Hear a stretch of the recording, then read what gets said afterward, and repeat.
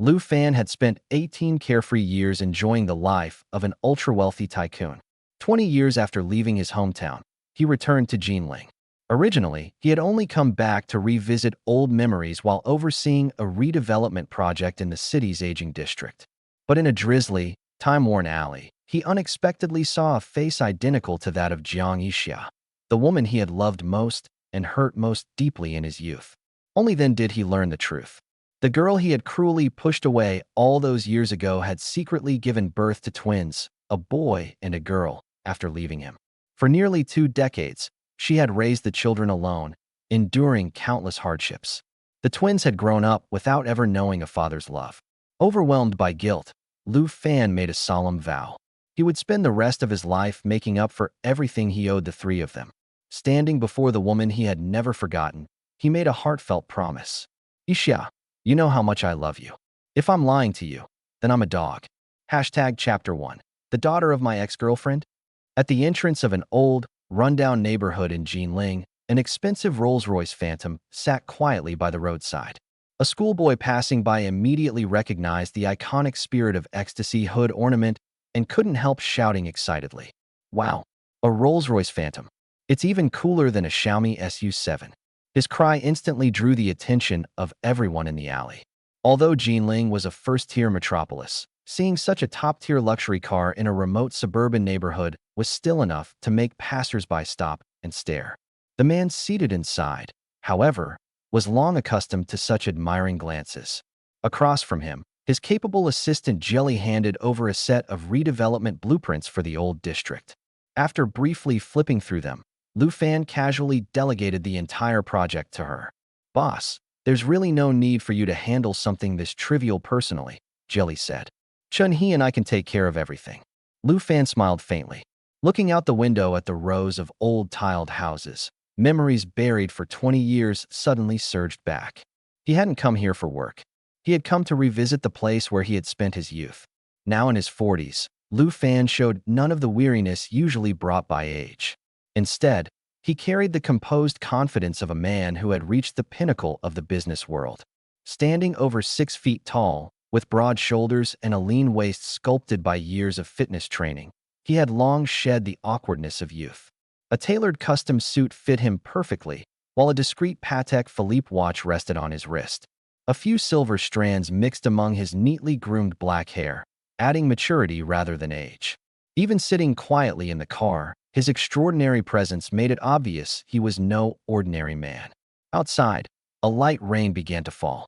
Checking the time, Lu Fan instructed Chun-Hee, who was driving, to prepare to leave. Just before the car pulled away, he lowered the window for one final glance at the neighborhood where he had once lived. Then he saw her. A young girl in a light blue dress was struggling to push a bicycle up a slope. Rain soaked her long hair, and damp strands clung to her fair cheeks. Ignoring the water running down her face, she gritted her teeth and pushed forward inch by inch. Behind her, Chun-Hee lightly honked the horn. Startled, the girl turned around apologetically. The moment Lu Fan saw her face, his breathing stopped. The slightly upturned eyes, the delicate nose, the soft lips, the clear, lively features. Even beneath the rain, her beauty shone through. She looked exactly like Jiang Yixia in her youth. The name he had buried deep within his heart resurfaced instantly. One memory after another flooded his mind. He remembered the 18-year-old Jiang Yixia standing outside an electronics factory in a faded floral dress, smiling brightly at him. He remembered the 2 of them sharing a single cup of instant noodles in a cramped 10-square-meter rental room. Most of all, he remembered the day she left. Her eyes red with tears as she swore she would never forgive him. Jiang Yixia was the one person Lu Fan had spent countless nights feeling guilty about. Without hesitation, he pushed open the car door. Jelly quickly grabbed an umbrella and followed, only to be stopped. "Stay in the car." The girl was still struggling with the bicycle when a gentle male voice spoke beside her. "Need some help?" Looking up at the well-dressed stranger, she instinctively waved her hands. "No, thank you."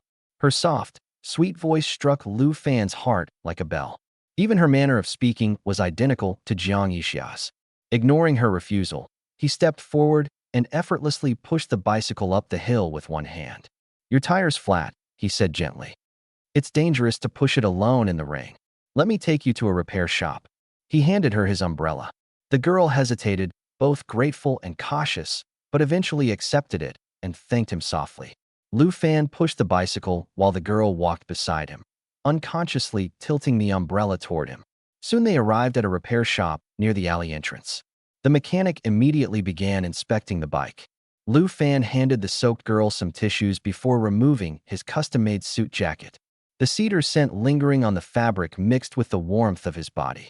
He tried to drape it over her shoulders. The girl hurriedly refused. You'll catch a cold, Lu Fan insisted. Just return it after your bike is fixed.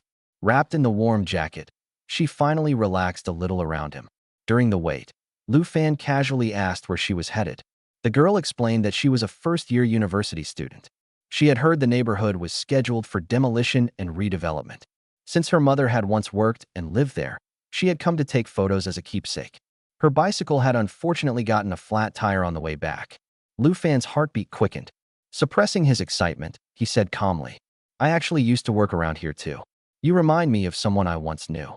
Then he carefully asked, May I ask your mother's surname? The mechanic, overhearing the conversation, secretly rolled his eyes. To him, the middle-aged man was obviously using an old-fashioned pickup line on a young girl. The girl remained wary, but remembering how he had helped her in the rain, she eventually answered, My mother's surname is Jiang. Lu Fan's fingers clenched tightly. His knuckles turned white.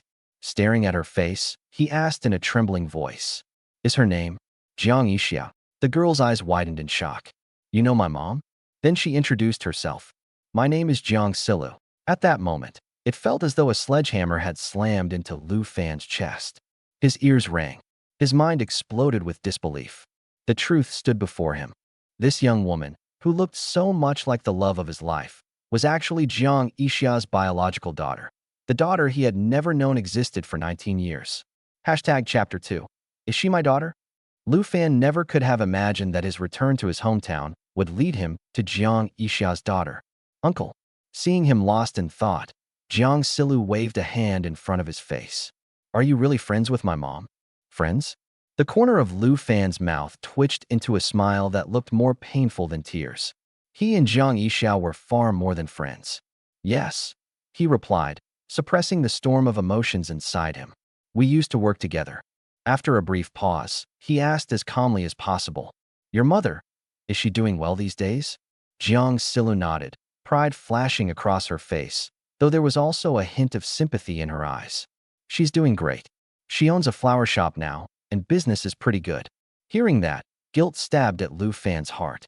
After leaving him, she must have completely given up on love and eventually married someone else. Trying to sound casual, he asked, Then, what about your father? Does he run the flower shop with your mother? I don't have a father.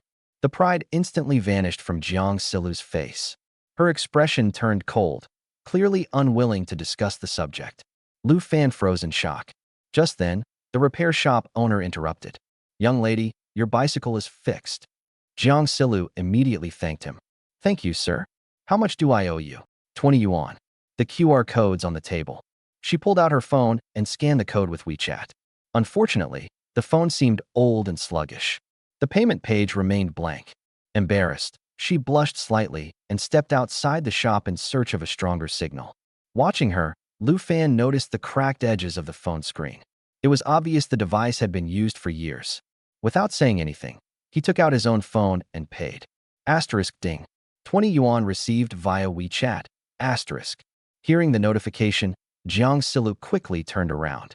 When she realized Lu Fan had paid for her, she hurriedly said, Uncle, I'll pay you back. It's all right.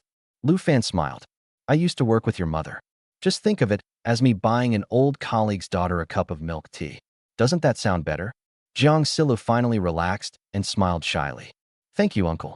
If you hadn't helped me today, I honestly don't know what I would have done. I have a car, Lu Fan suggested. How about I drive you back to school? I'll have someone deliver your bicycle later. No need, Uncle. I can get back myself. Not wanting to trouble him, she began pushing her bicycle away after noticing the rain had stopped. Before leaving, she waved. Goodbye, Uncle. Goodbye. Be careful on the way back. Stay safe, and don't ride too fast. Okay. Then she paused. Oh, right. What's your name? I'll tell my mom. Lu Fan hesitated for a second. My surname is Lu. Just tell her there's an Uncle Lu. All right. Goodbye, Uncle Lu. As he watched her slender yet resilient figure disappear into the distance, Lu Fan felt as though countless needles were piercing his heart. 20 years earlier, Lu Fan had unexpectedly transmigrated into this parallel world, taking over the body of someone who shared his exact name. At the time, the original owner was merely a vocational school graduate working in an electronics factory. Life had been difficult. Fortunately, he had awakened a life winner system, which gave him the opportunity to change his fate. At the same time, with his good looks and silver tongue, he successfully won the heart of Jiang Yixia, who had come to the factory as a summer worker. Back then, Jiang Yixia was 18 years old, fresh-faced, beautiful, and pure, like an angel. With the system's help, Lu Fan pursued both love and entrepreneurship simultaneously. 3 months into their relationship, Jiang Yixia gave him her first time, believing they would spend the rest of their lives together. But as Lu Fan's bank account grew larger and larger, his heart began to drift. More and more women appeared around him. They were more glamorous than Jiang Yixia, more seductive, more experienced in pleasing him. Jiang Yixia noticed. She cried. She argued. She forgave him. Again and again. But Lu Fan, blinded by wealth and desire, disappointed her repeatedly. Until the final time. He was dining with a famous actress at an upscale restaurant when Jiang Yixia caught them together. That day, she neither cried nor made a scene. She simply stood at the restaurant entrance and looked at him. Her calm gaze was more terrifying than any anger. Then she turned around and left, without looking back. At the time, Lu Fan hadn't taken it seriously. He assumed she was merely upset and would return in a few days. But one day became 2, then a week, then a month. Jiang Yixia vanished from his life as if she had disappeared from the world. After she left, Lu Fan surprisingly felt no pain. In fact, he thought the one person restricting his freedom was finally gone. His business empire expanded relentlessly. Women came and went in endless waves. As his fortune grew, his wealth eventually surpassed tens of trillions of yuan, making him one of the country's undisputed cash kings. Yet after experiencing every pleasure money, women, and power could offer, he gradually grew tired of it all. He began missing the simple days. A bowl of hot soup in a cramped apartment. A girl with a ponytail smiling brightly at him. Eventually, he stepped away from most of his work and returned to China under a hidden identity, hoping to find genuine love. But over the past several months, every woman who had been attracted to his money vanished the moment he concealed his wealth and status. They thought he was too old, too ordinary. Without luxury cars or designer brands, he wasn't worth their attention. Even a milk tea shop employee once laughed and told him, "Uncle, you're not my type." Only then did Lu Fan realize that as an ordinary man, he was nothing special. After that, he stopped chasing the fantasy of true love. He returned to being the extravagant billionaire he had always been, working out, enjoying fine food, occasionally spending time with beautiful women, living freely and comfortably. As for marriage and children, that could wait. Or so he thought. Never in his wildest dreams did he expect that on a rainy evening like this, he would encounter Jiang Yixia's daughter. His thoughts returned to the present. Watching Jiang Silu disappear farther and farther down the street, Lu Fan's emotions became indescribably complicated. He could almost picture it. Jiang Yixia carrying a swollen belly all by herself, giving birth alone, running a flower shop while raising children on her own. How had someone so gentle survived all those difficult years? And the person responsible for all of it was him. His selfishness, his heartlessness, his betrayal. He had destroyed her chance at happiness. Thinking about Jiang Silu's youthful face, a shocking thought suddenly struck him. She said she didn't have a father. Wait, Jiang Silu had just started university this year. She was 18 years old, and Jiang Yixia had left him 19 years ago. Silu. Thinking of him, missing Lu? A cold shiver ran down his spine.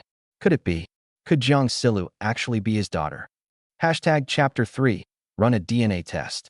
Although Lu Fan had built his empire with the help of the system and amassed a fortune that reached unimaginable heights, that didn't mean he lacked intelligence. No one could survive and thrive in the ruthless world of business through luck alone. He was no puppet. Returning to the car, he looked at his assistant, Jelly. Use the fastest means available to investigate someone for me.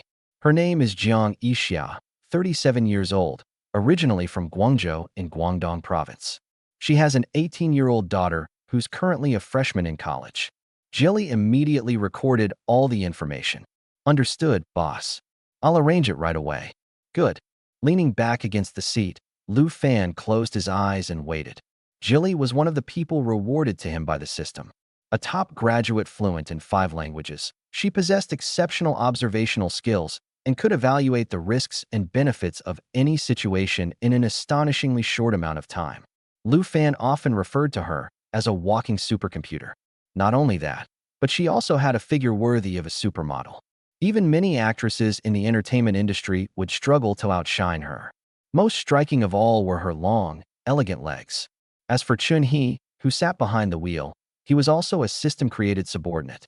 Besides mastering every conceivable driving skill, he was a combat expert whose fighting ability rivaled that of international champions. Over the years, every time Lu Fan completed a major milestone task, the system rewarded him with another loyal assistant. Every one of them was absolutely devoted to him. If Lu Fan ordered it, they would willingly walk through fire and climb mountains of blades without hesitation. Before long, Chun-hee drove into the largest estate on Wudong Mountain in Jinling. The villa complex occupied nearly half the mountain. Its walls stretched so far that their end was impossible to see. The gilded entrance gates resembled the gates of an ancient fortress, radiating authority and grandeur. The fountain in the courtyard was larger than a basketball court. White marble statues gleamed brilliantly beneath the sunlight. The main residence was covered in polished marble, with more than a dozen floor-to-ceiling windows trimmed in gold. From a distance, it resembled a miniature palace. The entire estate exuded luxury on a breathtaking scale. "Welcome back, boss." As soon as Lu Fan stepped out of the car, the household staff greeted him warmly. He nodded and asked, "Lao Luo, is dinner ready?" "Everything was served 5 minutes ago, boss." The speaker was a butler in his 50s. Lao Luo had managed every aspect of Lu Fan's household for years. Without fail, dinner was always served exactly 5 minutes before Lu Fan arrived home. His sense of timing was impeccable. Naturally, he was also one of the system's rewards and an expert at household management. Good. Arriving at the dining table, Lu Fan looked at the 20 carefully prepared dishes. After only a few bites, however, he put down his chopsticks. Lao Luo was surprised. It was rare to see his employer with such little appetite. Walking over, he asked, "Boss, is the food not to your liking today? I can have the chefs prepare another banquet immediately." As long as Lu Fan wasn't satisfied, all 20 dishes could be replaced without hesitation. But Lu Fan shook his head and smiled bitterly. "Lao Luo, do you remember my very first girlfriend?" Since Lao Luo had been the earliest of all the system assistants, he had personally witnessed Lu Fan's rise to success. After thinking for a moment, he nodded. "I remember. Miss Jiang, wasn't it?" "That's right." Lu Fan sighed. "I met her daughter today. She looks exactly like Yixia." Lao Luo looked surprised. "Did you speak with her?" "Yes. During our conversation, she mentioned that she doesn't have a father. I don't know whether Yixia has been living alone all these years, but I suspect that girl might be my daughter." Turning toward Jelly, he asked, "How long until the investigation is complete?" "The latest by 9:30 tonight," Jelly replied.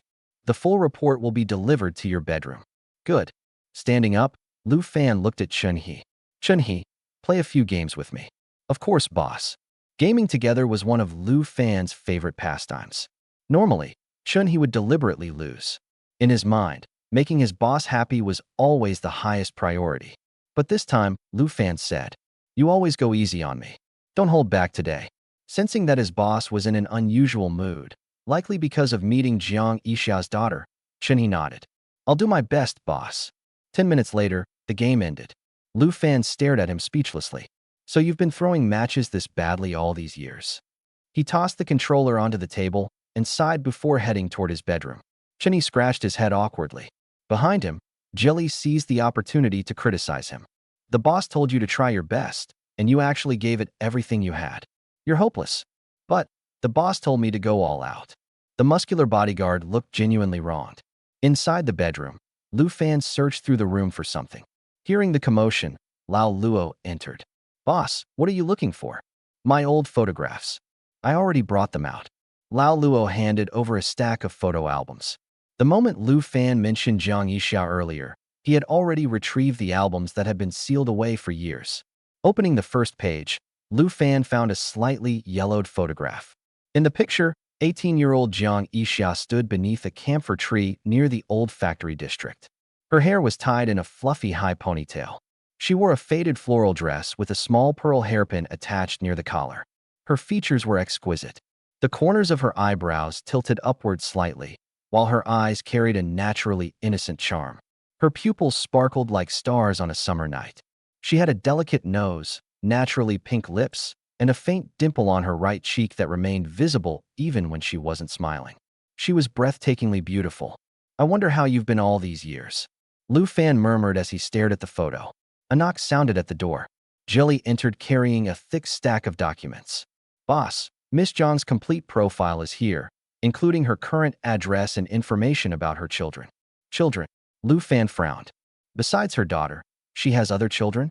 "Yes." Jilly nodded. "She also has a son. They're twins, a boy and a girl. The daughter's name is Jiang Silu, and the son's name is Jiang Sifan." The moment Lu Fan heard those names, he nearly jumped from his seat. Silu, Sifan. Thinking of Lu Fan. Missing Lu Fan. His eyes widened. "Isn't that exactly what their names mean?" "I believe so," Jilly replied seriously. "Boss, your charm is extraordinary. Any normal woman would fall for you." Lu Fan looked at her speechlessly. "Would you?" "Boss, I'm a system-created person. But if you require it, I can." Lu Fan rubbed his forehead. "You're not much better than Chen He." He opened the file and began studying the photographs inside. When his gaze landed on a handsome young man, he froze. "This kid. He looks exactly like me when I was young." At that moment, Lu Fan became even more convinced. The twins had to be his children. Still, for absolute certainty, he turned to Jelly. "Find a way to obtain their DNA samples. We'll run a paternity test." "Understood." After Jelly left, Lu Fan stood by the window. Thinking about everything he had done years ago, he let out a long sigh. "Why was I such a womanizer back then? I let a girl like her slip away." Looking out into the night, he whispered softly, "Yixia, now that I've found you again, I won't lose you a second time." For the first time in many years, Lu Fan felt that life had given him something to look forward to once more. Chapter 4. You're not allowed to see that Uncle Lu again. By the time Jiang Silu returned to campus, it was already 8 o'clock in the evening. The moment she stepped into the dormitory, her roommate Song Miao Miao, who was watching a TV drama on her tablet, looked up curiously. "Silu, where did you go today? Why are you back so late?" Jiang Silu explained. "I went out this afternoon. Then it started raining, and my bicycle got a flat tire. It delayed me for a while." Song Miao Miao immediately complained. "You weren't here all day, and I was so bored." Lu Yao and Shitting both went out too. Their dormitory housed 4 students: Jiang Silu, Song Miao Miao, Lu Yao, and Lu Shitting. Among them, Song Miao Miao was Jiang Silu's closest friend. Even though they had only known each other for a little over 2 months since the semester started, they had already become inseparable. As for the other 2 roommates, Jiang Silu got along with them well enough, but they weren't especially close. Lu Yao had an excellent figure and had studied street dance since childhood. She spent most of her time hanging out with boys and often returned just before curfew. Lu Shitting was a local from Jinling. Whenever she didn't have classes, she either drove around the city or went home. She rarely stayed in the dormitory. In fact, after graduating high school, her father had gifted her a BMW as an adulthood present. The gap between their family backgrounds naturally left Jiang Silu and Lu Shitting with little in common. But Jiang Silu didn't mind. She was content with her current life. Whenever she had free time, she worked part-time as a cafeteria server. Not because she enjoyed it. She simply wanted to earn a little extra money and ease her mother's burden. Thinking of her mother, she immediately dialed Jiang Yixia's number. "Hello, Mom." "Hello. Lulu, have you eaten dinner yet?" A gentle, soothing female voice came through the phone. It was sweet and warm, like honey dissolved in warm water, carrying a soft laziness and natural tenderness. "I already ate," Jiang Silu replied. "I had dinner at the cafeteria. Make sure you eat more. You're already too skinny. Don't be stingy with money. If you run out, tell Mom." Jiang Yixia's tone was full of concern. Jiang Silu laughed. "Mom, you're one to talk. Aren't you skinny too? You little rascal." "I'm naturally thin. No matter how much I eat, I don't gain weight." "Haha, then I got it from you." Hearing her daughter's playful response, Jiang Yixia chuckled. That mouth of yours is impossible to deal with. When your brother comes home for winter break, I'll have him discipline you. Uft. My brother can't control me. Then Jiang Silu's voice softened. Mom, I miss you. Jiang Yixia paused briefly before comforting her. It's okay. If you miss me that much, come home for the weekend. The train tickets are too expensive. Jiang Silu sounded distressed.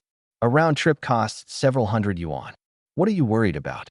Mom will reimburse you. Jiang Yixia deliberately sounded relaxed. The flower shop is doing well. Don't worry about money. You, on the other hand, need to stop thinking about part-time jobs all day. I send you living expenses every month. Focus on your studies, understand? Then she asked suspiciously, did you go to work another part-time job today? No. Suddenly remembering what had happened that afternoon, Jiang Silu brightened immediately. Mom, I went to the old district you used to talk about today. The moment she heard those words, Jiang Yixia's heart trembled violently. What old district? The neighborhood in South Jinling you always said you lived in before. I heard it's about to be demolished and redeveloped, so I rode over there this afternoon to take some pictures for you as a keepsake. I'll send them to you now. As she spoke, Jiang Silu opened WeChat and sent a photo. Jiang Yixia's fingers trembled as she enlarged the image. The familiar buildings instantly filled her screen. Her eyes reddened. For a long moment, she simply stared. Mom. When no response came, Jiang Silu called out curiously. Did you see the photo? Is that really where you used to live? I saw it. After composing herself, Jiang Yixia forced her voice back to normal. Yes, that's where I lived. Oh, right, Mom. Jiang Silu eagerly continued. I also met one of your old co-workers today. He said he used to work with you at the electronics factory in Jinling. He even asked whether your name was Jiang Yixia. My bicycle got a flat tire, and he helped me push it to a repair shop. An old co-worker? Jiang Yixia frowned. Who? He said his surname is Liu. He told me that if I mentioned Uncle Liu, you'd know who he was. Mom, was he really your co-worker? The moment those words left Jiang Silu's mouth, silence filled the line. Only faint static remained. Then Jiang Yixia's voice suddenly exploded through the receiver. Gone was the calm warmth from moments earlier. Her voice trembled uncontrollably. Liu? You said his surname is Liu? The sudden rise in pitch carried panic and disbelief. It was as if a giant stone had been hurled into a perfectly still lake, shattering its surface. Even her breathing became uneven. Across the phone, Jiang Silu could clearly hear her agitation. Was he, around 40 years old, tall, well-dressed? Every word overflowed with urgency. Like an old wound that had been sealed for years had suddenly been torn open. All the grievances, hatred, and fear buried deep inside came surging back. Yes, Mom. Jiang Silu sounded surprised. You remember him? He looked pretty mature and steady. He was wearing a suit and didn't seem like an ordinary person. He also asked about you and about our family. Don't tell him anything. Jiang Yixia abruptly interrupted her. The urgency in her voice nearly burst through the phone. Her breathing was heavy and rapid. Even from miles away, Jiang Silu could imagine her mother standing rigid with tension. Lulu, listen to me. If you ever see him again, don't tell him anything about yourself, your brother, or me. Stay as far away from him as possible. Do you understand? Jiang Silu was startled. She had never heard her mother speak so harshly before. Mom, what's wrong? Is he a bad person? He didn't seem like one. He even helped me. He's not a good person. Jiang Yixia's voice cracked. The emotions she had been suppressing spilled through. I don't care what he did today. Just listen to me. Don't have anything to do with him ever again. Then, in a trembling voice, she added, Mom is afraid he'll hurt you. The last few words came out weak and shaky, as though she were desperately trying to suppress something. Although Jiang Silu was filled with questions, hearing her mother's emotional state left her no choice but to agree. Okay, Mom, I'll listen to you. I won't interact with him anymore. Please don't be upset. Good. Jiang Yixia's tone softened slightly. Just remember, stay safe, and don't see him again. After hanging up, Jiang Silu stared at the contact name on her screen. Mom. Confusion filled her heart. That gentle and considerate Uncle Liu. What exactly had happened between him and her mother? What kind of past could provoke such a fierce reaction? Meanwhile, after ending the call, Jiang Yixia collapsed weakly against the doorway of her flower shop. Her face was pale as paper. Her fingers still trembled uncontrollably. The memories she had desperately forced down moments ago surged back like a tidal wave. The electronics factory in Jinling. The tiny 10-square-meter rental apartment. Arguments on rainy nights. And finally, Lu Fan walking away while surrounded by other women. Lu Fan. How had he found her? How had he met Lulu? Was he here to settle old scores? Or had he come to destroy the peaceful life she had finally built? Pressing a hand against her chest, Jiang Yixia struggled to breathe. Tears instantly filled her eyes. He's not a good person. He isn't. Yet even as she repeated those words over and over, she could not stop the flood of memories from overwhelming her once more. Hashtag Chapter 5. They really are my children. Early the next morning, Lu Fan found himself reading through the investigation report once again. After leaving him all those years ago, Jiang Yixia had returned to her hometown. That was when she discovered she was pregnant. Naturally, her parents had not wanted her to keep the baby. As far as they were concerned, if she terminated the pregnancy, a beautiful girl like their daughter could still marry well and bring in a substantial bride price in the countryside. But Jiang Yixia couldn't bear to do it. Lu Fan had been her first man. Although he had betrayed her, the children were innocent. She firmly insisted on giving birth. In the end, her parents respected her decision and helped her raise the twins. To avoid becoming a burden on her family, Jiang Yixia worked tirelessly. She had sold goods on the street, worked as a waitress. At her hardest point, she even juggled 3 jobs in a single day. During those years, many men expressed interest in accepting both her and her children. Some supervisors and business owners had even hinted that they wanted to keep her as a mistress. Yet, Jiang Yixia rejected every one of them. She never remarried. Instead, she raised the twins by herself. Only 2 years ago did she finally save enough money to open a modest flower shop in Guangzhou. As Lu Fan finished reading the report, guilt overwhelmed him. He owed her far too much. At that moment, he wanted nothing more than to fly to Guangzhou immediately and beg for her forgiveness. But after nearly 20 years, earning Jiang Yixia's forgiveness was never going to happen overnight. Before anything else, he needed to confirm whether the twins were truly his children. Turning toward Jelly, he asked, "Can we get the paternity test results today?" "Boss, I've already sent people to the university district to obtain samples from the young master and young miss," Jelly replied. "The results should be ready by tonight at the latest." Lu Fan could only sigh. When he was wasting time and enjoying life, days seemed to fly by. Now every minute felt like a year. Meanwhile, the people Jelly had dispatched were already heading toward Jinling University and Jinling Institute of Technology. Over the years, Lu Fan had placed system personnel in nearly every industry to support his business empire.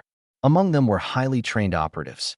After infiltrating the dormitory buildings, they took advantage of a brief moment when the dorm supervisors were away. They located the appropriate room keys. Then they quietly entered both the men's and women's dormitories. Their targets were simple: Jiang Sila's toothbrush, Jiang Sifen's toothbrush. The operation was completed flawlessly. No traces, no witnesses, no mistakes. Since Lu Fan owned several affiliated hospitals, the collected samples were immediately rushed to one of his medical laboratories. The technicians began testing without delay. Nearly 2 hours later, the report finally arrived in Lu Fan's hands. Holding the document, he eagerly searched for the answer. The moment he saw the conclusion stating that he was indeed the biological father of both children, a broad smile spread across his face. Beside him, Lao Luo immediately offered his congratulations. "Congratulations, boss. You've gained a golden son and a precious daughter all at once." Lu Fan laughed happily. Reading the report again, he couldn't help asking, "Jelly, there's no mistake in this report, right?"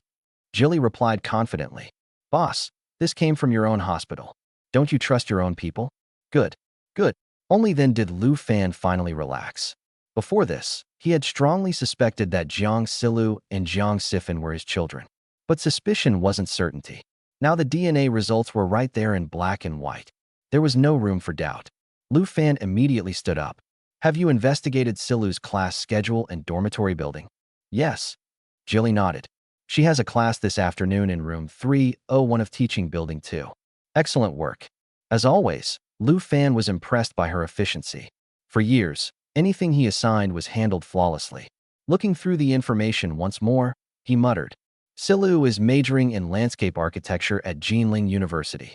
Sifin is studying finance at Jinling Institute of Technology.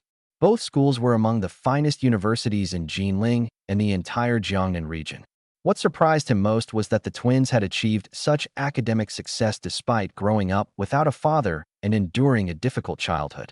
You two have suffered too much. He silently promised himself that he would make it up to them, since he had already met Jiang Yixia and earned a favorable impression. Lu Fan decided to press forward and establish a stronger presence in his daughter's life. Turning to Chun He, he ordered, "Prepare the car. We're going to Jinling University." "Yes, boss." At the same time, Jiang Yixia was still worried about her mother. Jiang Yixia's unusual reaction the previous night had genuinely frightened her. After thinking it over, she finally decided to discuss it with her twin brother, Jiang Sifin. "Jiang Yixia*, are you busy?" As fate would have it, Jiang Sifin had just finished class. Instead of replying by text, he immediately called her. "Hey, Jiang Yixia." His tone was teasing. "How dare you call me by my full name? No respect for your older brother at all." Jiang Yixia rolled her eyes. "You're only 2 minutes older than me.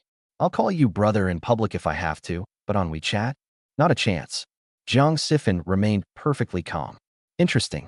I was planning to go buy a birthday gift for Hui Hui this afternoon." He paused dramatically. "And maybe pick up some hand cream for you while I was at it." "Forget it then."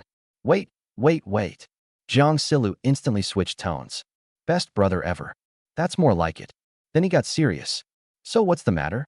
Hui's birthday is tomorrow. I still need to prepare her surprise gift, so don't waste my time." Jiang Yixia couldn't help rolling her eyes. Ever since he started dating Huang Hui, a high school classmate who had confessed her feelings after graduation, he had become completely obsessed. The two were inseparable. She then recounted everything that had happened. Meeting Uncle Lu, the bicycle incident, and their mother's unusually emotional reaction. After listening carefully, Jiang Sifin frowned. "So Mom heard that some Uncle Lu met you, and she immediately told you to stay away from him?" "Exactly. I've never seen her react like that before." Jiang Sifin thought for a moment. If Mom says stay away from him, then stay away from him. He quickly reached his own conclusion. That guy definitely isn't a good person. Then inspiration struck. "I get it. What? Back when Mom worked in Jinling, this guy probably liked her. He probably stalked her relentlessly and wouldn't leave her alone. Like some annoying creep. The kind you can't get rid of. So Mom hates him." The more he talked, the more convinced he became. Then his eyes widened. "Oh no. What now? I've figured it out. If he can't get Mom, then he's targeting you because you look just like her. That's exactly how creepy middle-aged men operate." Jiang Yixia was stunned. She thought back to Lu Fan's appearance. The elegant suit, the calm demeanor, the gentlemanly behavior. It didn't quite match the image. "Really? Of course." Jiang Sifin sounded certain. "Think about it. Society was chaotic back then. Mom was incredibly beautiful. There must have been all kinds of hooligans chasing after her. I'm telling you, that's definitely what happened." Then he warned her seriously. "If you ever see him again, run immediately. If necessary, call the police. And call me too. My campus is only about half an hour away from yours. I'll take a taxi over there and teach him a lesson." After hearing her brother's analysis, Jiang Yixia finally felt somewhat reassured. Over the years, Jiang Sifin had always protected her. She still remembered how, when they were children, other kids mocked her for being fatherless. She had hidden in a corner crying. Jiang Sifin had grabbed a stick and chased those children down, beating them until they fled. Although their parents later complained to Jiang Yixia, their fiercely protective mother had never once blamed her children. That memory stayed with Jiang Yixia. Even without a father, so what? She had her brother, her mother, her grandparents, her uncle. She wasn't alone. "All right, brother, I get it. I'm not 3 years old. I need to get to class now." After ending the call, Jiang Yixia happily headed toward her classroom. Moments later, she stepped into the lecture hall.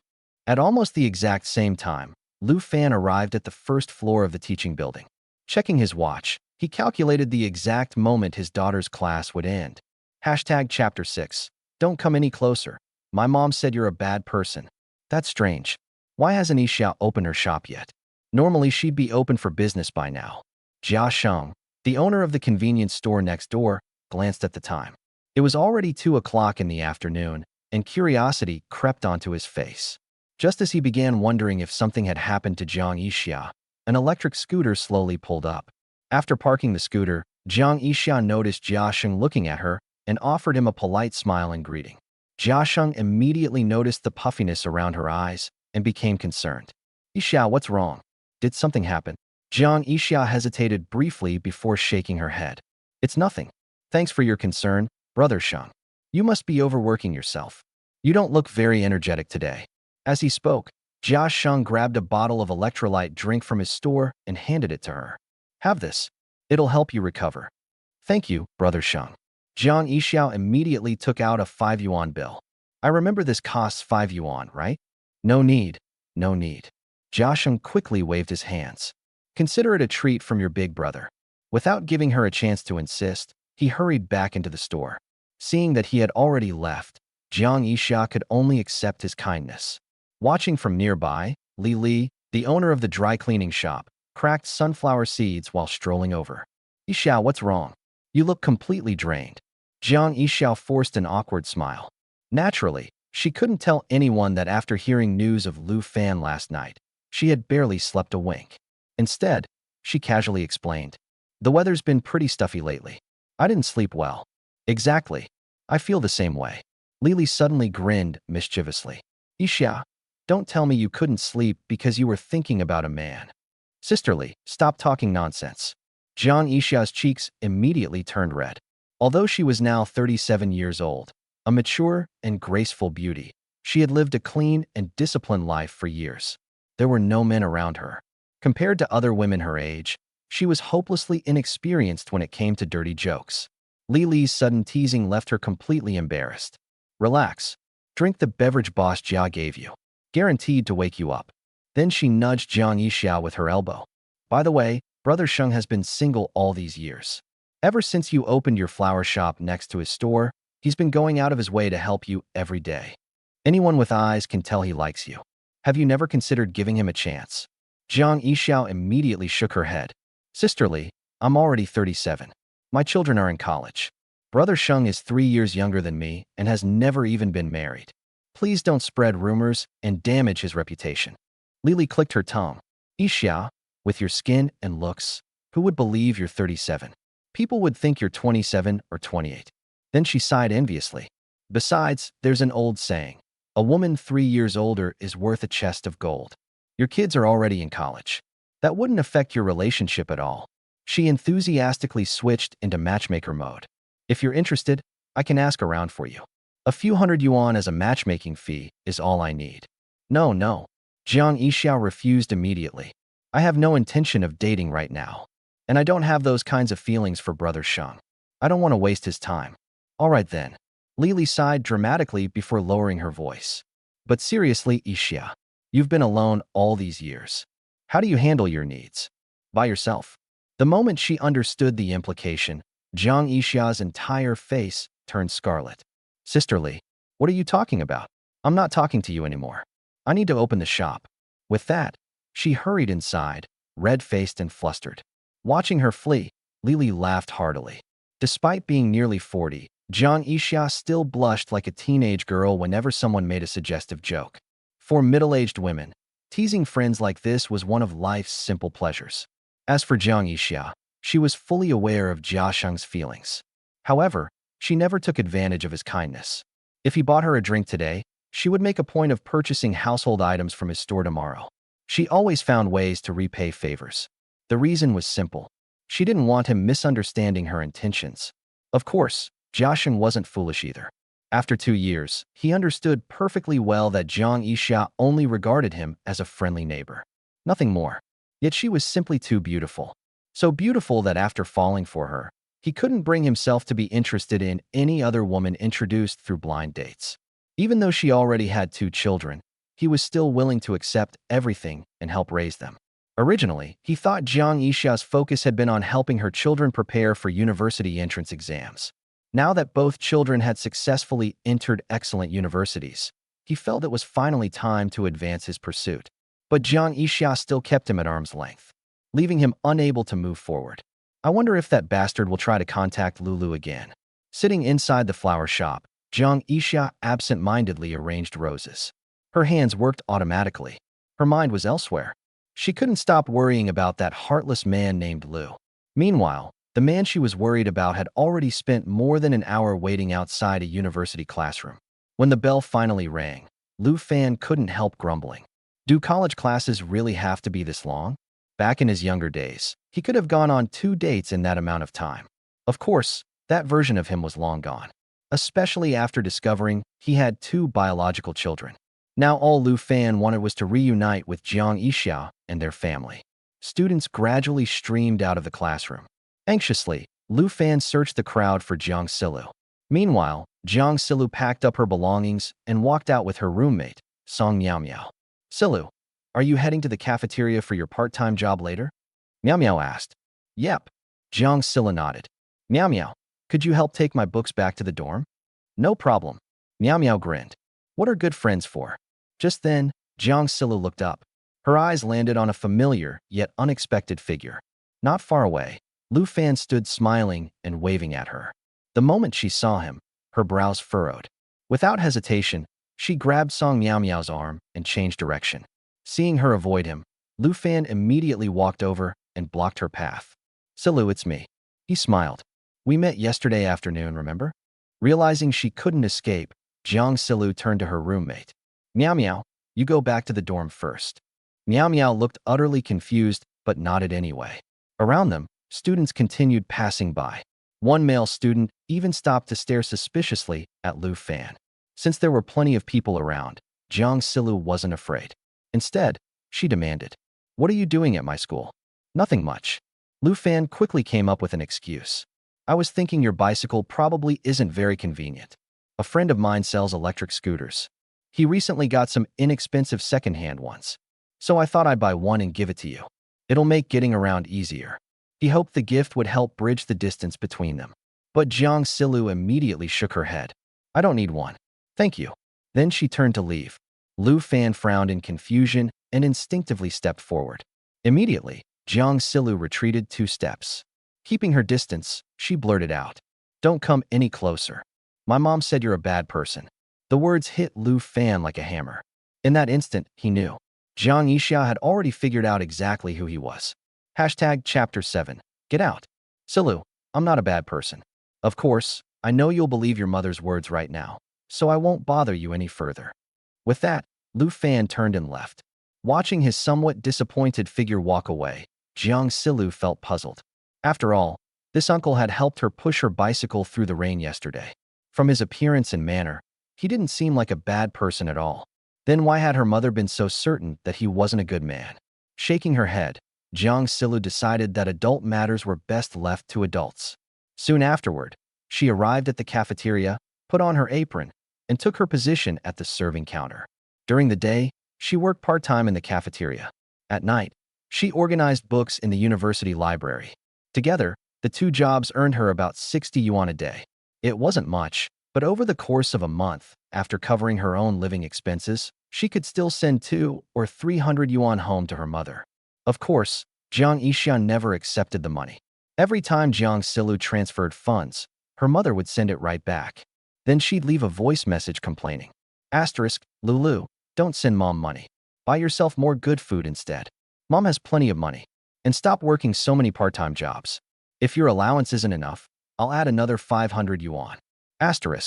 In reality, Jiang Silu had been saving nearly all the living expenses her mother sent her. Her plan was to withdraw everything during winter break and present the cash to Jiang Yixia as a surprise. Just then, a voice called out, Silu. Looking up, Jiang Silu saw her class monitor and smiled. Class monitor, what would you like to eat? I'll give you an extra large portion. The class monitor was the same student who had noticed her talking with Lu Fan earlier. His name was He Haiping. Knowing that Jiang Silu worked at the cafeteria today, he had deliberately lined up at her serving window. Pointing at 2 dishes, he said, I'll take the braised pork and the tomatoes, please. Sure. Jiang Silu skillfully scooped generous portions onto his tray. Then she smiled gratefully. By the way, thank you again, class monitor. If you hadn't helped me apply, I probably wouldn't have gotten these part-time jobs at the cafeteria and library. It's nothing. He Haiping waved it off modestly. Being able to help you is my honor. Jiang Silu smiled brightly. For a moment, He Haiping found himself staring. The truth was, he had fallen for Jiang Silu on the very first day of school. Her sweet and captivating smile had stayed in his mind ever since. Later, when he learned she wanted to work part-time to earn money, he had gone out of his way to help her secure job opportunities. Suddenly, he remembered something. Oh right, there are 2 financial aid scholarships available for our class. They're worth over 4,000 yuan a year. I got an application form for you. Why don't you fill it out later? I'll help you submit it. Jiang Yixia immediately shook her head. No. You should give that opportunity to someone who needs it more. But you do need it. He Haipeng frowned. Who else in our class works 2 part-time jobs every day? And don't worry, nobody else will know about the application. Only I will. Jiang Yixia still refused. Thank you, class monitor, but I don't think I need the scholarship right now. I'm sure there are classmates who need help more than I do. If I ever really need it, I'll shamelessly come ask you myself. Seeing that she wouldn't change her mind, he Haipeng could only give up. All right then. A few seconds later, he remembered the scene outside the classroom. After some hesitation, he finally asked, By the way, I saw an older man talking to you earlier. Was something going on? It's nothing. Jiang Yixia decided to preserve Lu Fan's dignity. He's a friend of my mom's. He heard that I study here, so he came to visit me and brought some fruit. I see. The answer immediately relieved He Haipeng. Just then, students behind him began urging him forward. Taking his tray, he smiled. Then I'll get going. Okay. See you later, class monitor. As He Haipeng walked away, his steps felt noticeably lighter. Earlier, on his way to the cafeteria, he had been convinced that the middle-aged man was approaching Jiang Yixia with bad intentions. After all, someone as beautiful as Jiang Yixia would naturally attract unwanted attention. He had heard stories about female students in the arts academy being kept by wealthy older men. Some of them reportedly received 10,000 yuan a month. He had worried that Jiang Yixia's financial situation might eventually force her into accepting such arrangements. That was why he had hurriedly told her about the scholarship opportunity. The money wasn't much, but at least it could help in an emergency. Certainly better than becoming some rich man's mistress. Now, however, the mystery had been solved. He felt much more relaxed. At the very least, he was currently the most successful suitor in Jiang Yixia circle. Meanwhile, after seeing Lu Fan return empty-handed, Jelly asked, Boss, what should we do next? Let's go to Guangzhou. Lu Fan knew that Jiang Yixia stood between him and the children. Sooner or later, he would have to face the most important person directly. Understood. I'll make the arrangements immediately. A private jet was quickly prepared. Before long, Lu Fan was on his way to Guangzhou. By the time he arrived, evening had fallen. The city lights of Guangzhou were dazzling. Yet Lu Fan had no mood to appreciate the scenery. What should I say when I see Yixia? I'm sorry, she's probably tired of hearing those words by now. If possible, Lu Fan almost wished she would simply slap him a few times. As long as it helped her vent her anger, he would gladly accept it. A few slaps? Even kneeling on durians all night would be fine. Of course, all of that existed only in his imagination. How Jiang Yixia would actually react remained to be seen. At that moment, Jiang Yixia was arranging flowers inside her shop. When she heard a set of footsteps approaching, she smiled politely and greeted the customer. Hello, how may I help you? The next second, her expression froze. The potted plant in her hands slipped and crashed to the floor. Yixia. Lu Fan stepped forward and softly called her name. Time seemed to have treated this woman with exceptional kindness. Although she was well past 30, not a trace of hardship showed on her face. Today she wore a cream-colored knit sweater paired with a light coffee-colored skirt. The outfit highlighted her slender yet graceful figure. Her calves were fair and shapely beneath the skirt, and a pair of simple canvas shoes added a gentle, clean elegance. The warm yellow shop lights cast a soft glow around her. She was breathtakingly beautiful. This was the woman he had owed for 19 years. Even after all this time, she could still make his heart race. What are you doing here? Jiang Yixia shouted, her emotions instantly surging. Get out. Get out of my shop right now. Hashtag Chapter 8, Meeting Jiang Yixia. Can I buy flowers? Lu Fan asked, using flower shopping as an excuse. He glanced down at the roses on display and added, How about this? I'll buy every flower in your shop today. Would that be okay? I don't want to sell anything to you. Jiang Yixia looked at him with reddened eyes. Ever since she had left this heartless man 19 years ago in a fit of anger, she had never seen him again. Now that they were face to face once more, her emotions were a tangled mess. There was hatred, and also No, just hatred. Nothing else. She kept repeating that to herself. The two of them had long since gone their separate ways. Fixing him with a cold stare, she said, I'll say it one more time. Leave. Don't force me. Yixia, can we talk? Lu Fan pleaded. I know everything was my fault back then. Every mistake was mine. I shouldn't have betrayed you. This time, I truly want to change. I have nothing to discuss with you. As she spoke, she began pushing him toward the door. That's exactly what you said back then. Yet you disappointed me again and again. Do you really think I'd believe you now? Lu Fan stumbled backward under her pushes. Of course, given his physique, there was no way a slender woman like Jiang Yixia could actually force him out. He was simply allowing her to do so. Yixia, listen to me, he said. Everything that happened was my fault. But over these years, I've realized that the person I've always loved is you. The moment I learned that you gave birth to our children, I came to find you immediately. Jiang Yixia froze. How do you know they're your children? Lu Fan merely smiled without answering. A second later, realization dawned on her. Her expression changed instantly. You investigated us behind our backs. Did you hurt them? Yixia, they're my biological children. How could I possibly hurt them? Lu Fan quickly explained. When I found out they were mine, I was so excited I couldn't sleep all night. I had our DNA tested. That's how I learned that you've never remarried and have spent all these years raising our children alone. I'm sorry. You can hit me, curse me. I'll accept it. As he spoke, he slapped himself hard across the face several times. Unfortunately, Jiang Yixia was no longer the naive girl she had once been. Years of disappointment and betrayal had completely destroyed her trust in him. Don't force me to call the police. Pointing toward the door, she issued her final warning. I'm closing the shop. Leave now. If you don't, I'll call the police. And just like that, Lu Fan was thrown out. Standing outside, he raised his voice one last time. Yixia, please believe me. I've truly changed. I'm willing to spend the rest of my life making it up to you and the children. The response he received was cold and merciless. Get lost. Naturally, Lu Fan wasn't the type to be defeated by a minor setback. He already knew Jiang Yixia wouldn't forgive him so easily. Everything would take time. Since he couldn't make progress with Jiang Yixia, he decided to start with the children instead. If the twins accepted him, then perhaps Jiang Yixia eventually would too. Before leaving, he glanced at the steamed bun shop across from the flower store. After pondering for a few seconds, he turned and walked away. Inside the flower shop, Jiang Yixia slid down against the wall until she was sitting on the floor. Her legs felt weak. She couldn't understand it. Why had Lu Fan reappeared just when her life was finally beginning to improve? She had sworn that she would never see the man who ruined her life 19 years ago. Yet the moment she saw him again, all the grievances and hardships she had endured over the years came flooding back. Tears poured down her face.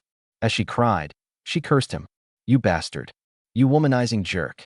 Why did you treat me like that back then? If you had just treated me properly, maybe we could have had a happy family. Maybe we could have raised our children together. Do you have any idea how much I've suffered these past 18 years? And now you show up and ask me to forgive you? I can't do it. Perhaps she had simply been holding on for too long. Seeing Lu Fan again finally broke the dam. For years she had never allowed herself to cry. She was afraid that if she did, the last bit of strength keeping her going would disappear. She couldn't afford to fall apart, not when her children were still depending on her. Now the twins had finally entered university. She had thought life would become easier. Instead, fate had dealt her another devastating blow. Closing her eyes, she recalled how Lu Fan had looked moments ago. The tailored suit, the confident smile. That bastard was already 40 years old. Yet somehow he looked almost the same as he had 19 years ago. What she couldn't understand was this. Why, after everything he had done to her, did her heart still race whenever she saw him? You bastard. Do I owe you something in this lifetime? Meanwhile, Lu Fan had returned to his car. Chun-hee, he instructed, arrange for people to protect Yixia secretly, and have people visit her shop regularly. But don't make it obvious. Don't buy too many flowers at once. She's smart. She'll notice. Chun-hee nodded immediately. Understood, boss. I'll take care of it. Good. Then let's head back to Jinling. His assistant, Jilly, looked surprised. Boss, we're leaving already? Lu Fan nodded. Check whether my son is currently on campus. I want to go see him. At the same time, Jiang Sifan and Huang Hui were walking toward the snack street outside their university. Along the way, Jiang Sifan tried to hold her hand.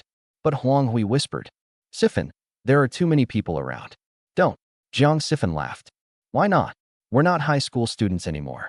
We're college students now. We can date openly. Still, I don't like it. Huang Hui quickened her pace and deliberately put some distance between them. In Jiang Siffin's eyes, however, this was simply the behavior of a refined young lady. He assumed she was just shy about showing affection in public. That seemed perfectly normal to him. In truth, Jiang Siffin had liked Huang Hui since their first year of high school. She wasn't exceptionally beautiful, but one incident had changed everything. One morning, Jiang Siffin skipped breakfast and suffered from low blood sugar. At the time, Huang Hui sat beside him. After learning what happened, she quietly gave him the egg from her own breakfast. That simple act of kindness had completely captured his heart. Sometimes, when someone grows up in an incomplete family, even a small amount of care and affection from others becomes magnified beyond reason. Since childhood, Jiang Siffin had constantly been mocked for not having a father. The experience made him guarded and prickly, like a hedgehog. Fortunately, he excelled academically and received support from his teachers. All those experiences combined made him determined to treat Huang Hui well. He would never become a womanizer like the father who had abandoned them. Just as he was about to ask Huang Hui what she wanted to eat, two girls approached. Hui, one of them laughed. So this is why you didn't have dinner with us. You're secretly on a date with a handsome guy. Huang Hui looked surprised. What are you two doing here? We skipped the cafeteria today and decided to eat outside. The short-haired girl's eyes immediately lit up when she saw Jiang Siffin. She smiled mischievously. And who is this handsome young man? Your boyfriend. Huang Hui lifted her chin proudly. Of course. I told you before. If a guy isn't handsome, he doesn't even qualify for my attention. Hearing himself introduced, Jiang Siffin immediately stepped forward politely. Hello, I'm Huang Hui's boyfriend. My name is Jiang Siffin. Hui, who are they? He asked. Huang Hui pointed at the long-haired girl. This is Chen Kailan. Then she pointed at the short-haired girl wearing denim shorts. This is Huko. Just call me Kiki. Huko flashed a cheerful peace sign. Then she grinned. Since we ran into each other, why don't we all eat together? Your boyfriend can treat us. Huh? The smug expression on Huang Hui's face instantly vanished. She awkwardly looked toward Jiang Siffin, because she knew exactly how little spending money he had. In fact, that was one of the reasons she rarely liked going out with him. Chen Kailan's boyfriend often took her to expensive restaurants downtown. Jiang Siffin could only afford hot pot or spicy skewers. Noticing her expression, Jiang Siffin forced a smile. Sure, no problem. I'll treat everyone. Then he leaned closer and whispered, It's okay. I earned 70 yuan delivering food yesterday. Huang Hui could only smile awkwardly. 70 yuan. Chen Kailan's boyfriend probably spent more than that on a single drink. Looking at Jiang Siffin's handsome face, a thought suddenly crossed her mind. Other girls' boyfriends were wealthy and generous. Her own boyfriend, however, aside from being good-looking, he didn't seem capable of giving her much else. ####Chapter 9. Luckily, my son didn't turn into a playboy like me. Hui, where should we eat? Huka asked. As she spoke, she deliberately glanced at Jiang Siffin. Huang Hui hesitated for a moment. Just as Jiang Siffin was about to answer, How about we go to? Huang Hui interrupted him. Kailan, where was that restaurant you went to with your boyfriend before? Why don't you take us there? Chen Kailan explained. We went to that new Japanese restaurant near the school entrance. Is it good? Huka's eyes lit up. I haven't had Japanese food in ages. It's a little expensive, Chen Kailan reminded kindly. Maybe we should pick somewhere else. After all, Huang Hui's boyfriend was paying. She didn't want to push her luck. But Huka didn't care. It's fine. It's not like we eat it every day. She turned to Huang Hui excitedly. Hui, let's go there. Huang Hui looked at Jiang Siffin. Siffin, what do you think? Jiang Siffin immediately felt awkward. The restaurant looked upscale, and his roommates had mentioned before that it was pricey. But seeing the anticipation in Huang Hui's eyes, he gritted his teeth and nodded. All right, let's go there. Yay? Hui, I knew your boyfriend was generous. Huku immediately dragged Chen Kailan and Huang Hui toward the restaurant. Jiang Siffin checked the balance in his WeChat wallet, 400 yuan.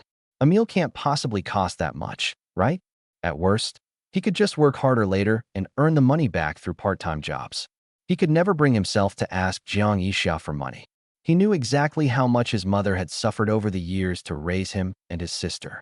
Now that he was an adult, he felt he had no right to keep burdening her. Spending 400 yuan on one meal was extravagant, but Huang Hui was the girl he loved most. In his heart, he had already decided that he wanted to spend the rest of his life with her. As long as she was happy, that was enough. Jiang Sifan had always believed that a real man should be devoted. That was what made a good man. Whenever he thought about the irresponsible father who had abandoned them because of his womanizing ways, he became even more determined not to repeat those mistakes. The four of them arrived at the Japanese restaurant. As soon as they sat down, Huko eagerly grabbed the menu. Kylan, what did you and your boyfriend order last time? Recommend something. Shin Kylan pointed out a couple of sushi dishes. These are all pretty good. Did you try the sashimi? Huko asked curiously. This one looks amazing. The waitress immediately chimed in. This sashimi platter is our signature dish. Almost every customer orders it. Shin Kylan looked slightly embarrassed. She had eaten it before, but it was expensive. Trying to help Jiang Sifan save money, she said. I didn't recommend it because I thought you might not like raw fish. How could we not? Huko laughed. Then let's order it. Sound good. She looked toward Huang Hui, completely ignoring the fact that Jiang Sifan was the one paying. Huang Hui had never tried such an expensive sashimi platter before, and judging from the pictures, it would look perfect on social media. So she turned toward Jiang Sifan. Sifan, can we order this one? Sure. Looking at the 188 yuan price tag, Jiang Sifan clenched his teeth and agreed. After a long round of ordering, the waitress finally collected the menu. As the dishes arrived, the three girls immediately began taking photos. Huang Hui posed with her roommates and started preparing captions for her social media posts. At that moment, Huka suddenly asked, Hui, why aren't you taking any pictures with your boyfriend? Aren't you going to post a couple photo? Huang Hui smiled and waved her hand. Sifan doesn't like being in photos. Sitting beside her, Jiang Sifan felt a little awkward, because Huang Hui had never actually asked whether he wanted to be in the photos. Still, he didn't think much of it. Most girls' social media feeds were filled with food pictures and carefully edited selfies. A guy like him would probably look out of place anyway. Meanwhile, Lu Fan sat diagonally across the restaurant, quietly observing their table. His bodyguard, Chun He, sighed in admiration. The young master is incredible. 3 girls at one table. His charm is off the charts. But Jelly saw the situation differently. One of the girls was clearly the one Jiang Sifan cared about. The other 2 were simply there for a free meal. And judging by the dishes they ordered, the spending was well above their usual standards. Of course, Lu Fan understood that immediately. After nearly 20 years of being a playboy himself, how could he not recognize these tricks? Watching Jiang Sifan's sincere, responsible demeanor, he couldn't help feeling emotional. Fortunately, his son hadn't inherited his worst traits. Being a playboy wasn't fun. You had to constantly manage schedules, keep track of lies, and juggle endless excuses. It was exhausting. If he had the chance to start over, he definitely wouldn't choose that path again. In the end, women were just people. 2 eyes, 1 mouth, no different from men. Well, aside from a few more prominent features. Now, Jiang Sifan had grown into a handsome young man who looked remarkably like Lu Fan in his youth. The more Lu Fan looked at him, the more pleased he felt. Soon, Jiang Sifan's table had finished eating. Huku had already taken out her phone and started scrolling through Douyin, making no mention whatsoever of paying. At that moment, Shin Kailan spoke up. Hui, maybe the 4 of us should split the bill? Naturally, Huang Hui had no intention of agreeing. If they actually split the bill, how would she maintain her image in front of her roommates? After all, Shin Kailan's boyfriend often took her to expensive restaurants downtown. Her own boyfriend couldn't appear inferior. So Huang Hui shook her head. It's fine. Sifan said he'd treat everyone. If we split the bill now, he'll get upset. Then she looked at Jiang Sifan. Right, Sifan? Jiang Sifan forced a smile and nodded. It's all right. This meal is my treat. Please take good care of Hui in the future. Thank you, handsome. Huku immediately replied. Don't worry. Hui is the darling of our dorm. We'll definitely look after her. Jiang Sifan then stood up and walked to the cashier. Hello, your total comes to 676 yuan. The moment he heard the amount, he froze. Asterisk 676 yuan. Asterisk. One meal had cost nearly 700 yuan. The worst part was that he still wasn't even full. The food wasn't nearly as satisfying as a bowl of spicy hot pot from the school food street. Unfortunately, His WeChat wallet only contained 400 yuan. He simply didn't have enough money to pay. Of course, he could easily ask Jiang Yixia for help, but his pride wouldn't allow it. A man asking his mother for money just to treat his girlfriend to dinner? He couldn't do that. After thinking for a moment, he decided to ask Jiang Silu for help instead. He quickly sent her a message. Silu, do you have any money in WeChat? Can you transfer me 300 yuan? After sending the message, he turned to the cashier awkwardly. Sorry, could you wait a moment? I'm a little short on money right now. I've asked someone to transfer some over. At that exact moment, Lu Fan walked over. ##### Chapter 10. Stay away from me, my sister, and my mom.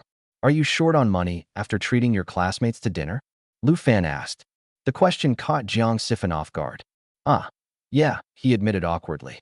I just happened to run out of money on WeChat. It's fine. I can lend you some. As he spoke, Lu Fan took out his phone and opened the QR code. No. Jiang Sifan immediately stopped him.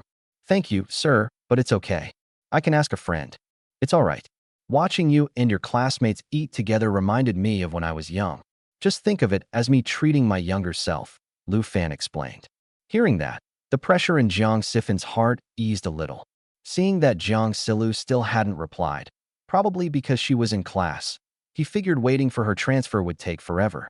Besides, Huang Hui and her roommates were still waiting. If he delayed too long, they would start wondering what was going on. After weighing his options, Jiang Sifan thanked him again. Then thank you very much, sir. Let me add your WeChat. I'll pay you back tomorrow. No rush. Just return it whenever you have the money. Lu Fan smiled. Watching young people gathering and chatting really reminds me of my own youth. Sir, you're so handsome. You must have had a lot of girls chasing you when you were younger, right? Jiang Sifan looked at the middle-aged man before him. Although much older than himself, Lu Fan appeared mature, composed, and refined. He looked like the kind of successful man who had both wealth and status. For a moment, Jiang Sifan even imagined how nice it would be if he could become someone like that in the future. He took out his phone and sent a friend request. I've added you. My name is Jiang Sifan. I'm a freshman majoring in finance at Jinling Institute of Technology. Don't worry, I'll definitely pay you back. He even volunteered his personal information, wanting to prove that he wasn't the kind of person who borrowed money and disappeared. Looking at his son's straightforward sincerity, Lu Fan couldn't help thinking that Jiang Yixia had done an excellent job raising him. After all, many children who grew up without a father's presence ended up going down the wrong path. That was one of the common challenges of single-parent families. But Jiang Sifan hadn't. Not only had he stayed on the right path, he had become exceptionally outstanding, responsible, loyal, dedicated, and the look in his eyes reminded Lu Fan so much of himself when he was young. The more he looked at his son, the more pleased he felt. All right, hurry back to your friends, Lu Fan said with a wave. Don't keep them waiting.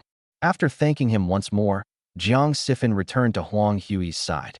At that moment, Huku curiously asked, Sifan, how much was the bill? A little over 600, Jiang Sifan answered. That expensive? Huku exclaimed. If it weren't for Hui and you today, I'd never get to eat such fancy Japanese food.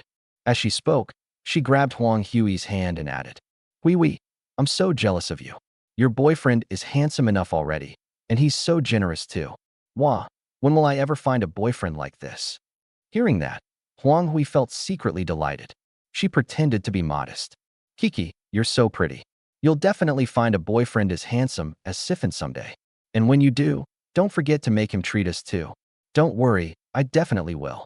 Since Huku and Chun Kailan needed to stop by a supermarket, the four of them parted ways at the school gate. As soon as the two girls left, Huang Hui hooked her arm around Jiang Sifan's and said, Baby, you were so generous today. Jiang Sifan forced an awkward smile. But that meal really was expensive. And honestly, I'm still not full. The value for money isn't great. Who eats Japanese food for value? Huang Hui explained. Look at Kailan and her boyfriend. They go there for the experience, for the emotional value. You don't go often, so you don't really get it. But look at me. I'm really happy today. Sometimes emotional value can't be measured with money. Although Jiang Sifan felt a pang of pain thinking about the 600 yuan bill, seeing Huang Hui so happy made him feel it was worth it. At worst, he could just work harder delivering food over the next couple of days and earn the money back. After escorting Huang Hui back to her dormitory, Jiang Silu finally replied. Jiang Silu asterisk, what happened? Jiang Sifan asterisk, when I needed you earlier, you weren't around. Jiang Silu asterisk, since it's fine now, I'm leaving. Jiang Sifan asterisk, hey, wait. Lend me 300 yuan. Jiang Silu asterisk, then pay me back 600. Seeing his sister taking the opportunity to double the price, Jiang Sifan gritted his teeth.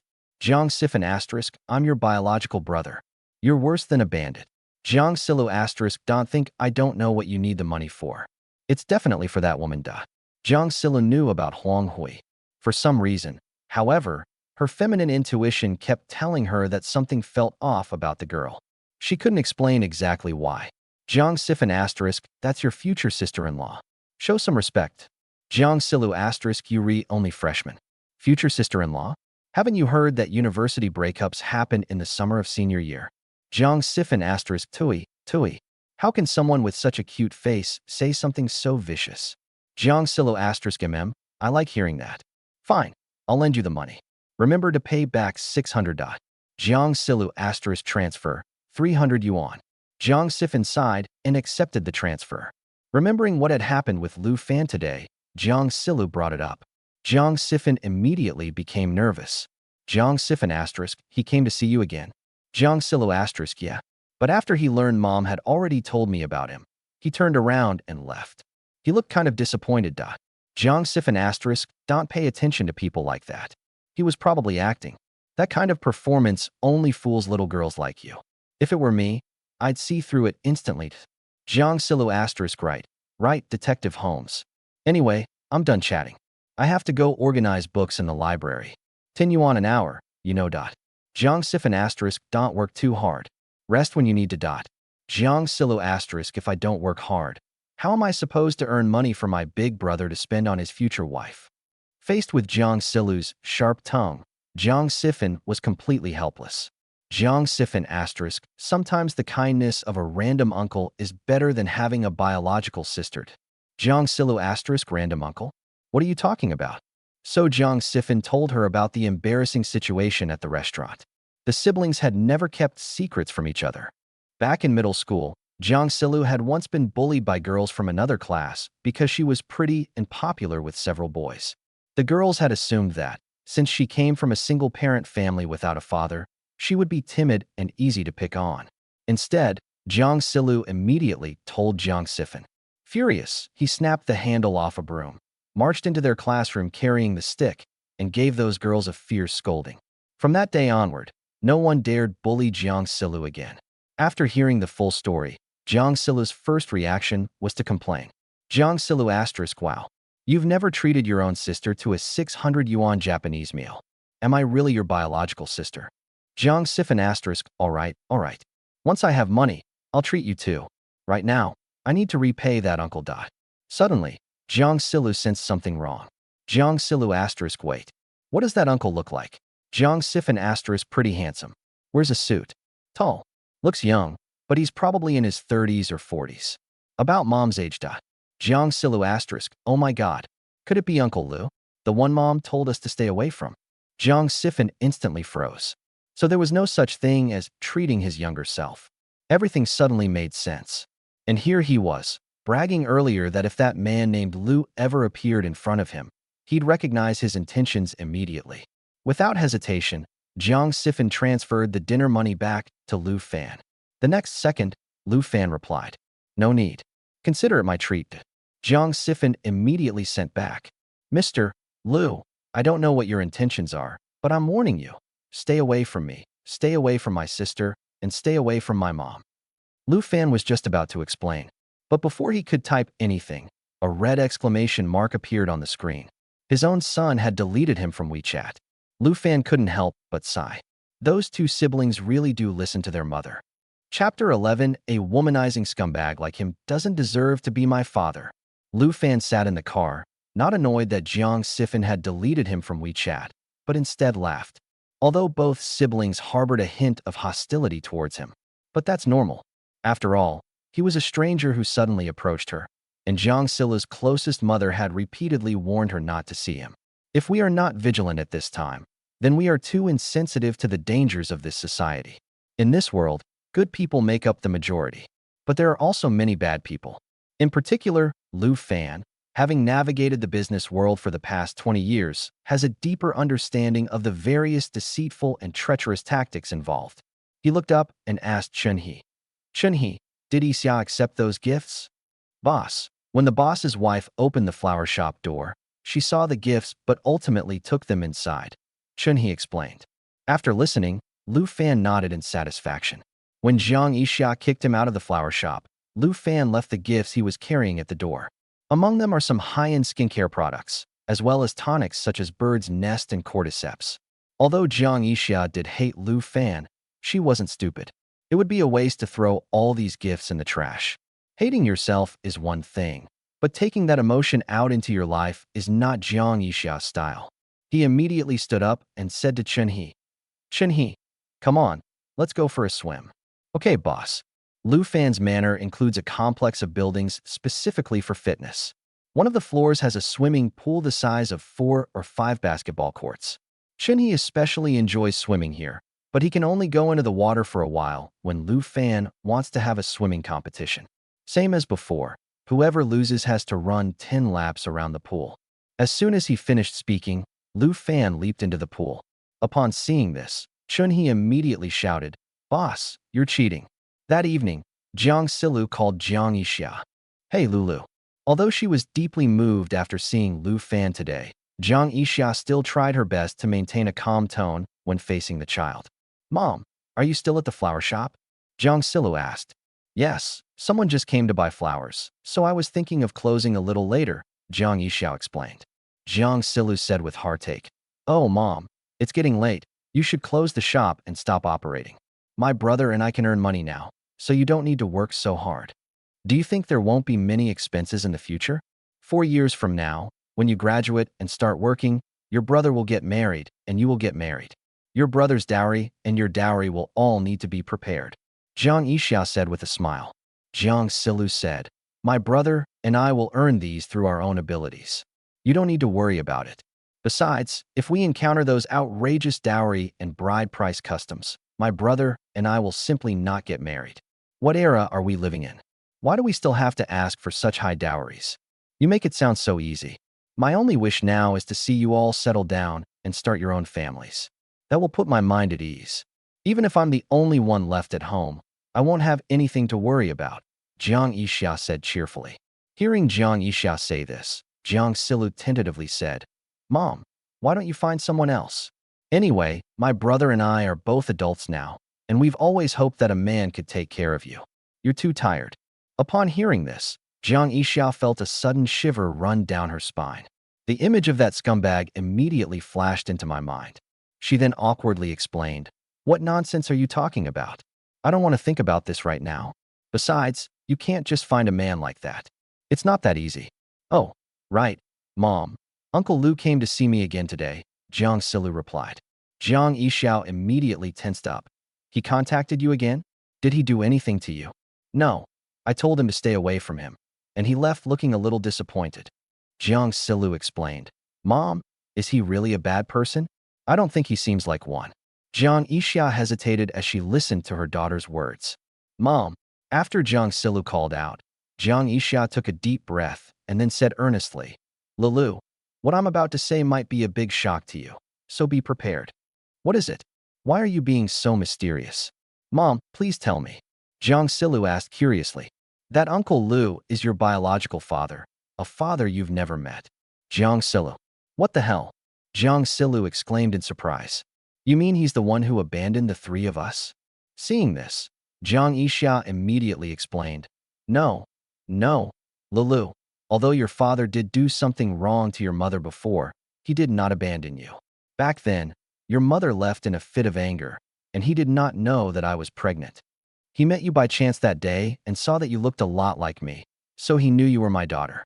Later, he asked around and learned that you and your brother were his biological children, so he wanted to recognize you as soon as possible.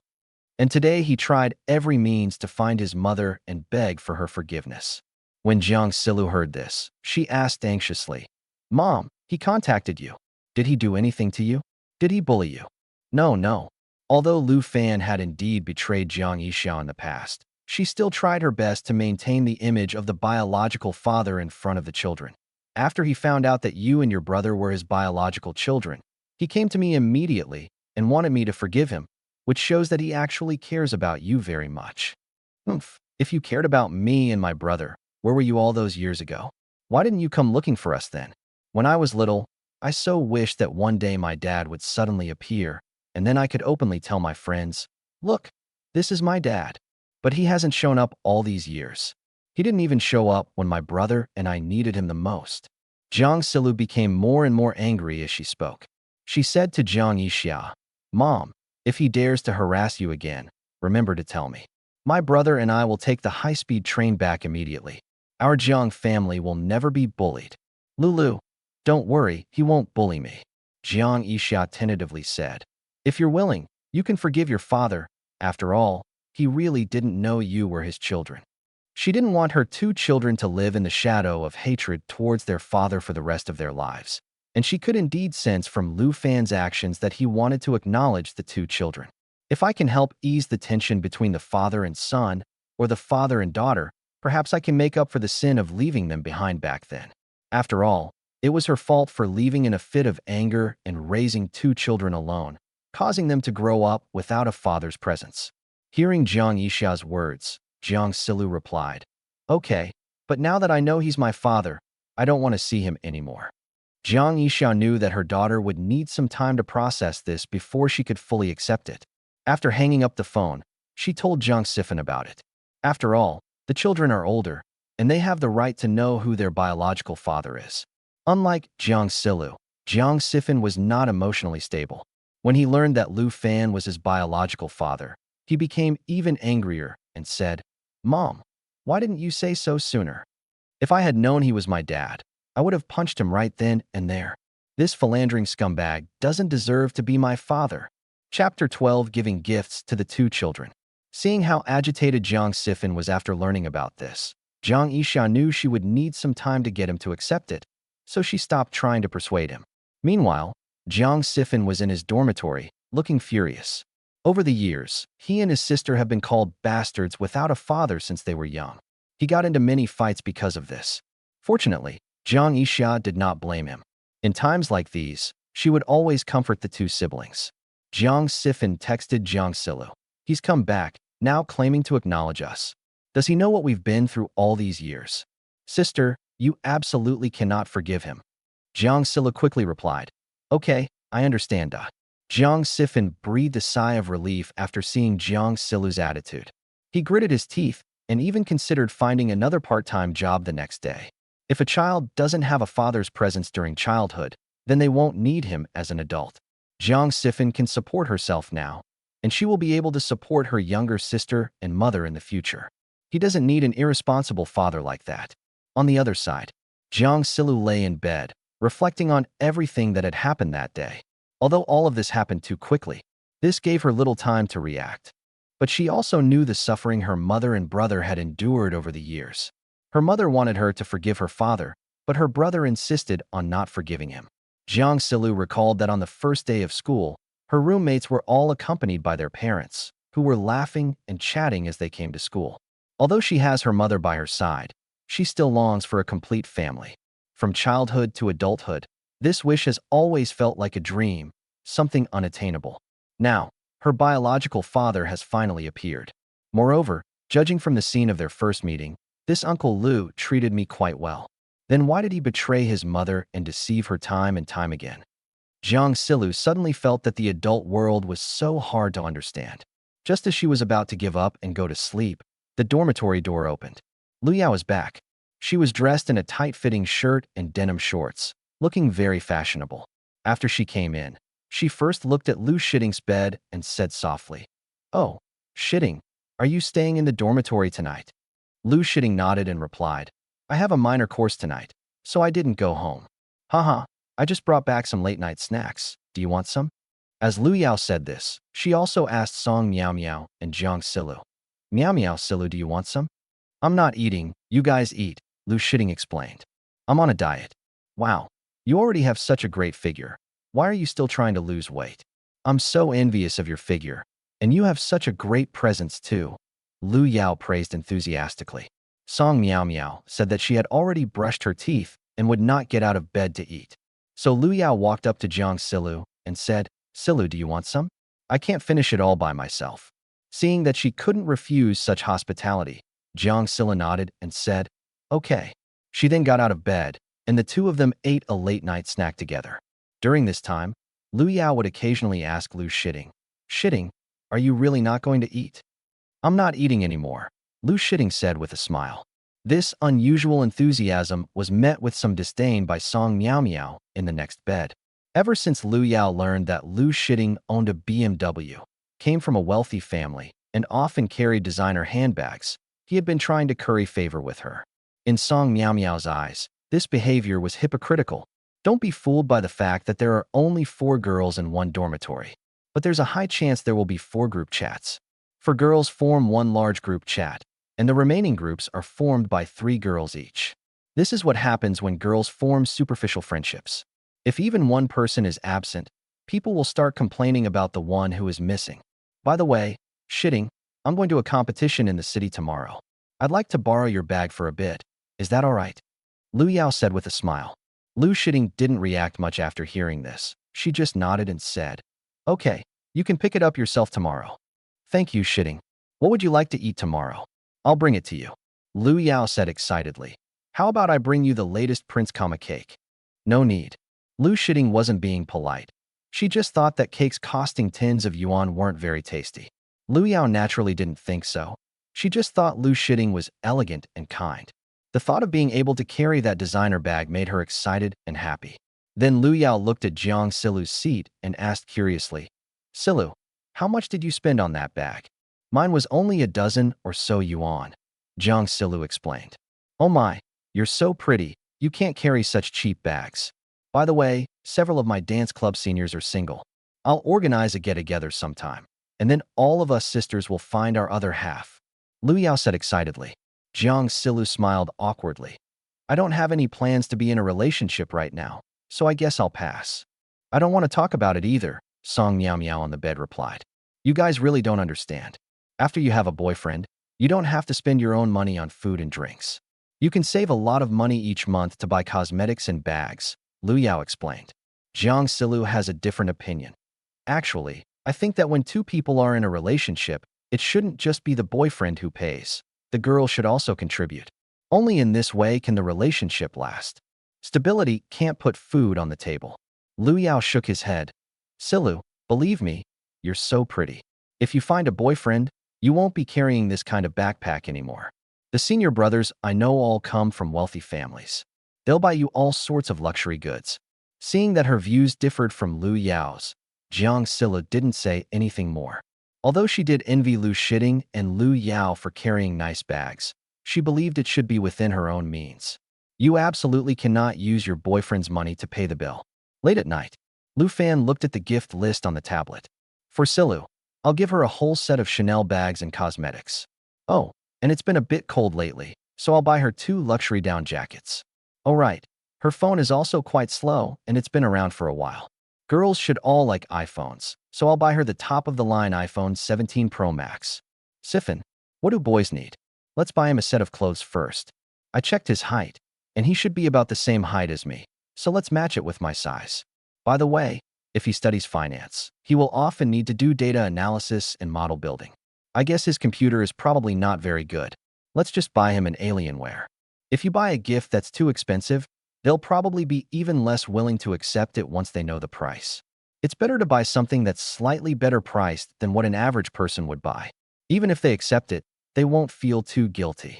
After Lu Fan carefully selected the gifts, Jelly immediately nodded and said, "Understood, boss. These gifts will be delivered to the young master and young lady tomorrow." "Yes, thank you for your hard work." Although Lu Fan didn't know if the 2 children would accept it, he felt that his daughter was his little darling and should be more likely to accept it. Right now, all he hopes is not to hear about packages being refused delivery. Chapter 13 Baby, how about you buy me an apple? Generally speaking, freshmen usually have to attend classes at 8 a.m. Jiang Siphon was the same.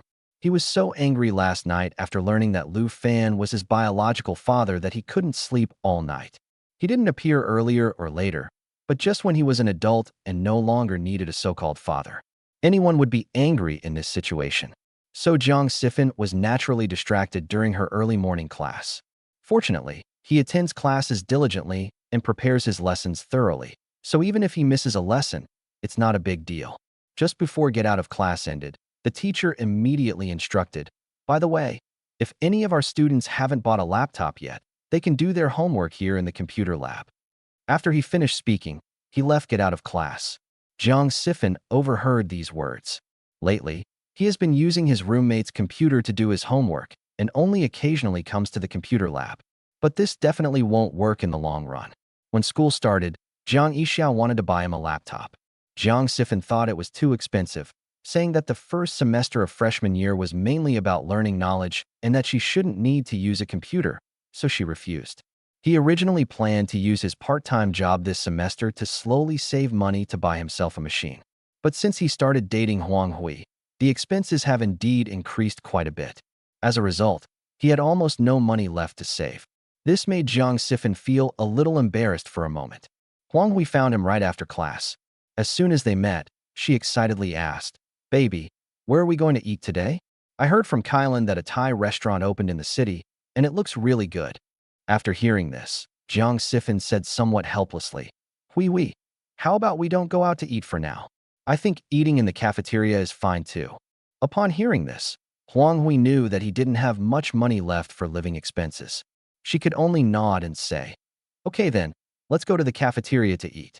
But I didn't bring my meal card, so I'll have to pay with yours." Good. On her way to the canteen, Jiang Yixia wanted to tell Huang Hui what had happened in the past few days. "Hui, something actually happened in our family these past couple of days." As soon as Jiang Yixia finished speaking, Huang Hui excitedly pulled out her phone and exclaimed, "Baby, I heard the iPhone 17 has so many new features. It's a brand new model, and the camera is amazing." "Really?" Jiang Yixia smiled awkwardly. "Then the price must be very high, right?" "It's not expensive. Actually, it's about the same as before. A lot of people are buying it. It's out of stock online, but I don't really like the standard version. The configuration isn't as high as the Pro version," Huang Hui explained. "Are you buying a cell phone?" Jiang Yixia asked, somewhat surprised. "I remember your parents bought you this cell phone back in June when you just graduated, right?" "Ugh, I've been using this phone for months, and I never even liked it," Huang Hui complained. "My dad was greedy and insisted on buying me a Redmi phone. But after a few months it became completely unusable and the photos don't turn out well. Actually, I think your phone is fine and there's no need to change it. But if you really want to change it, I support you," Jiang Yixia replied. Upon hearing this, Huang Hui immediately perked up. "Baby, you support me getting a new phone, right? But I don't have that much living expenses. Aren't you doing part-time work? How much have you saved up? Could you help me out?" After hearing this, Jiang Yixia stammered, "Actually, I've been spending all the money I earned from my part-time job on our relationship." Huang Hui was a little angry. "What? I didn't spend a lot of money dating you. It's not like I'm taking advantage of you all the time." "Hui, you've misunderstood. I didn't say that," Jiang Yixia replied. "It's just that when we're together, our expenses have inadvertently increased, and I haven't asked my mom for living expenses." "Why don't you ask your mom for living expenses?" Huang Hui didn't understand. "You're only a freshman in college. Doesn't your mom care about you?" Jiang Yixia became anxious. "How could my mom not care about me? I don't want her to give me living expenses. I'm afraid it will be too much of a burden for her. After all, she raised my sister and me all by herself." Fine, I understand." Huang Hui immediately frowned and didn't want to say anything more. Seeing this, Jiang Yixia felt a little resentful. She could blame herself, but she couldn't speak ill of her mother. Moreover, Huang Hui's phone still looks so new, yet she's about to switch to an even more expensive new Apple model. Jiang Yixia suddenly realized that her consumption concept was somewhat different from her own. Is this how all girls are after they go to university? At least her younger sister, Jiang Silu, isn't. Now I work 2 part-time jobs a day, and even after deducting my living expenses, I can still save some money. But that was all to save up to buy a laptop. As a result, Huang Hui suddenly said she wanted an Apple phone. If Jiang Yixia didn't respond, she might complain that he wasn't considerate enough. This put him in a difficult position for a while. On the other side, Jiang Silu and her classmates had just finished class and were on their way back to the dormitory when a delivery man called. "Hello, is this Jiang Silu?" "I am. I'm from SF Express. I'm downstairs at your Hylon dormitory building. Could you come down and pick up your package? Or I can leave it at the security office. I'm almost at the dormitory entrance. Wait for me a moment." After hanging up the phone, Jiang Silu walked quickly away. But during this time, she thought about it carefully and realized that she hadn't shopped online. That's strange. Could it be a surprise from mom? Thinking of this, she quickened her pace. "Hello," Jiang Silu greeted the delivery man with a smile. "Jiang Silu, is that right?" "Yes." "Okay, please sign for it." Jiang Silu looked at the large package and asked in surprise, "How come it's so big?" "I don't know about that." After signing the order, the delivery man rode away on his tricycle. Song Miao Miao, who was standing nearby, asked curiously, "Lulu, is this the package you ordered?" "I didn't buy it. I guess my mom bought it for me," Jiang Silu explained. She immediately returned to her dormitory and eagerly opened the package. During this time, Lu Shiting and Lu Yao also returned. When Lu Yao saw Jiang Silu unpacking a package, she smiled and said, "Silu, did you find something good online again? Are there any discounts for Singles Day?" Song Miao Miao answered from the side. This was sent by Lulu's mother. Hearing this, Lu Yao lost much of his interest. They probably thought it was just some local specialties. But the next second, Jiang Silu took out a set of cosmetics from the package. Then she took out a Chanel bag from inside. He also took out an expensive down jacket from inside. When Song Miao Miao saw this, she was stunned. Her eyes widened and she asked, "My God, Lulu, your mother sent you so many nice things?" Jiang Silu was also stunned. She didn't know why her mother bought her such expensive cosmetics and bags. Lu Yao, who was standing nearby, noticed it too, and she excitedly pointed to the bottom of the box and said, "My God, is that an iPhone 17? Jiang Silu looked down and saw an original iPhone 17 box lying quietly inside. Chapter 14, Receiving a Gift from My Father. "Oh my God, it really is an iPhone 17. Song Miao Miao exclaimed excitedly. Jiang Silu was a little dazed for a moment. She picked up the phone box, thinking it was just a box, but she didn't expect it to be so heavy. What's more, the phone box was still unopened. A cosmetics set, a Chanel bag, a luxury down jacket, and a top-of-the-line iPhone 17. This box alone is worth tens of thousands of dollars. Lu Shiting was already in bed when she saw Jiang Silu take out so many luxury items from the box, and she was quite surprised. After spending more than 2 months together, she still didn't know that Jiang Silu's family was so rich. "Lulu, your mother is so good to you." Lu Yao, who was standing next to her, also looked on with envy. Jiang Silu panicked. He suspected that he had picked up the wrong package, or that someone had sent it to the wrong address. She looked at the recipient's information over and over again. "But it clearly states my name, phone number, and school address." Jiang Silu could only awkwardly explain, "Let me ask my mother if she sent it." So she immediately left the dormitory and called Jiang Yixia. "Hello, Mom. What's the matter? Did you send me cosmetics, a bag, and an iPhone?" "I didn't." "Oh, who sent these to me?" Jiang Silu asked, puzzled. "I thought it was sent to the wrong address, but the name, phone number, and address all match." Jiang Yixia suddenly thought of someone.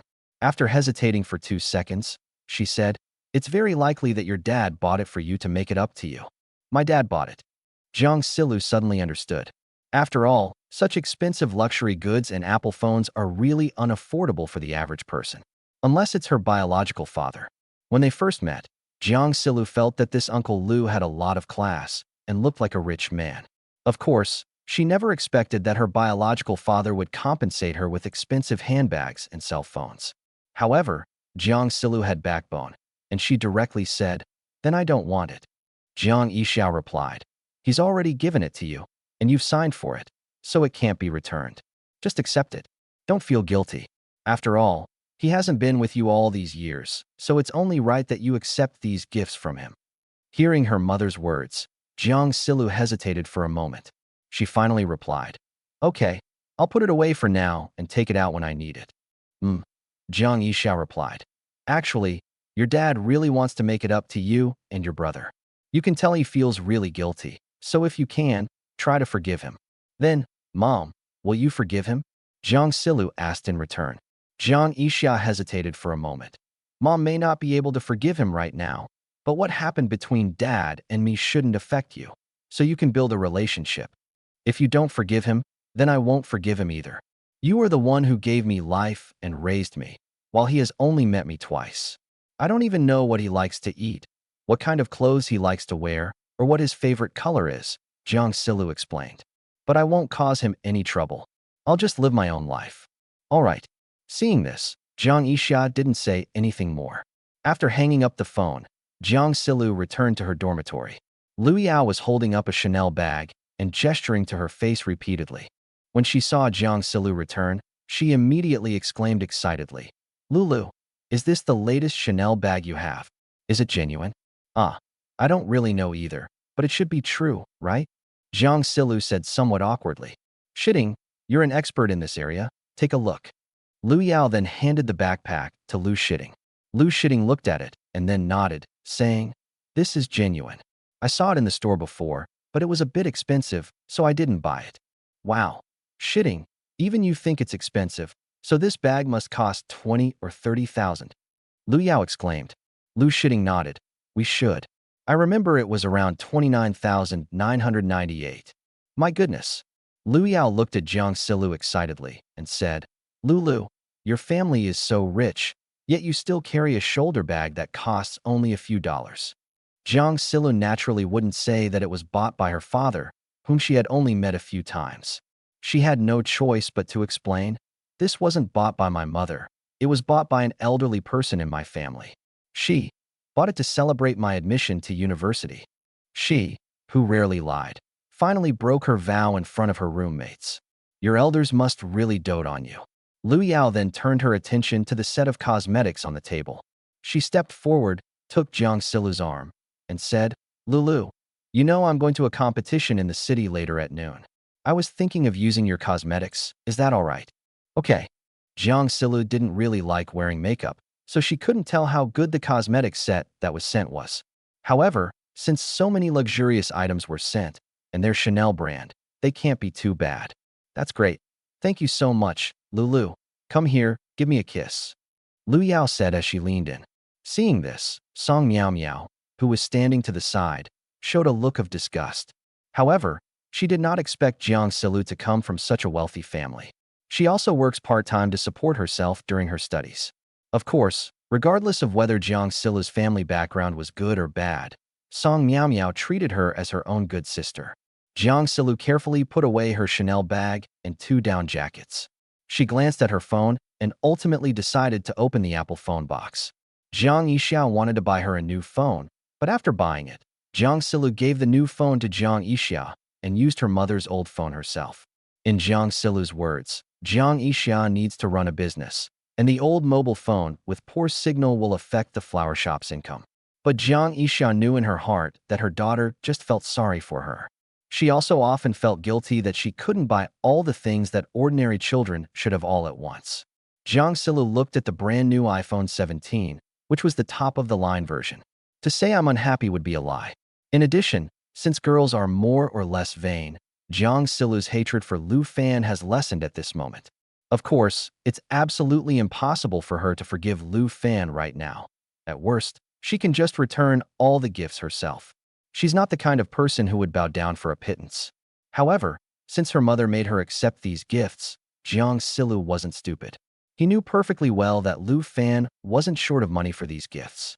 Just as Jiang Yixia was pondering over the iPhone, Jiang Sifan returned to his dormitory. Just then, the SF Express courier who had just delivered the package to Jiang Yixia arrived at the door and immediately dialed Jiang Sifan's number. "Hey, Jiang Sifan, you have a package. Come downstairs and pick it up." Jiang Sifan looked at the tricycle parked not far away, walked up to it, and said, "I'm Jiang Sifan. Do you have a package for me?" "Yes, this whole box is for you." With that, the SF Express deliverman took a box out of his tricycle. This puzzled Jiang Sifan. "I didn't buy anything online. I don't know. I guess it was sent by your family." Just as Jiang Sifan thought it was from her mother, Jiang Yixia sent a photo with the caption, "Have you received a package? It was sent by our dad." Upon seeing the photo and then the box beside it, Jiang Sifan angrily told the deliverman, "I refuse to accept this package. I don't want it." "You don't want it?" "Yes, no." After saying that, He angrily went back to his dormitory. Chapter 15. Going to find Jiang Yixia again. Boss, the courier service shows that the young lady received those gifts, but the young master refused to accept them. Before long, Jelly came to Lu Fan and said. At that moment, Lu Fan was playing golf in the backyard. After he took a swing, he got on an electric cart and drove around the fairway for about 10 minutes. The estate's golf course is vast, with velvet lawns stretching as far as the eye can see on both sides. Even the wind seems to have to meander around the undulating slopes before daring to touch the distant treetops. In the car, Lu Fan nodded and said, "It seems that my daughter still has a better impression of me. After all, you pushed her cart back then, boss," Jelly explained. Lu Fan smiled and said, "Sure enough, everyone says that daughters are their father's little cotton-padded jackets, and it seems that's really true now. As for Si Fan, it's normal for him to hate me now. After all, he's the only boy in the family, and he has endured and tolerated much more than Si Lu. In that case, I'll first win over my daughter's heart and get her to fully accept me. When she calls me dad, I'll be 1/3 of the way there." He then looked at Jelly. "Help me gather information about the lives of these two siblings. Also, send someone to protect them secretly. If anything happens, report to me immediately." "Understood, boss." After finishing his round of golf, Lu Fan said to Chun He, "Come with me to Guangzhou." Chun He nodded. "Boss, I'll prepare the private jet right now." Needless to say, he went to Guangzhou to find Jiang Yixia. Whether Jiang Yixia is willing to see him is another matter entirely. However, Lu Fan's years of experience in picking up girls were not for nothing. Therefore, the skill of persistent pestering is not sophisticated, but it is the most effective. He soon arrived at the street where Jiang Yixia's flower shop was located. This commercial street is quite crowded, with many young people strolling around here on weekdays. During certain holidays, Jiang Yixia's flower shop does quite well. As Lu Fan walked over, Jiang Yixia was introducing the types of flowers to a customer. "These are roses, and these are carnations. If you're giving your mother a birthday present, I think carnations are a great choice. Of course, you can also add some roses if you'd like." Lu Fan watched as Jiang Yixia patiently introduced the products to the guests, her earnest and responsible demeanor unchanged from 19 years ago. He did feel some regretting why he was such a jerk and lost such a beautiful and devoted love. Fortunately, it's not too late. There's still time to make up for it. Just as Lu Fan was feeling sentimental, Jiang Yixia noticed him. She frowned slightly. However, since the customers were still in the store, Jiang Yixia couldn't say anything. We can only pray that Lu Fan doesn't cause any trouble. After a customer finally bought a bouquet of flowers from the store, Lu Fan walked into the store. But Jiang Yixia blocked his way, hands on her hips, and looked at him, saying, "What are you trying to do now?" Lu Fan looked at Jiang Yixia in front of him, even though she was already 37 years old. But judging from her skincare and figure, she is in no way inferior to what she was 19 years ago. Moreover, it has gained even more charm after being tempered by time. She looks even more beautiful and captivating than before. Seeing that Lu Fan's eyes were not honest, Jiang Yixia glanced down and then immediately turned around and said, "Get out of here right now, you pervert, or I'll call the police. I'm just here to buy flowers. You can't just not do business, can you? If people find out, they'll think you're taking advantage of your big business." Lu Fan pretended to pick up a rose from the table and said, "I just want to buy one flower, nothing more." Jiang Yixia was speechless. After all, this guy was incredibly eloquent. It's like a machine gun, a silver tongue. I had already experienced his brilliant moves 19 years ago. Jiang Yixia immediately said coldly, "5 yuan a rose, scan the code, and pay 5 yuan if you want it." "Good." Lu Fan then took out his phone and scanned the WeChat QR code on the wall. 5,000 yuan received via WeChat. When Jiang Yixia heard the notification from the speaker that the money had been credited to her account, her eyes widened immediately. "What are you doing? Why are you giving me so much money? I want to buy flowers. I want to buy 999 roses, so I might as well just spend money on 1,000 roses. I'm too lazy to calculate it," Lu Fan explained. Jiang Yixia refused, saying, "I don't have that many roses in my shop. Show me your payment code, and I'll refund you. No need to return it to me. Just prepare 100 flowers for me every day. I'll be here every day anyway," Lu Fan replied. Jiang Yixia was speechless. "You come every day? How much free time do you have?" "Haha. then you don't need to worry about it. As Lu Fan spoke, he picked up a rose from the table and said, I'll take 1 rose today, so there are 998 left. Remember to prepare them.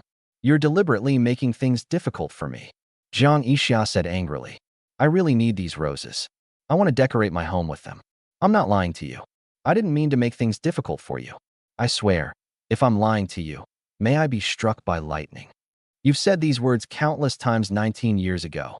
Jiang Yixia was too lazy to argue with him. Anyway, I'll just provide you with roses according to the daily delivery schedule. Take it or leave it. All right, we'll do it your way. Just then, Lili from the dry cleaning shop next door walked in. She said anxiously, Yixia, do you have any change? Oh dear, the customer next to me gave me 100 yuan, but when I told him I could pay with WeChat, he said he didn't have any and insisted on giving me 100 yuan to exchange for change. Yes, wait a moment, Jiang Yixia said, and then went to get the change. During this time, Lili glanced at Lu Fan beside her. Because Lu Fan was dressed in a suit, looked well-groomed, and had the air of a wealthy man, and most importantly, was handsome, she, as a middle-aged woman, couldn't help but swallow hard. This kind of man is the most appealing. When Lu Fan saw Lili looking at him, and happened to be holding the 100 yuan in his hand, he took the initiative to say, Boss lady, these days very few people pay with cash. You have to be careful when you encounter this kind of situation. Upon hearing this, Lili exclaimed in surprise, Huh?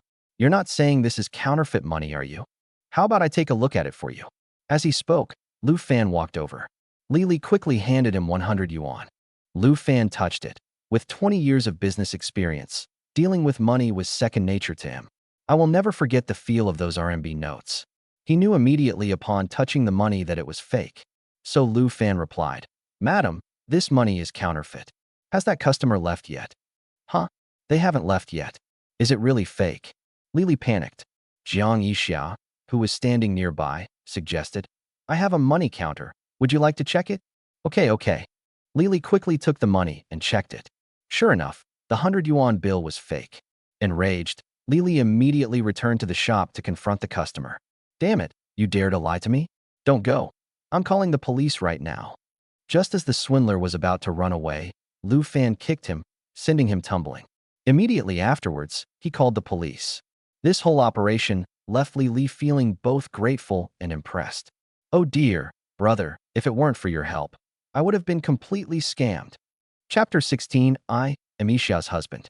Don't mention it, ma'am. I'm Yixia's husband. She runs this flower shop, and we rely on you to help take care of it on a regular basis, Lu Fan explained. Upon hearing this, Lili was stunned. I had never heard Jiang Yixia talk about her lover before. Could he be the biological father of these 2 children? Just as Lili was about to ask Jiang Yixia a question, Jiang Yixia immediately interrupted her, saying, Don't listen to his nonsense.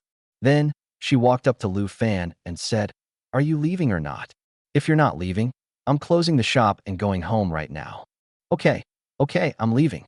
Lu Fan nodded and then prepared to leave. After he left, Lili curiously stepped forward and asked Jiang Yixia, Yixia, what exactly happened? Is he the biological father of the 2 children? Although Jiang Yixia was reluctant to admit it, she finally nodded and said, Yes, he is the biological father of Silu and Sifan. Why did he come back to find you? He hasn't come back in all these years, Lili asked, puzzled. Jiang Yixia explained, He couldn't find me a few years ago, so I hid. No wonder. Lili then looked in the direction Lu Fan left. If you ask me, your ex-husband is pretty good. He's handsome, has a good temperament, was wearing a suit, and looks like he's very rich. Jiang Yixia scoffed.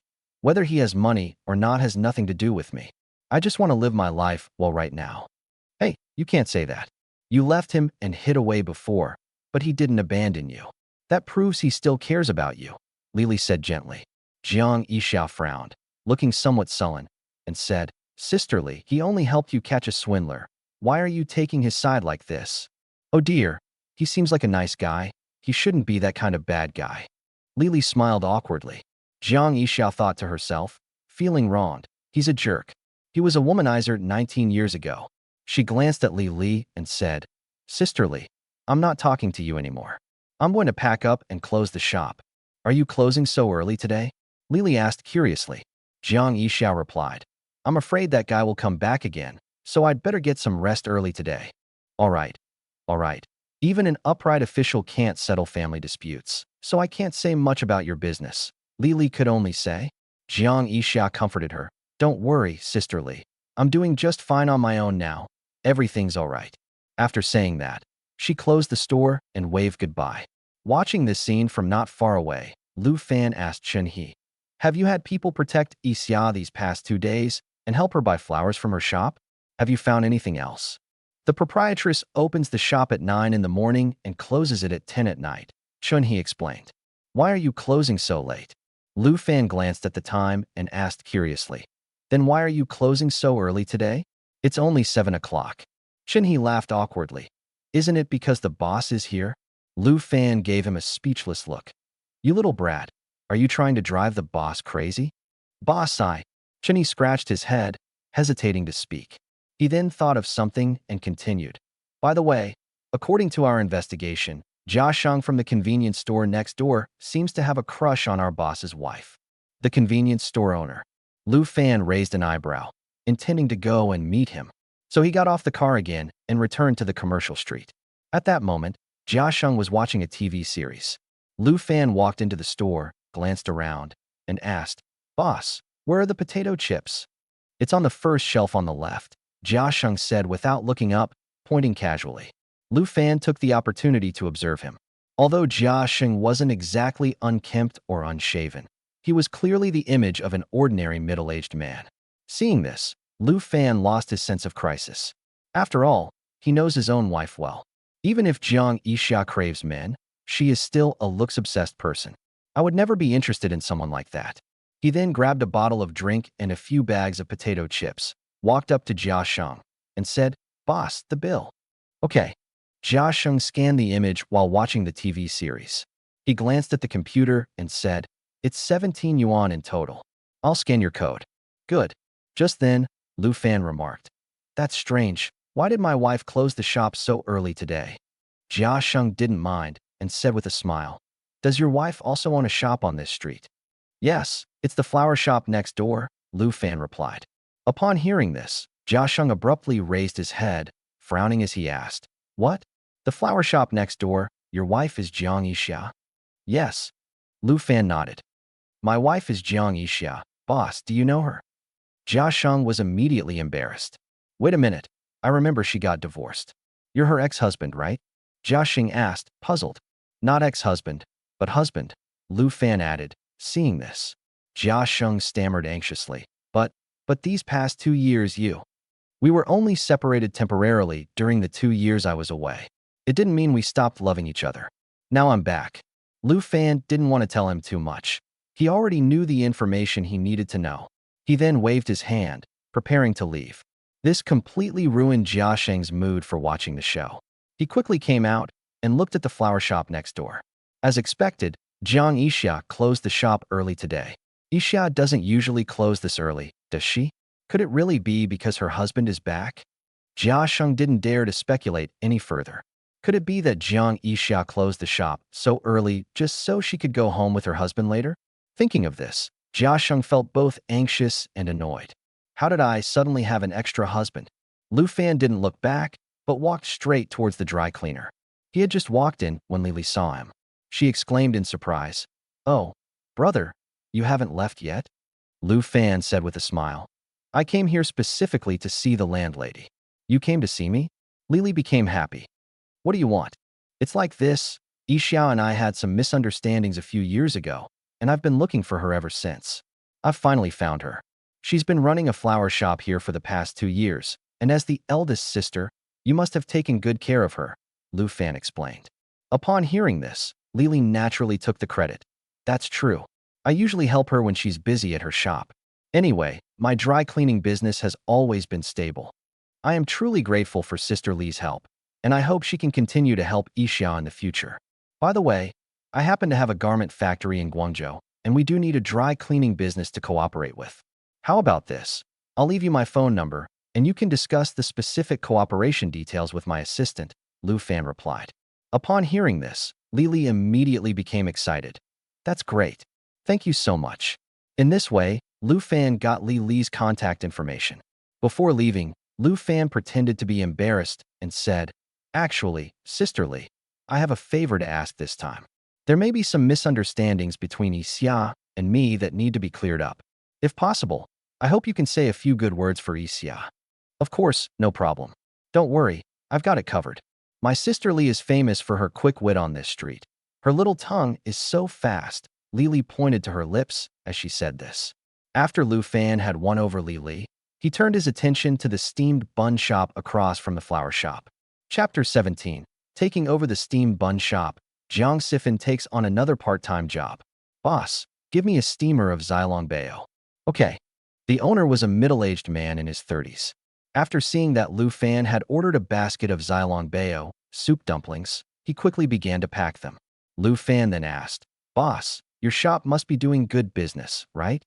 "It's all right. There used to be quite a lot of people here, but now there are fewer people." The owner chuckled. "Anyway, it's busier when there are more people, and less busy when there aren't many. If I wanted to take over your shop, how much would you be willing to offer?" Lu Fan asked. The shop owner was taken aback. "Huh? You want to take over my shop?" "Yes." Lu Fan nodded. "This." The shop owner hadn't expected anyone to take over his shop, nor had he considered the price. He gave an awkward laugh. "I spent tens of thousands on renovations before. Although this steamed bun business isn't particularly profitable, it's enough to support my family, so?" The boss originally wanted to politely decline Lu Fan's offer, but Lu Fan said directly, 300,000, I guarantee you won't lose money, and you'll actually make a lot." "What?" The shop owner's eyes widened. He asked in surprise, "You mean you want to spend 300,000 to take over my shop?" The shop owner stammered. "But my steamed bun shop is just a small business, and you're spending 300,000 yuan. Boss, don't worry about that. I'm just bored and have taken a liking to your shop. I was thinking of opening a steamed bun shop for fun," Lu Fan explained.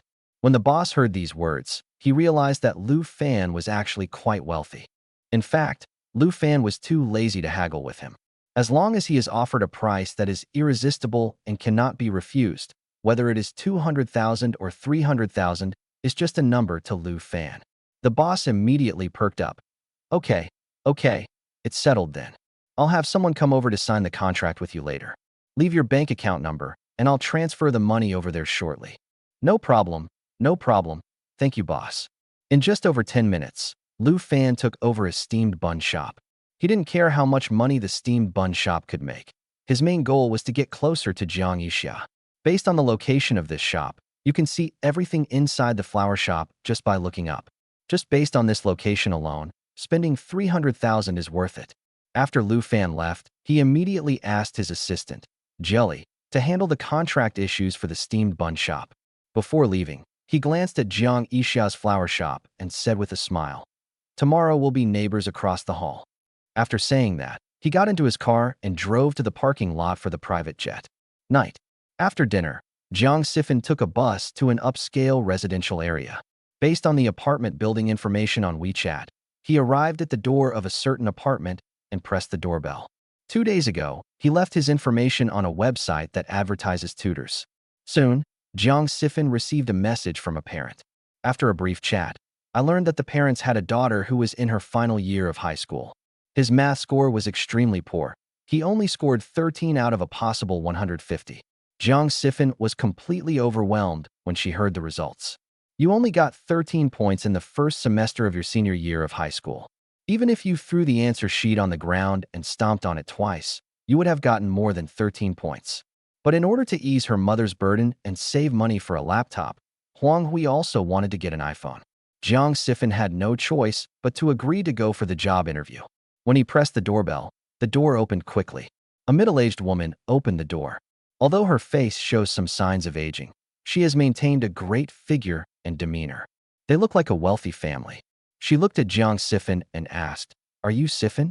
The college student applying for a tutoring job?" "Hello, Auntie, I'm Jiang Yixia."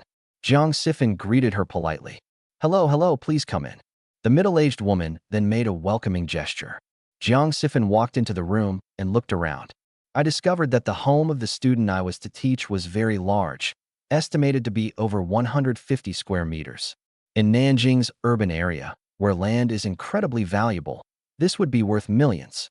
Seeing this, Jiang Sifin recalled the house she lived in with her mother and sister when she was in school. Although my mother kept the house very tidy, the space was quite different from the environment I was in. Jiang Sifin did not feel disappointed. Instead, she gained confidence. That means I must study hard and work hard to earn money after graduation. Buy a bigger house for mom and my sister. He wasn't afraid of hardship, but he was afraid that his mother and sister would suffer. Of course, he was also afraid that Huang Hui would be wronged. After all, she was the only one at school who had ever cared about him. Thinking about this, Jiang Sifin felt that she must perform well and try her best to get this tutoring job. Hello, Sifin. You can just call me Aunt Jiang. Let me tell you about my daughter's situation first. She has an extreme aversion to math. She's been bad at math since junior high school, and she doesn't even know the Pythagorean theorem. Although I also have a university degree, I really don't know how to teach anymore. Plus, I've forgotten a lot of the high school material, so I'm asking you, Teacher Jiang, for help, Aunt Jiang explained. Jiang Sifin nodded. Okay, Aunt Jiang, don't worry. I scored 137 in math on the college entrance exam. Math is one of my strengths. I don't expect her to score 120 or 130. That's unrealistic. I'd be happy if she could get 50 or 60 on the final exam, and then work hard so she can get over 80 on the college entrance exam. That would be a great honor for the family, Aunt Jiang said cautiously. She's still very resistant to tutoring right now, so please communicate with me as soon as possible. Good. Aunt Jiang then called out towards a room. Lingy, come out quickly. The tutor your mother hired for you has arrived. A woman's voice came from inside the room.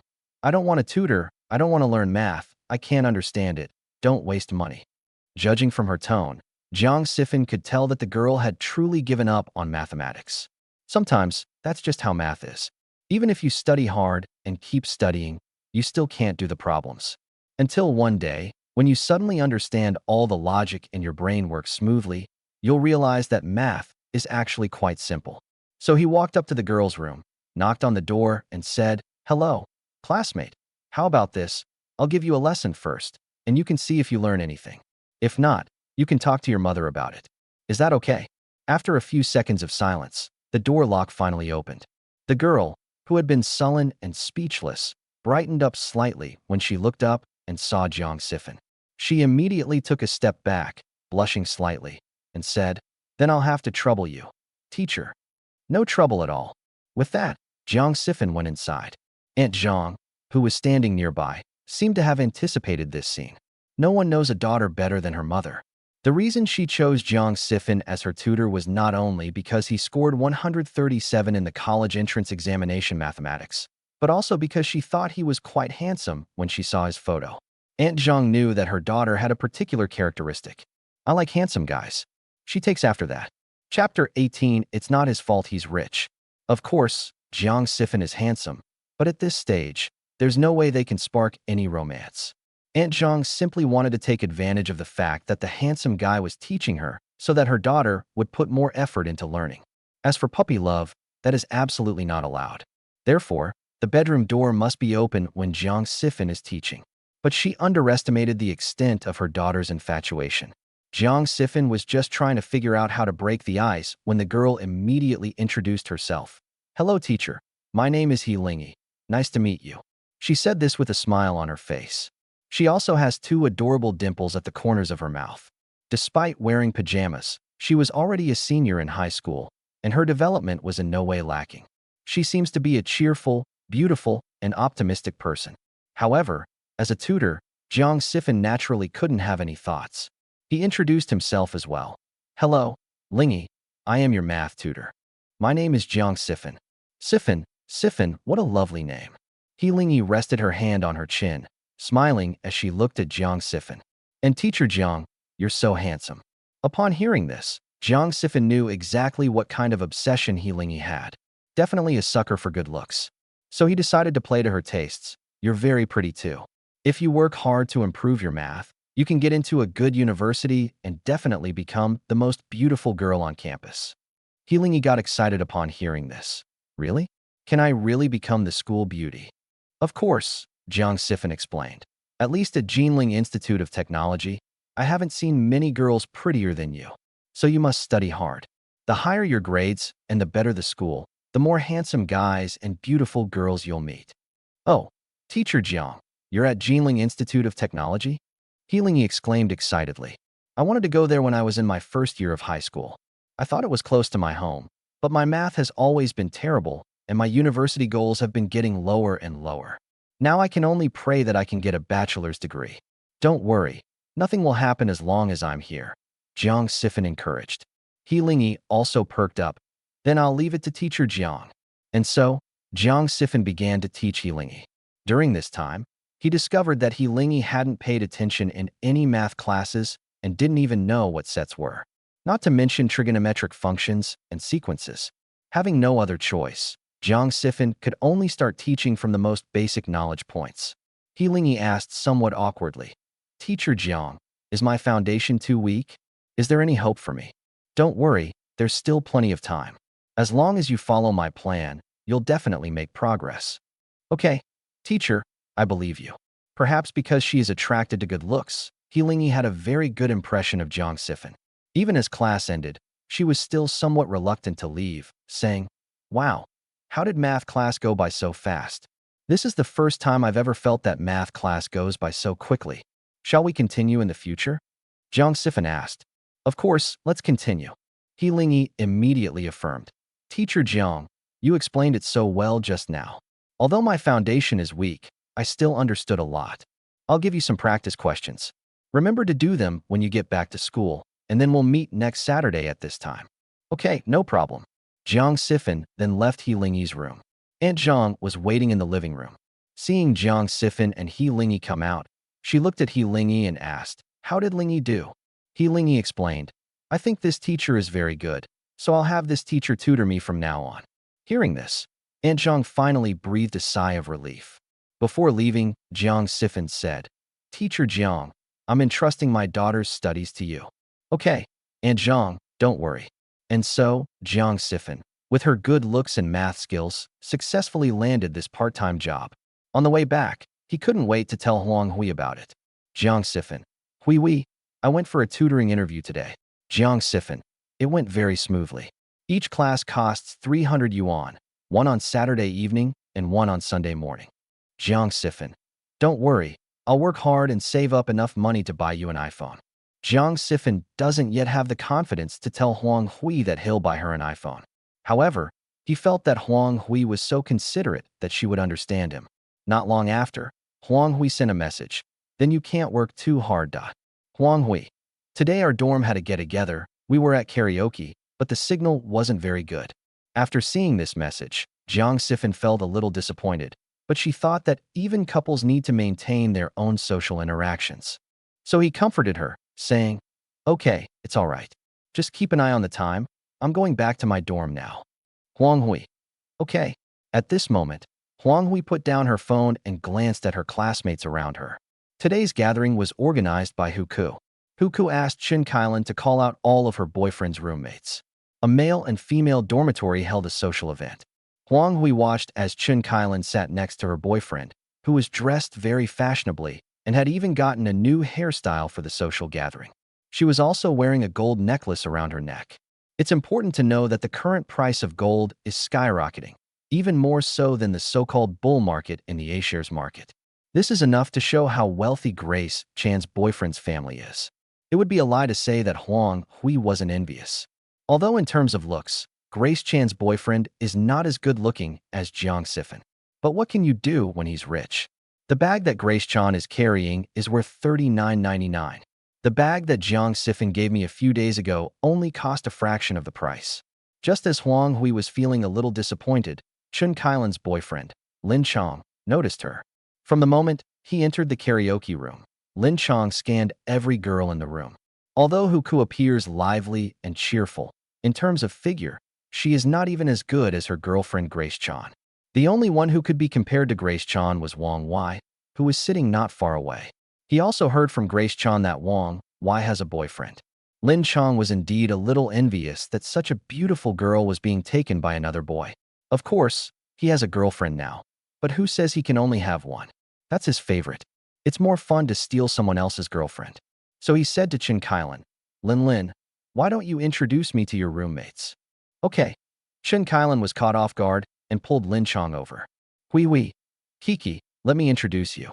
This is my boyfriend, Lin Chong, Chen Kailan said. Lin Chong waved and greeted them. Hello.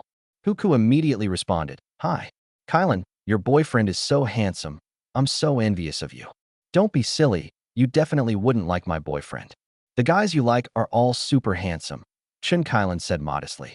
The problem is, the guy I've got my eye on isn't as rich as your boyfriend, Huku complained. Although these words were direct, Lin Chong was very happy.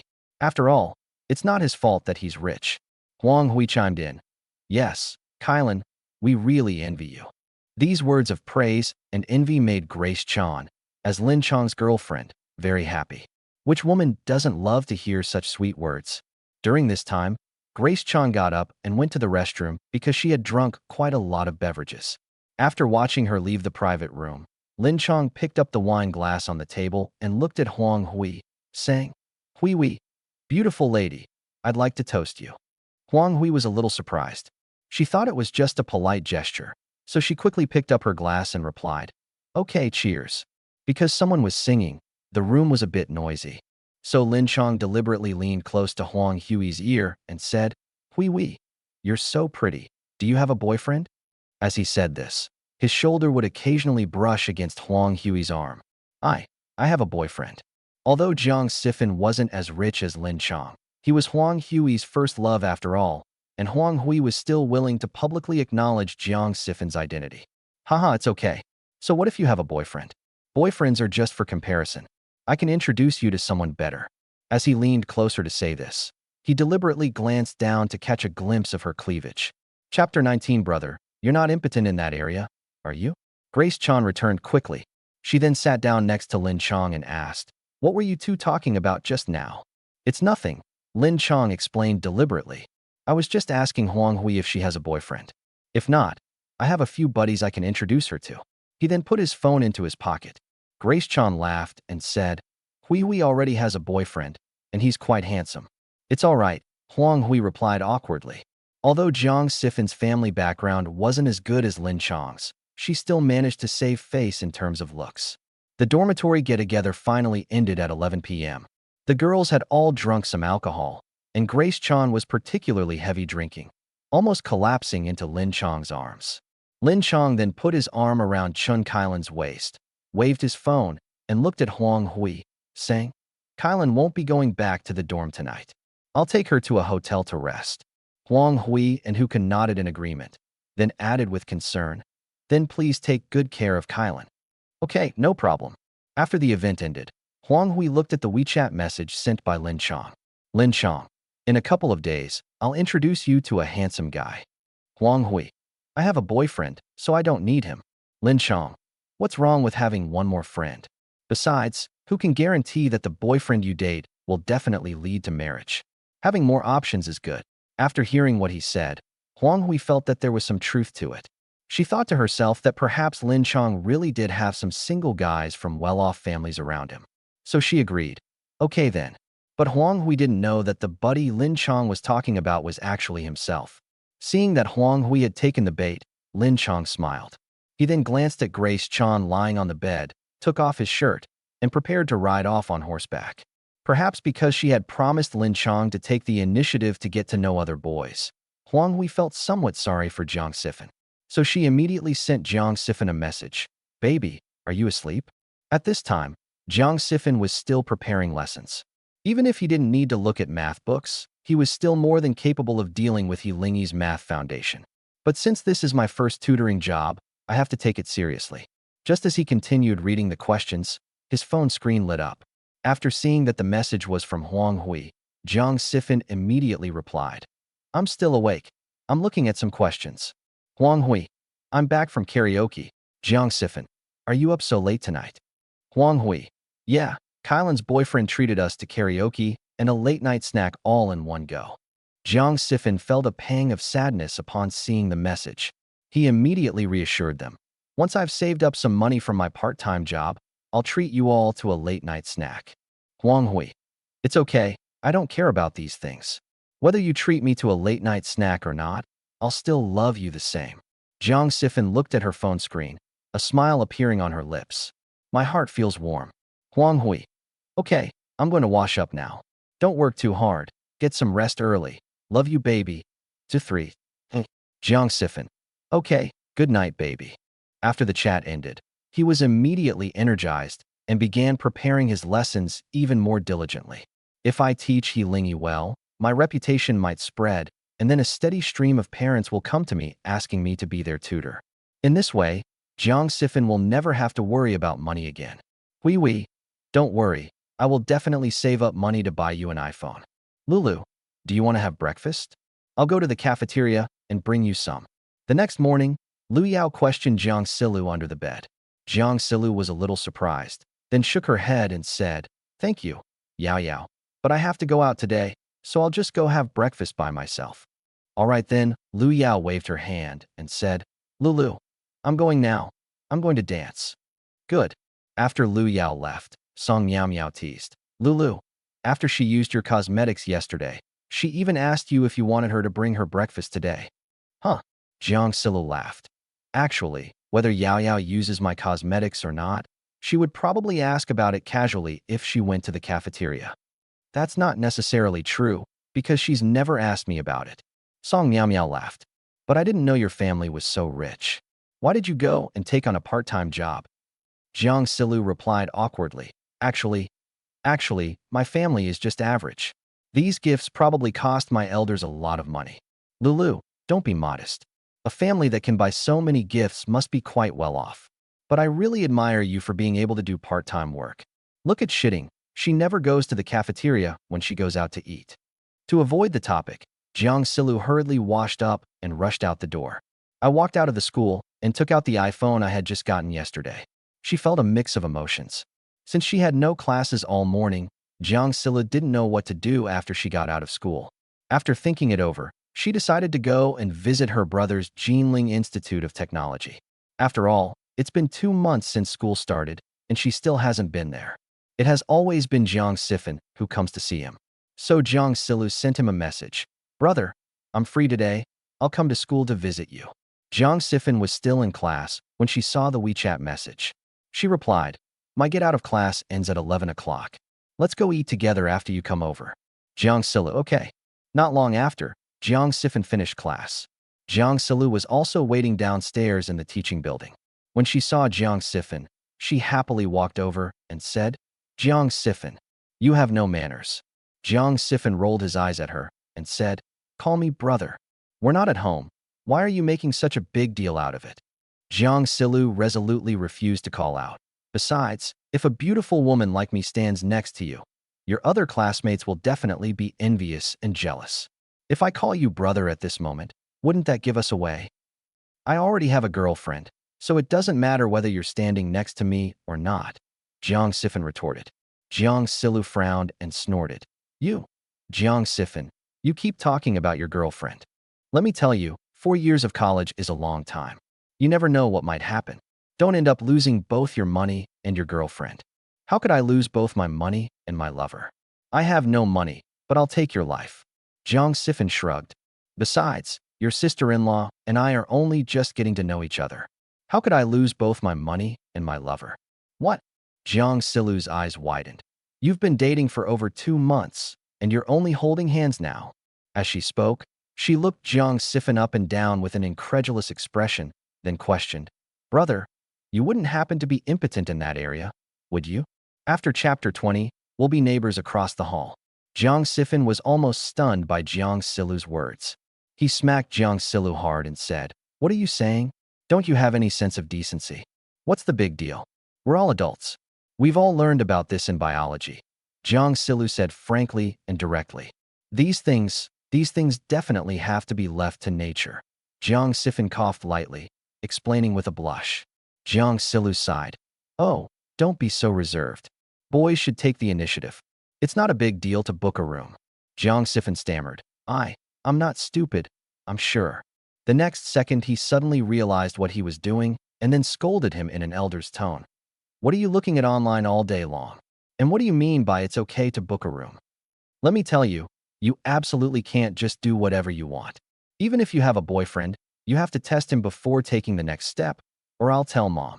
Okay, okay, I was just giving you a suggestion. I'm definitely strict with myself and lenient with others, Jiang Silu said calmly. Why did you suddenly come to see me today? Jiang Sifan asked. Jiang Silu explained, it's nothing. I just happened to have no classes this morning, and the sudden appearance of a biological father in my life feels a bit unreal, so I wanted to chat with you. As Jiang Sifan listened to her speak, he happened to glance at the phone in her hand, then frowned and asked, what kind of phone is that? Did you change your phone? Jiang Sila nodded. Yes, he gave it to me. Jiang Sifan also knew the character Ka, he/him. This is naturally their biological father, Lu Fan. Jiang Sifan was speechless. You were so easily bought off with an iPhone. You really have some guts, don't you? What? Jiang Silu immediately retorted. First of all, he not only gave me an iPhone, but also 2 down jackets, a Chanel bag, and a cosmetics set. Even if he gives you so many gifts, you can't accept it. It's his business no matter how many he gives. Jiang Sifan never expected Lu Fan to give his sister so many gifts, but he still answered in a firm tone. Jiang Silu said, I also refused at first.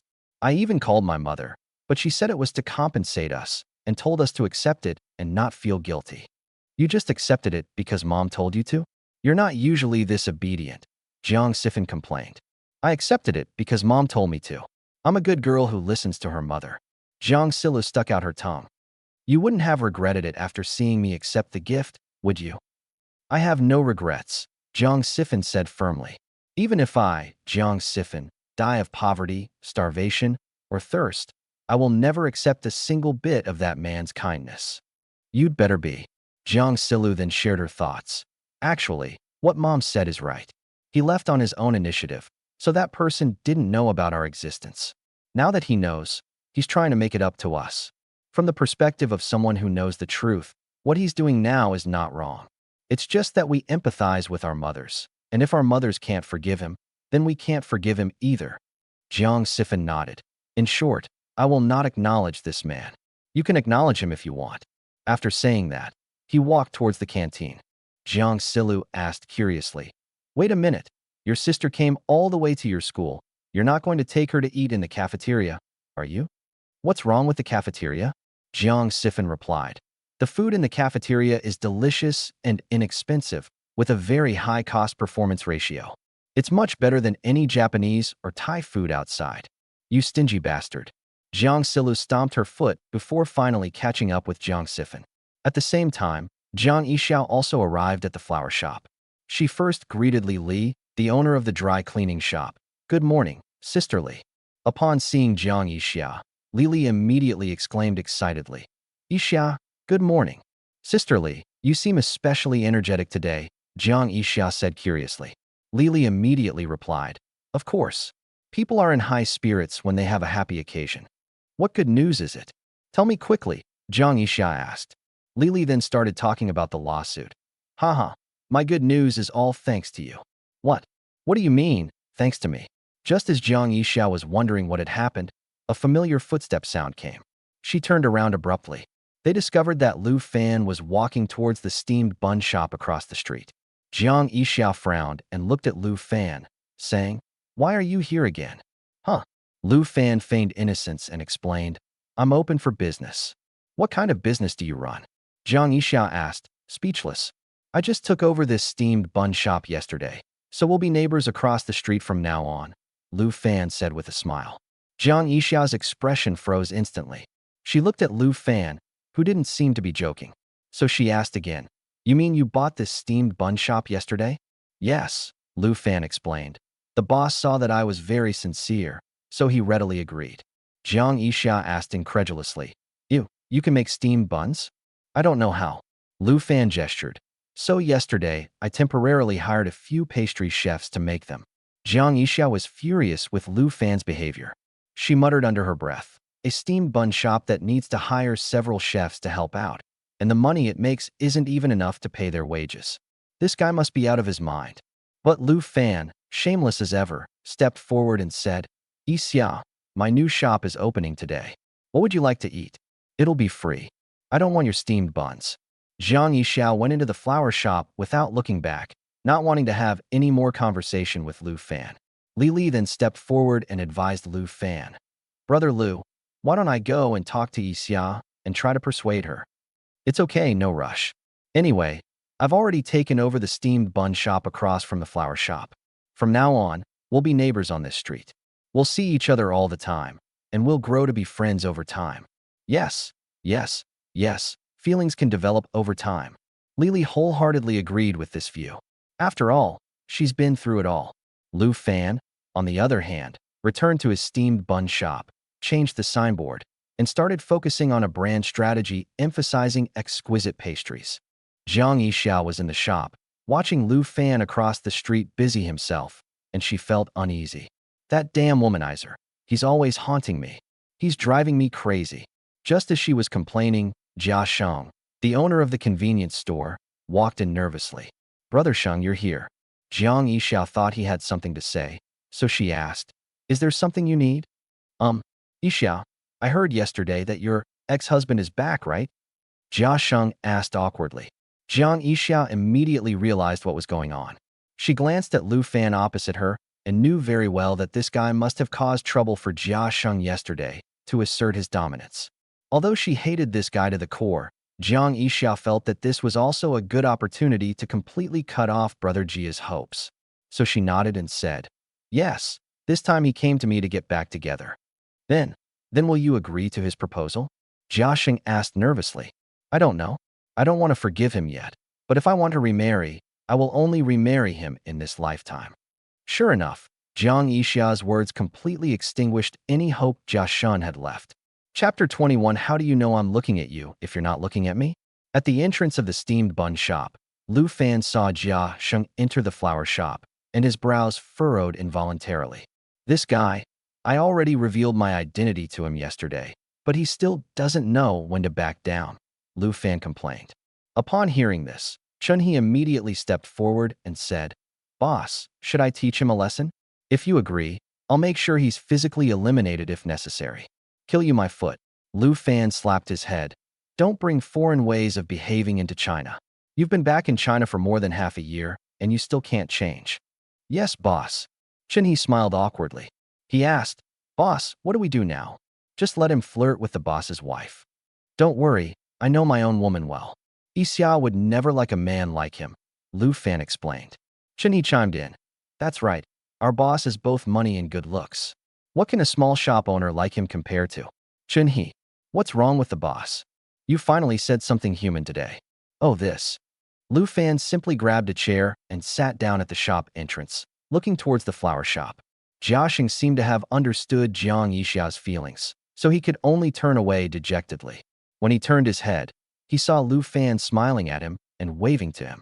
This sense of frustration made Jia Sheng, a man in his 30s, feel even worse. I want to go back to my mother's arms and have a good cry. At this moment, Jiang Yixia also noticed Lu Fan. She saw Lu Fan sitting at the shop entrance, looking straight in the direction of her flower shop. At first, Jiang Yixia ignored it, but for some reason, he made her feel increasingly irritated. It's as if they have no privacy at all. It gives you the feeling of being completely naked and exposed. Jiang Yixia gritted her teeth, put down the rose in her hand, and walked towards the entrance of the steamed bun shop. When Lu Fan saw Jiang Yixia arrive, he immediately stood up and said with a smile, Yixia, are you sick? Jiang Yixia asked angrily, her face flushed. I'm sick. Lu Fan immediately became serious as well. Do you have any medicine? I don't have any medicine here. I'm asking you, why do you keep looking this way? Jiang Yixia said angrily, hands on her hips. Lu Fan laughed and said, Yixia, you're not looking at me, so why am I looking at you? You. Jiang Yixia was so angry that her chest even swelled up a size. She clenched her fists, her face flushed, and said, You were like this 19 years ago, and you're still like this 19 years later. Okay, don't be angry. So what do you want me to do? Lu Fan asked immediately after he had joked around enough. You're not allowed to look this way, and you're not allowed to put a chair by the door, Jiang Yixia complained. Don't you have anything better to do? I've specially hired so many masters to help me, so it's impossible for me, the boss, to have to do the work myself, right? Then what's the point of hiring people? Lu Fan said with a smile. Jiang Yixia rolled her eyes at him. I can't be bothered with you. After saying that, she turned and left, not intending to pay any attention to this bastard.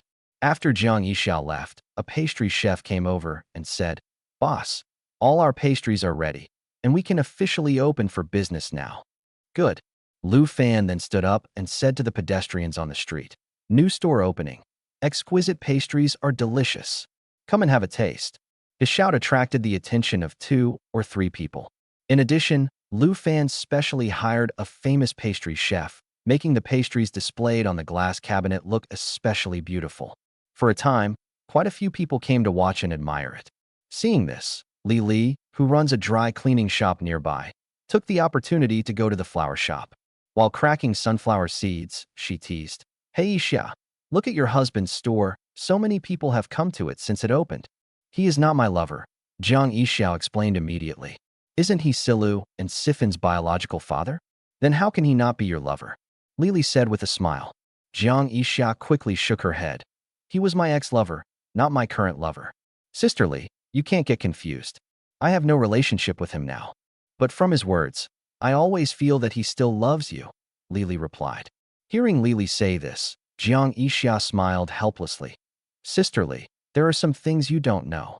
All right, you two sort out your own business. But he's running a steam bun shop here now, and he wants to get close to you. At least in terms of his motives, he's not bad. After saying this, Lily tactfully left. Listening to what he said, Jiang Yixia glanced back at Lu Fan, who was busy at the bakery across the street, and still felt a little angry. Even if you open a steamed bun shop here to get close to me, don't expect me to forgive you. This is Jiang Yixia's current attitude. But Lu Fan wouldn't give up so easily. Opening a steamed bun shop here was just the first step in his plan. As for what happens next, let's follow the previous steps and let feelings develop over time. On the other side, Huang Hui saw Chen Kailan when she arrived at the classroom in the morning. She walked with a noticeable unease. Needless to say, they must have engaged in some unspeakable activities last night. This is perfectly normal for college students. At 18, one's energy and physical strength are at their peak. If we don't start digging in the first year, when will we? Huang Hui just remembered the message Lin Chong had sent her. She was both expectant and apprehensive. She was looking forward to seeing what kind of guy Lin Chong would introduce to her. She was uneasy because she didn't know if what she was doing was the right thing to do. After all, she already has a boyfriend, but now she wants to meet other guys. Throughout the entire class, Huang Hui kept checking her phone for messages and couldn't concentrate on the lesson at all. Sure enough, Lin Chong sent her a message just before get out of class ended. Lin Chong. Huang Hui, I've given your WeChat contact to a friend. He's a nice guy, from a good family, and quite handsome too. You two can chat. Huang Hui. Okay. Before long, Huang Hui saw that someone had added her as a friend on WeChat. She approved it immediately. To avoid an awkward situation, Huang Hui even took the initiative to send a message. Hello, my name is Huang Hui. The other party replied. Hello. My name is Lin Bei. The two chatted idly, exchanging a few words. During this time, Huang Hui checked the other person's WeChat moments. Seeing him showing off his limited edition sneakers, with a price tag of 5,999, my eyes lit up. I also saw him showing off the watch on his wrist. She checked online and found it cost nearly 20,000 yuan. This convinced Huang Hui that the boy's family was indeed well off. In addition, the boy was indeed humorous and witty, and the two of them chatted so much that they forgot about everything else in just half a day. So much so that Huang Hui didn't have time to reply to Jiang Sifin's message until more than half an hour later. Jiang Sifin. Hui, are you busy? Huang Hui. Baby, I just finished class. I'm eating now, and after I finish eating, I plan to go back to my dorm and take a nap. Jiang Sifin. Great, my sister just happened to be at school. I can go shopping with her this afternoon. Huang Hui. Okay. After ending her chat with Jiang Sifin, Huang Hui continued chatting with him. Meanwhile, Chen Kailan looked at Lin Chong across from her and saw him typing and chatting while eating. She asked curiously, Baby, who are you chatting with? It's nothing, just a buddy of mine asked when I was going home and wanted to get together. Lin Chong gave a casual excuse and then put his phone in his pocket. Chapter 22, I think this girl is perfect for you. After Jiang Sifin and Huang Hui finished chatting, he took Jiang Silu to the canteen. While waiting in line, Jiang Silu kept fiddling with something on her new phone. Seeing this, Jiang Sifin couldn't help but complain. It's just an iPhone, right?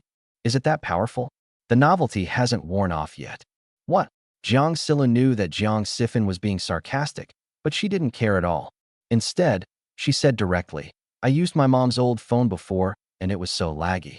Sometimes it would take forever to open a WeChat account. I guess the reason he gave me a new phone is because last time it rained, my phone was stuck and had no signal when I was paying for car repairs, so he thought of getting me a new phone. Jiang Silu rolled her eyes at her brother. All these years, do you think I'm a vain person? Really? Jiang Sifin also knew that her mother, Jiang Yixia, wanted to buy a cell phone for her younger sister, but Jiang Silu was using her mother's old model. In this respect, Jiang Silu was indeed wronged.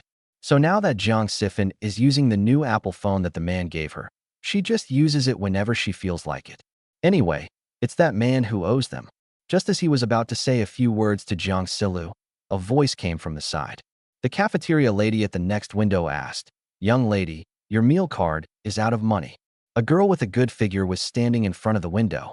Her pretty face flushed red, and her faded clothes couldn't hide her shapely curves. Beneath her long eyelashes, her eyes clearly showed embarrassment and nervousness. You're out of money? Then can I get a refund for the food I ordered? She said softly. I was afraid the cafeteria lady would refuse me outright and complain about it. Jiang Sifin recognized the girl next to him as Wenwan from their class. So he went over and asked, Wenwan, what's wrong? When Wenwan saw Jiang Sifin appear in front of her, she was first surprised, then said awkwardly, It's nothing. I forgot to top up my meal card. I can't pay. Jiang Sifin glanced at the tray in the cafeteria lady's hand and saw that it only contained a vegetarian dish and a bowl of rice. Eating so little? No wonder Wenwan is so thin. He originally thought it was just a girl trying to lose weight, so he didn't take it seriously. Jiang Sifin said, Here, I'll pay for you. I brought my meal card. As he spoke, he looked at the cafeteria lady and said, Auntie, I'll pay. How much is it? Just give me a number. Seeing this, the cafeteria lady quickly entered the amount into the card reader. Wenwan originally wanted to politely decline, but since she didn't want to delay the other students in line, she thanked them and said, Thank you, C-Fan. It's all right, we're all classmates. Jiang Sifin smiled. Shouldn't classmates help each other out? At this moment, Jiang Silu, who was queuing up next to her, shouted, Hey, Jiang Sifin, hurry up and swipe your card. I don't have a card from your school. Here you are. Jiang Sifin turned around and glared at her. You're rushing me like my life depended on it. I'm hungry.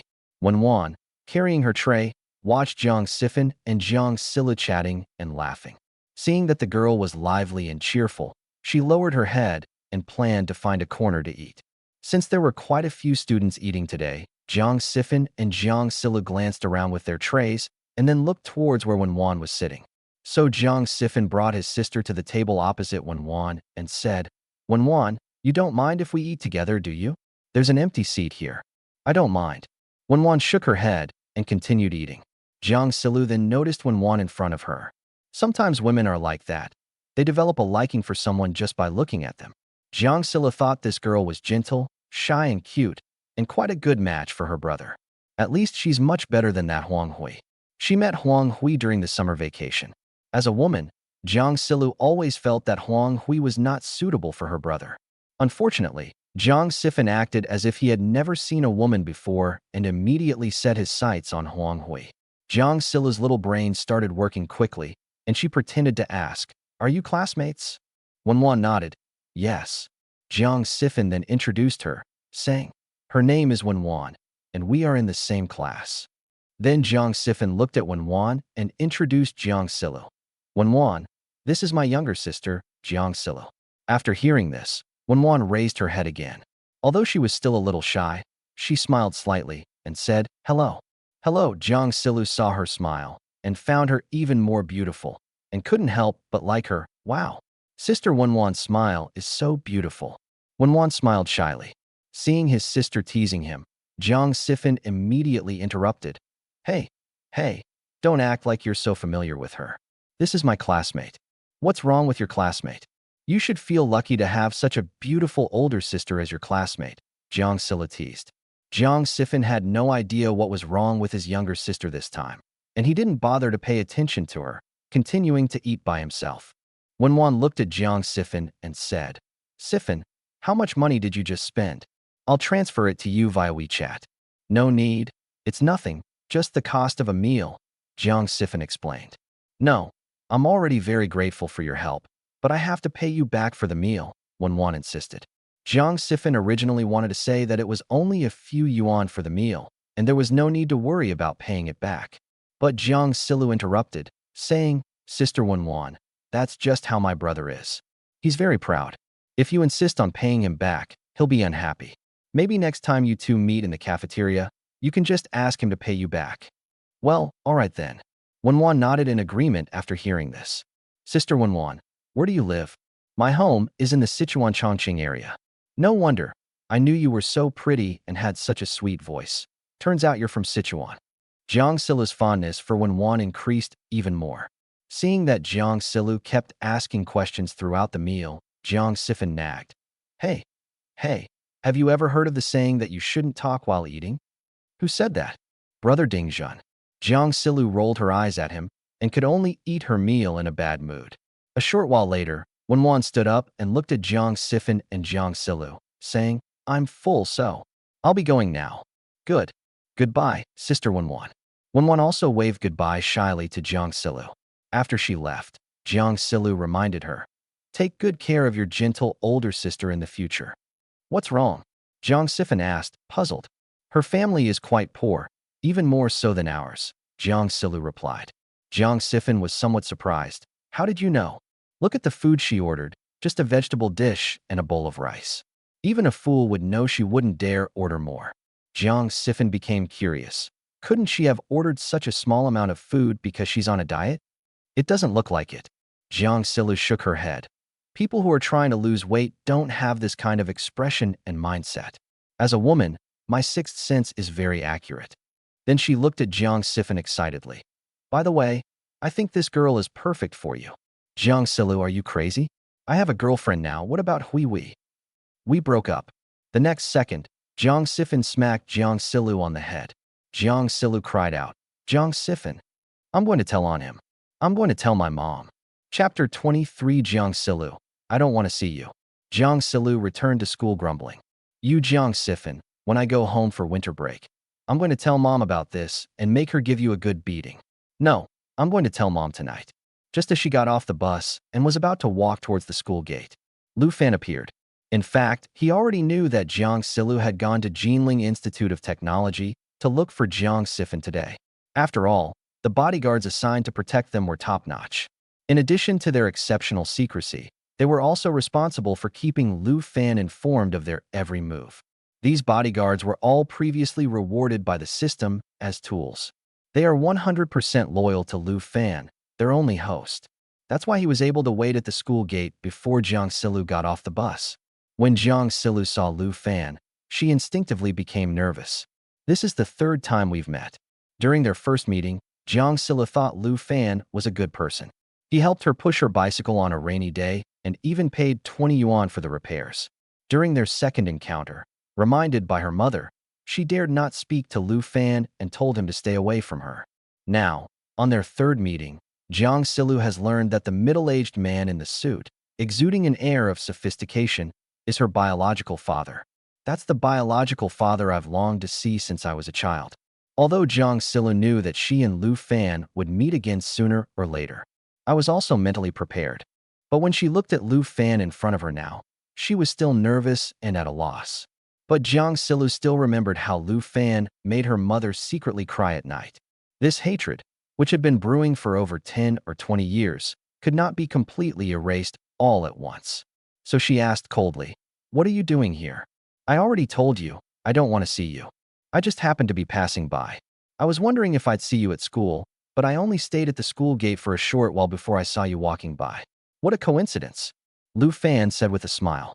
Although Jiang Silu was just a freshman in college, she didn't believe such words. After all, she was already an adult.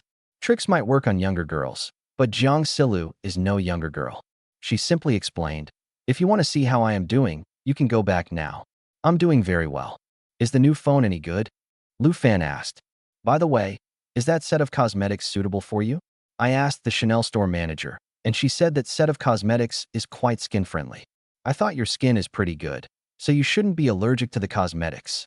Jiang Yixia glanced at the iPhone in her hand and said frankly, I originally didn't want your things and didn't want to have any contact with you. But Mom said that I shouldn't feel guilty about the things you gave me, and I should just accept them, because this is what you owe us. But if you're trying to morally blackmail me with your phone and cosmetics, I can give your iPhone back to you now. As she spoke, Jiang Yixia picked up the iPhone, handed it to Lu Fan, and gestured to return it. Looking at Jiang Yixia's serious expression, Lu Fan thought to himself that she really was similar to Jiang Yixia. Yes, when they get stubborn, even their faces look exactly the same. He immediately replied, Don't worry, I won't morally blackmail you. The gifts I gave you were all based on your actual needs. Last time when I was getting your car repaired, I noticed that your phone was a bit laggy. I don't know if you like iPhones. If you don't like iPhones, then I can buy you other brands, or Huawei or Xiaomi. I really like this iPhone. Although Jiang Yixia knew very well that Lu Fan had given her these gifts voluntarily, out of politeness, she hesitated for 2 seconds before finally saying, I still have to thank you for giving me so many valuable gifts. Jiang Yixia bowed slightly to express her gratitude. It's okay. By the way, why don't you add my phone number?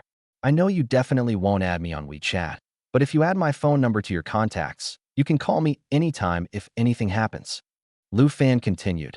After all, your mother is in Guangzhou, which is quite a distance from Nanjing. Distant water can't quench a nearby fire. Of course, your brother is also in Nanjing, but there are always problems that your brother can't solve. If you need help, it might be faster to contact me. Jiang Yixia thought for a few seconds and finally agreed to Lu Fan's suggestion.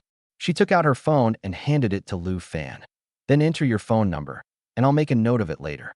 Good. Lu Fan skillfully entered his mobile phone number and then handed it to Jiang Yixia. Jiang Yixia glanced at the phone and put it back in her pocket.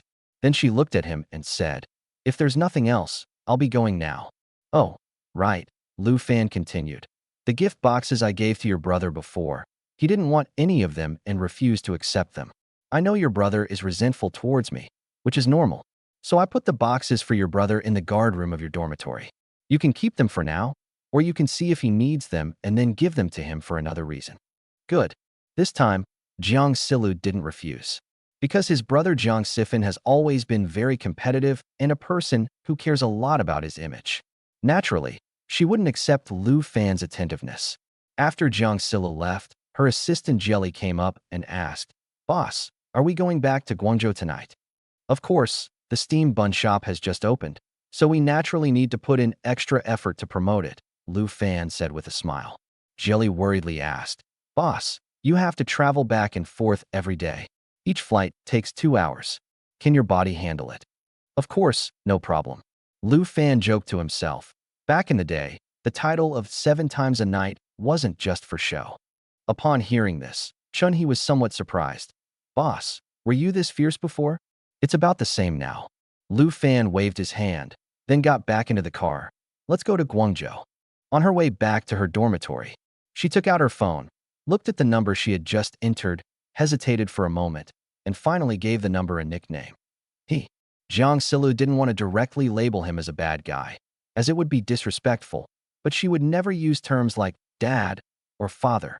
At this stage, it's absolutely impossible for her to accept Lu Fan as her biological father. After thinking it over, this word best describes her current relationship with Lu Fan. Back at the entrance of the dormitory compound, I picked up my suitcase from the guardhouse. The box was so heavy that Jiang Yixia was curious about what was inside. Back in her dorm, she opened it and took a look. An iPhone, a laptop, 2 down jackets, and a pair of sneakers. Goodness, I bought so many nice things for Jiang Yixia, but he doesn't want them. Of course, she could understand her brother. After all these years, Jiang Yixia had been harboring resentment. Every time his peers mocked him since childhood, the phrase, bastard without a father, was enough to break his defenses for more than a decade. This is why Jiang Yixia's hatred for her father is not as great as Jiang Yixia's, because Jiang Yixia has been silently protecting her all these years. Never mind, he definitely won't accept these gifts in his current state.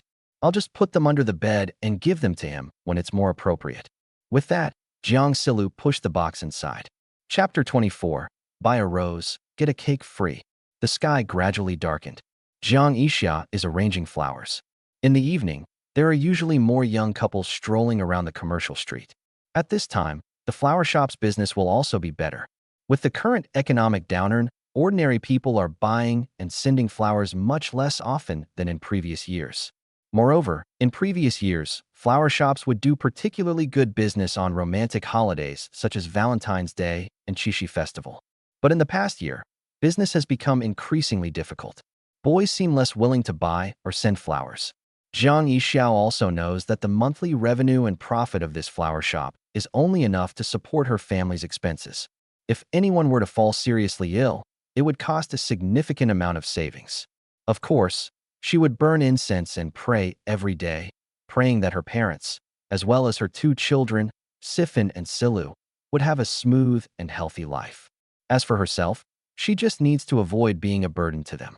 While she was busy, she glanced at the pastry shop across the street. It's no longer called a steamed bun shop. It's now called Liuxia Pastry Shop. The meaning of this signboard name is self-evident. Jiang Yixia was so angry that she argued with Lu Fan about it. But Lu Fan smiled and said, "Since you've already guessed the meaning of this signboard name, it proves that the signboard name is meaningful." What nonsense is this?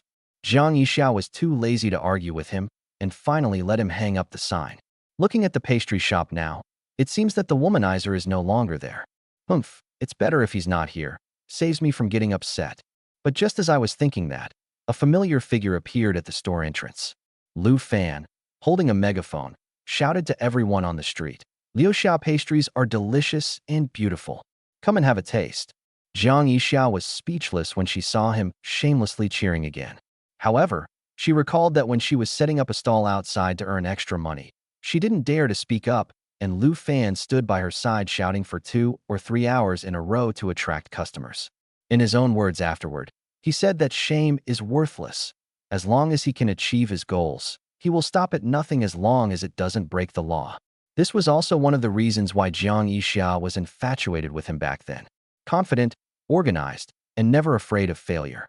Now that he's so rich, he still treats his guests the same way he used to. Although Jiang Yixia disliked him, she had to admit that she admired him. At the very least, she found it difficult to speak up whenever she wanted to stand at the shop entrance to solicit business. Lu Fan's recruitment methods were indeed effective. The store has also been renovated and looks quite eye-catching. This also drew many curious people into the store. During this time, he shouted loudly through a megaphone, "Today we're having a joint promotion with the flower shop across the street. If you buy a 5 yuan rose across the street, you can get a free exquisite mini cake worth 20 yuan. Buy 2 roses, and you get 2 cakes.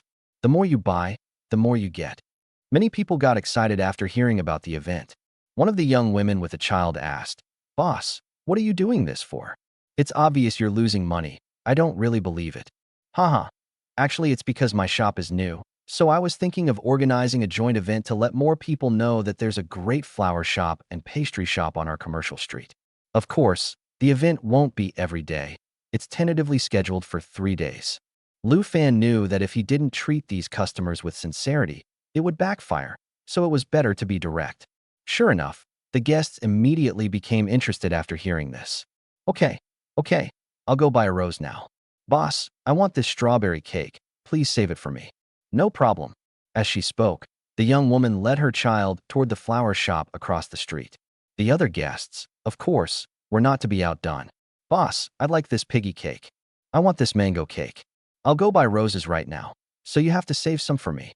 In no time, 4 or 5 customers followed the young woman into Jiang Yixia's flower shop. Jiang Yixia was still arranging the roses at this moment. She was clearly taken aback when a group of people walked in. "Boss lady, are the roses 5 yuan each?" the young woman asked, picking up a rose from the table. Jiang Yixia nodded repeatedly. "Yes." "Then can you help me find a nice one with no damaged petals? Is the QR code on the wall the one?" "Okay. Yes, it's the WeChat QR code on the wall." Jiang Yixia quickly took out a rose from the refrigerator and carefully wrapped it for her. At the same time, 2 or 3 other customers behind him asked, "Boss lady, could you give me 2 roses too?" "I want 3 roses." Jiang Yixia didn't quite understand why everyone came in and immediately asked for roses without even looking at them. But this unexpected business also made her act quickly. She even thought to herself that today should be a good day, because usually there wouldn't be so many people visiting the store at this time. But today there were so many customers buying roses. Just as Jiang Yixia was carefully wrapping the roses for the guests, one of the guests said with a smile, "I think your event is great. If possible, please continue it next week. I'll come back next week to buy roses and get a cake." "What do you mean, buy roses and get a cake?" Jiang Yixia asked, puzzled. The young woman explained, "Isn't your flower shop doing a joint promotion with the pastry shop across the street? If you buy a 5 yuan rose, they'll give you a 20 yuan mini cake. The more you buy, the more they give away." Upon hearing this, Jiang Yixia finally realized what was happening. So these customers weren't actually interested in buying roses, but rather in this new promotion launched by Lu Fan. She immediately became somewhat annoyed. However, since there were other customers in the store, Jiang Yixia could only patiently pack their bags before planning to settle the score with Lu Fan. The guests came one after another, like dominoes. They didn't give Jiang Yixia any time to find Lu Fan. By 9:30 p.m., after all the cakes in the pastry shop had been sold out, the number of customers coming to the flower shop gradually decreased. Jiang Yixia then stormed to the entrance of Lu Fan's pastry shop. At this moment, Lu Fan was already waiting for his white moonlight to come to his door. Jiang Yixia's face flushed red, her brows furrowed, and she angrily questioned, "What exactly are you doing?" "Yixia, as you know, my shop just opened. If I want to make a name for myself as soon as possible and establish myself on this commercial street, I have to come up with some gimmicks. I don't know any other shop owners, so I can only collaborate with you," Lu Fan explained, feigning grievance. Jiang Yixia naturally knew this was his trick, and she absolutely did not believe that Lu Fan had this reason. She pressed on, "Then why didn't you ask me? Why did you just take it upon yourself to sign the petition? If I asked you, would you agree?" Lu Fan replied with a smile. Jiang Yixia was momentarily speechless. Indeed, given her personality, if Lu Fan had asked her to launch a collaboration, she would have refused immediately. "I'll return the profit from today's rose sales to you later. I don't want your charity." Jiang Yixia then took out her phone, intending to take a picture of the QR code for payment on the wall. But Lu Fan immediately took out his phone and said, "The QR code on the wall belongs to the previous boss. Scan this one." Jiang Yixia rolled her eyes at him and said angrily, "What I need is a payment QR code, not a friend QR code." After saying that, she turned and left. Looking at her angry expression, Lu Fan remarked with a sigh, "Even when she's angry, she's still so beautiful. I really had good taste back then." Chapter 25, I Won't Take Advantage of You. Jiang Yixia returned to the shop and began calculating the profit she had made from selling roses that day. She didn't want to take advantage of Lu Fan. "I don't want to have anything to do with him." Just then, a furtive figure walked into the store. Jiang Yixia frowned and looked at Lu Fan, saying, "What are you doing here again? Are you really calculating today's profit from roses?" Lu Fan asked with a smile. "I won't take advantage of you, and I don't need to. I'll live my own life well," Jiang Yixia explained coldly. Lu Fan, shameless as ever, simply picked up a broom from the shop entrance and started sweeping. "I'm not a bad person. Besides, what bad person is as handsome as me? You're definitely not a bad person, and I've never told the children that you're a bad person. I just said you're not a good person," Jiang Yixia replied. Lu Fan knew that this girl was still mocking him. But that's normal, considering how deeply I hurt her back then. "It's settled. I'll transfer 269 yuan to you." With that, Jiang Yixia took out her phone, ready to scan the QR code. "No need, no need." Lu Fan quickly stepped forward and said, "How about this? I'll pick out a bouquet of flowers from you. It just so happens that my new store is opening today, and I think it would be quite appropriate to display a bouquet of flowers."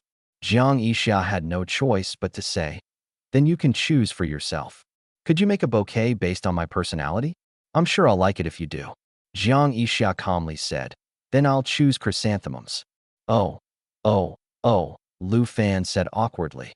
"It's not appropriate to send chrysanthemums as a gift for a new store opening. Are you going to choose or not? If you don't choose, I'll braid your hair with chrysanthemums." Jiang Yixia rolled her eyes at him. "Then I'll choose sunflowers. They face the sun. They yearn for the sun. I think that's great. Then I'll pick 2 roses. Oh, and I like baby's breath. Get me some too." Seeing that he had chosen too many different kinds of items, Jiang Yixia couldn't help but complain. "You really have no aesthetic sense at all. What kind of taste is this?" It's all a mess. My aesthetic sense ran out 19 years ago, Lu Fan said with a smile.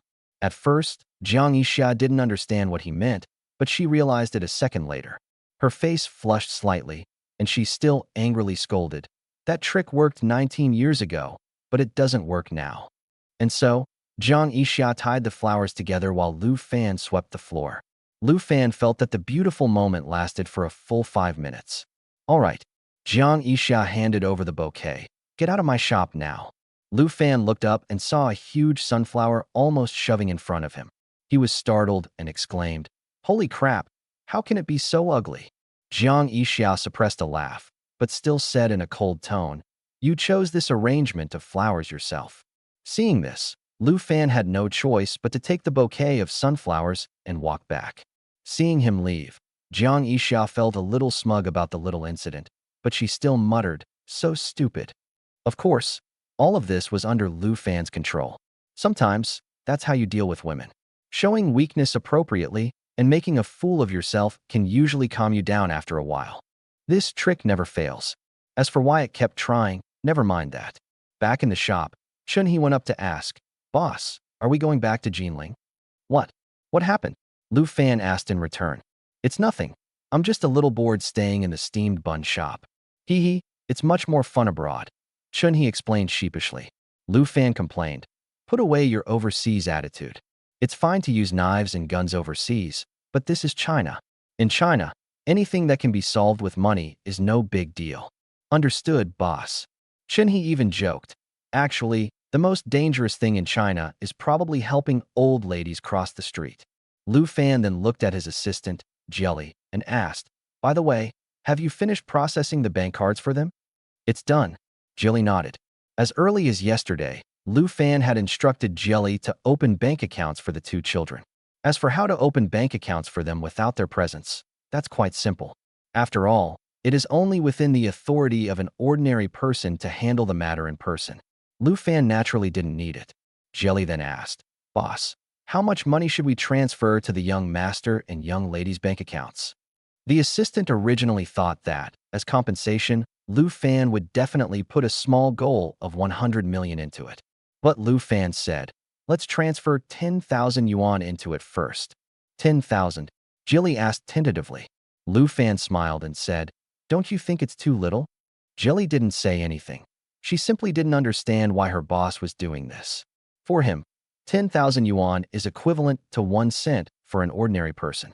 In her years of experience assisting him, Lu Fan was not a stingy person. Even for those within the system, they are paid the highest possible salary. Yes, the girls also receive a salary. They are no different from ordinary people. They love beauty and have their own hobbies. However, in their hearts, they were absolutely loyal to Lu Fan. Under these circumstances, it is indeed somewhat unbelievable that Lu Fan would only ask Jelly to deposit 10,000 yuan into each of his 2 bank cards. Lu Fan calmly said, "Si Lu and Si Fan have always been quite frugal.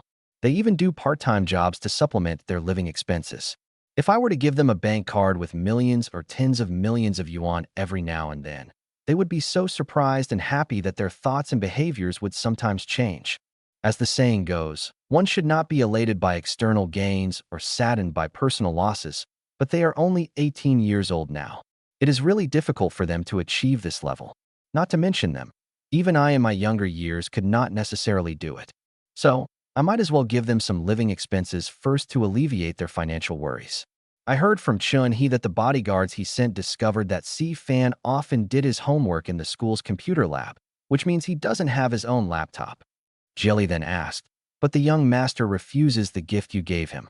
There was clearly an alien computer in that box. Take it slow. I know that as a boy, he must have suffered a lot of grievances. He had to protect his younger sister and mother since he was a child, so his resentment towards me is indeed deeper than that towards his sister," Lu Fan replied. At this moment, Chun-Hee sighed. If the young master and young lady knew how much trouble the boss had gone through, I believe they would forgive you after learning the truth. That's not necessarily true. Lu Fan smiled.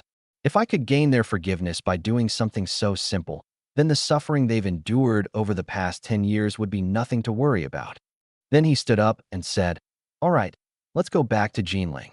Then Lu Fan walked out of the shop and called out in the direction of the flower shop. Yixia, I'm leaving. You should close up shop and rest early too. Jiang Yixia didn't want to talk to him and turned her back to him. Lu Fan didn't care. After all, it would be strange if Jiang Yixia didn't do that one day. Li Jia, the owner of the dry cleaning shop next door, waved goodbye, saying, Brother Lu is closing up shop and going home.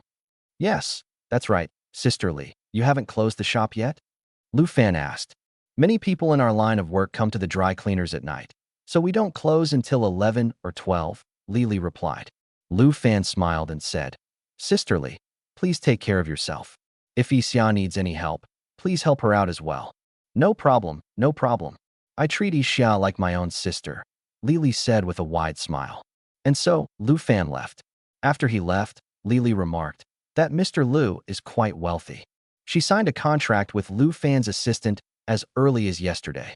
Hundreds of pieces of clothing are sent for washing every day. Earning 500 or 600 yuan a day is not a problem. This is practically a windfall of stable income. She clasped her hands together, praying, I hope our boss Lu can reconcile with Xia Meizi soon. When that happens, Boss Lu will consider my efforts and take over the dry cleaning business for the rest of my life. After making her wish, Li rushed to the flower shop. Upon seeing Jiang Yixia, she smiled and said, Yixia, look at how much effort Brother Lu went to put into this event just to get your forgiveness. He's really sincere. Jiang Yixia knew that Li had come to persuade her again, so she frowned and complained, Sister Li, what kind of spell did he cast on you? We've known each other for more than 2 years, but you're acting as a persuader for someone you've only known for a few days. What? Li immediately grabbed Jiang Yixia's arm, pretending to be affectionate. Yixia, if you say that, your sister Li will get angry. I've been thinking from your perspective from beginning to end. Then don't mention this person in front of me. Jiang Yixia complained helplessly. I've said it many times, this man has been eliminated from my life. I don't want to have any contact with him, nor do I want him to enter my life. Oh dear, Li comforted her. You've raised the child all these years on your own without finding another man. To be honest, you still have feelings for him, don't you? You've held on for 19 years. Even if you still hate him, you've hated him enough. Even if we take a step back and say that. Li glanced around and whispered in Jiang Yixia's ear. You haven't been with a man for over 10 years. Can you really handle it? Jiang Yixia blushed and interrupted. Sister Li, what nonsense are you talking about again? I'm closing up shop. Seeing Jiang Yixia blush, Li chuckled and said, Haha, every time we talk about things between men and women, you blush like a young girl. This just shows that you have too little experience. 30 is like a wolf, 40 is like a tiger. We women are at the age where we need things. If you ask me, there's nothing that can't be solved in bed. All right, Sister Li, you have customers in your shop now, Jiang Yixia said, urging Li to leave. Li wasn't in a hurry. She would brainwash Jiang Yixia for a while every day, and in a few days, Jiang Yixia would change her opinion of Lu Fan. She smiled and said, Okay, I'll head back to the shop now. Be careful on your way home. After Jiang Yixia finally got Li back to the shop, she packed her things, closed the door, and left. As she passed by the convenience store, she happened to see Jia Sheng come out. Jiang Yixia still felt a little embarrassed about Jia Sheng, even though she no longer had much of a relationship with Lu Fan. But this guy actually went to the convenience store and challenged Jia Sheng to assert his dominance. He was simply doing whatever he wanted. As for Jia Sheng, after secretly observing Jiang Yixia's attitude towards Lu Fan at the store entrance, he concluded that she definitely hadn't forgiven her ex-husband yet. That means he still has a chance. There's still a chance to turn things around. He waited until Jiang Yixia closed the door before coming out and saying, Yixia, it's cold at night. Here are some hand warmers for you too. As he spoke, he threw the hand warmer onto the front of the electric scooter, then immediately turned around and went back into the shop, afraid that Jiang Yixia would refuse. Jiang Yixia really wanted to refuse, but Jia Sheng kept urging her to leave, so she could only say, Thank you, Brother Jia. Then she left. However, before leaving, she took out her phone and transferred 10 yuan to Jia Sheng as payment for the hand warmers. Jiang Yixia didn't want to owe Jia Sheng a favor, nor did she want him to have any misconceptions. Now all she wants to do is earn money so that she can send her living expenses to her 2 children and her parents every month. Chapter 26. Teacher Jiang, do you have a girlfriend? On the other side, Hailan Dormitory at Jinling University. Jiang Silu is doing the classwork assigned by her teacher today. Although the coursework was indeed much easier after entering university than in high school. However, if you want to get a scholarship, you must be in the top 10 in terms of GPA in the final exam. Even if you want to get the national first-class scholarship at the university, you have to be in the top 3 in your department.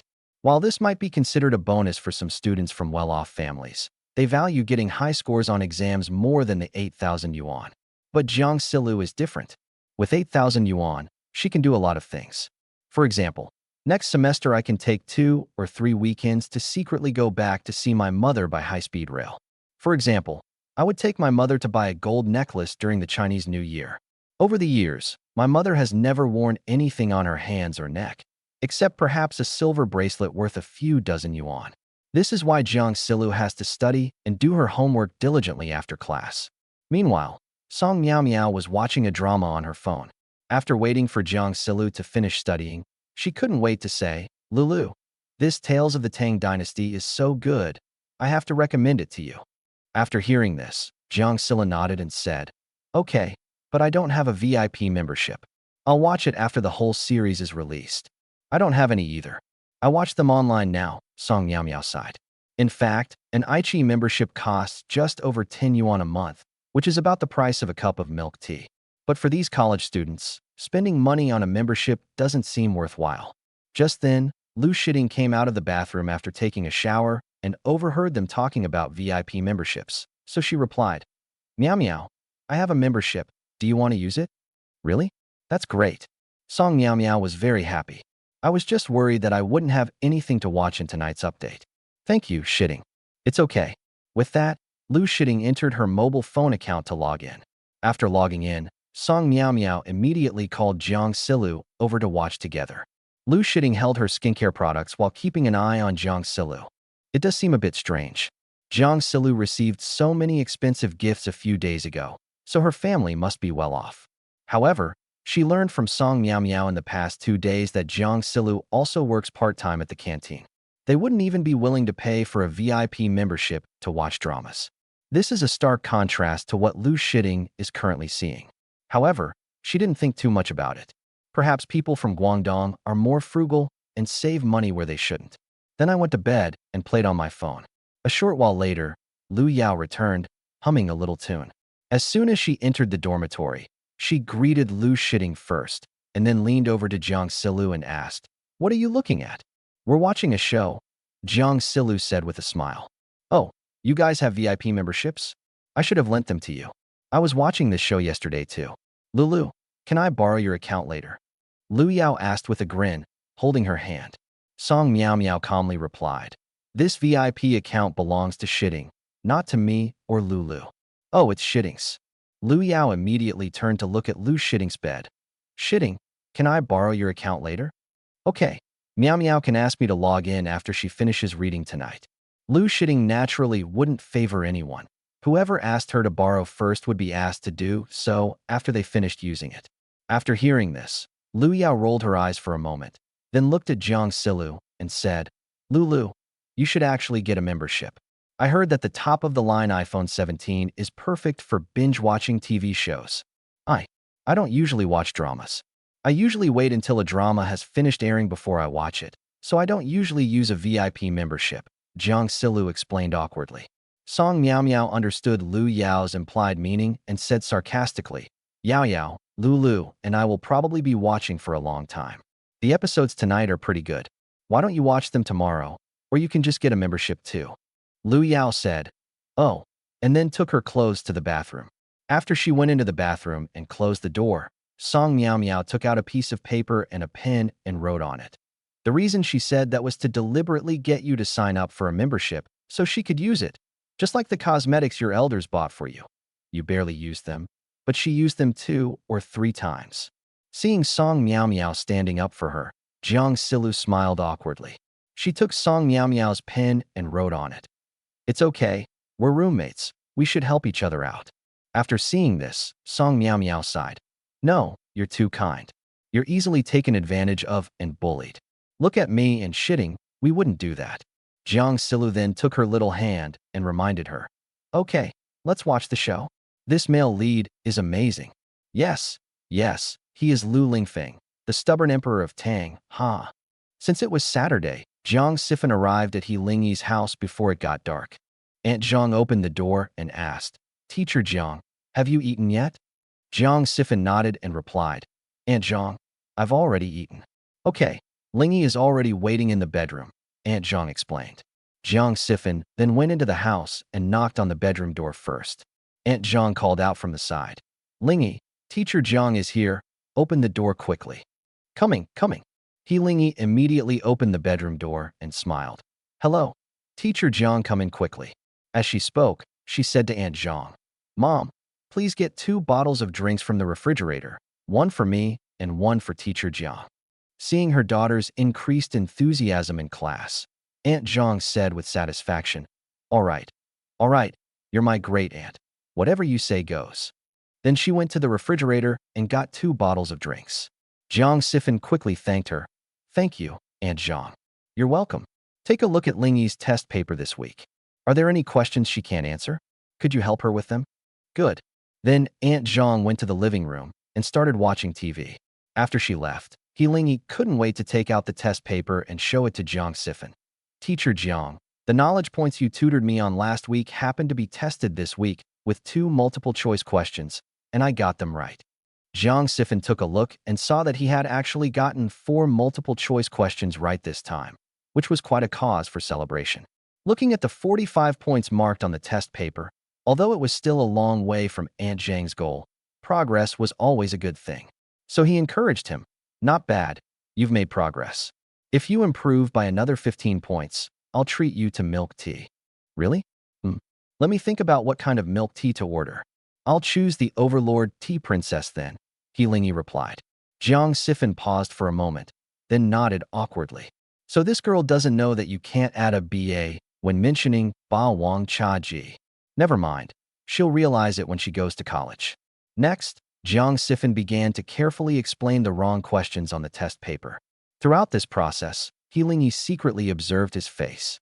Jiang Sifan noticed it too, so he tapped He Lingyi's forehead and said, "See, you've been daydreaming in class again, haven't you?" He Lingyi rubbed her forehead and explained with a giggle, "It's mainly because Teacher Jiang is so handsome that I can't help but look at you. As long as you study hard and improve your math, there will be plenty of guys more handsome than me when you get to college. You won't be able to keep up with them all," Jiang Sifan said with a smile. He Lingyi shook her head. "I don't believe it. I still think Teacher Jiang is the most handsome." She then asked curiously, "Teacher Jiang, do you have a girlfriend?" Seeing that something was wrong with the girl, Jiang Sifan took the initiative to say, "I have a girlfriend." "I don't believe you." He Lingyi held out her hand. "Unless you show me the photos. We'll talk about it when you improve by 30 points in your next exam." Jiang Sifan naturally wouldn't agree to his request so easily. Upon hearing this, He Lingyi immediately frowned and looked aggrieved. "I'd rather be killed than improve by 30 points. You have to believe in me, and you have to believe in yourself," Jiang Sifan encouraged. Okay. The one-on-one tutoring session, which lasted an hour and a half, ended. Before leaving, Jiang Sifan reminded him, "Remember, you need to improve by 15 points in next week's weekly test to get milk tea." "Okay." Before he left, He Lingyi suddenly took a reindeer antler headdress from the bed and said, "Teacher Jiang, do you think I look good wearing these reindeer antlers?" Jiang Sifan smiled and said, "It looks good. Hee, I knew it would look good on me." It has to be said that no matter what age a woman is, loving beauty is in her nature. On the way back, Jiang Sifan suddenly remembered that Christmas was coming soon. So he opened Taobao and wanted to buy Huang Hui a similar headdress, thinking that girls would definitely like such a little thing. After paying the bill, Jiang Sifan sent her a message. "Hui, what are you doing? I just finished class." At this moment, Huang Hui was chatting with a rich second-generation boy she had never met before. When she saw the message Jiang Sifan sent her, she immediately replied, "I'm playing on my phone in bed." Huang Hui, "Baby, you've worked so hard." Jiang Sifan, "It's not hard work. Once I've saved up more money, I'll take you out for barbecue this weekend." Huang Hui, "Okay." Considering that she hadn't seen Huang Hui all day, Jiang Sifan missed her a little. So he made a small request. Baby, could you take a selfie for me? Huang Hui. No, please. I'm wearing pajamas, and I don't look good without makeup. Jiang Yixia. It's okay. We're dating now. What's the problem? I haven't seen you all day. I miss you. Huang Hui. Oh no, we'll see each other tomorrow. Okay, I'm going to get my beauty sleep now. You should go home now. Jiang Yixia glanced at the time and realized it was indeed getting late, so she urged, okay, good night, baby. Huang Hui, good night. After ending her chat with Jiang Yixia, Huang Hui originally wanted to say goodbye to the rich second-generation Lin Bei. Unexpectedly, the other party suddenly sent a message. Haha, I've never met you before. Why don't you take a selfie and let me see it? Huang Hui blushed immediately, a little shy. I'm wearing pajamas right now, and I don't look good without makeup. Lin Bei, it's okay. As the saying goes, a person's most beautiful quality is their soul. Physical appearance is just icing on the cake. Besides, my classmates said you're especially beautiful, and I don't believe you're not pretty without makeup. Huang Hui felt a little proud after being praised by Lin Bei, but she was still somewhat reserved. After all, they were just online friends, and she had a boyfriend. If she posted her selfies after chatting for a couple of days, it wouldn't be good if it got out. Huang Hui, how about another day? I'll post a selfie on my WeChat moments after I've finished my makeup. Lin Bei, sure, or you can turn on the setting to only show your moments for the last 3 days, and I can look at your moments. Huang Hui thought this was a good idea, so she granted the permissions. Huang Hui, okay, I've granted you permission. I'm going to sleep now. Lin Bei, okay, good night. Huang Hui, okay, good night. After ending the chat, Lin Chong slowly browsed Huang Hui's WeChat moments. Her charming and sexy appearance in the photos was quite attractive. However, the most important thing is the addition of the label someone else's girlfriend. Meanwhile, when Jiang Yixia returned to her dormitory, it was almost curfew. After he finished showering and lay in bed, he opened WeChat and was about to browse his moments when he accidentally discovered that Huang Hui's moments permissions were now fully open. He remembered that he had only shown his friends the content from the last 3 days before. So how come he could suddenly see all of it? Chapter 27. Jiang Yixia wants to start a business? Of course, Jiang Yixia was just curious and didn't think much of it. Just as he was getting ready to sleep, Jiang Yixia noticed that some people in the freshman group were talking about financial entrepreneurship projects. Out of curiosity, he looked at the group chat page, wanting to learn more. Heading north. Actually, starting a business is very simple. In today's society, as long as you are diligent, you won't lack opportunities. Bye-bye. Yes, but it just needs someone to guide it. Jiangnan's deepest affection. Haha. It just so happens that one of my seniors started a company after graduation, and he's looking for juniors with free time to collaborate on campus entrepreneurship projects. If you're interested, you can add me, and I'll introduce you. We can split the referral fee 50-50ths. Looking at these chat conversations, Jiang Yixia was tempted. Although he is only a freshman in college, he believes that he has a good grasp of financial knowledge. Given his good learning ability, he might be able to master the entrepreneurial process if someone is willing to provide guidance. The most important point is that he has no money right now. I need to make money. However, part-time jobs and tutoring don't generate quick income. If you can successfully start a business while in school, you might make money much faster. Thinking of this, Jiang Yixia became excited. He quickly clicked on the profile picture of Jiangnan's most affectionate person to inquire. The person from Jiangnan, known for their deep affection, quickly added him as a friend on WeChat. The most affectionate person in Jiangnan. Hello, young man. What's wrong? Jiang Yixia. Hello. I just saw in the group that your senior is interested in finding some juniors from this university to do entrepreneurial projects. I'd like to know more about it. Jiangnan's most affectionate friend. Sure, no problem. Are you free tomorrow? How about we meet at the Starbucks near the school gate? Jiang Yixia. Okay. Through subsequent conversation, it was learned that this most affectionate person in Jiangnan was a recent graduate named Pan Lindong.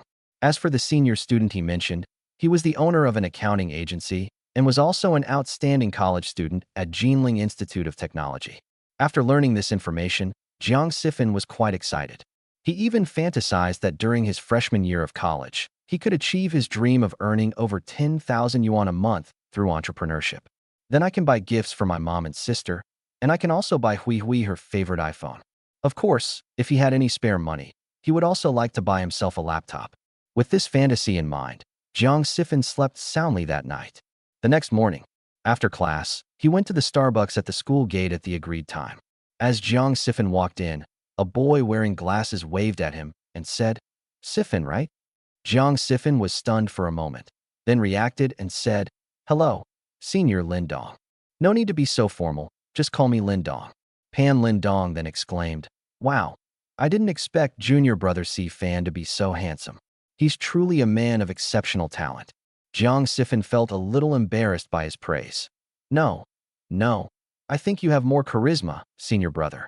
I don't know anything yet, so I was hoping to learn something under your guidance today."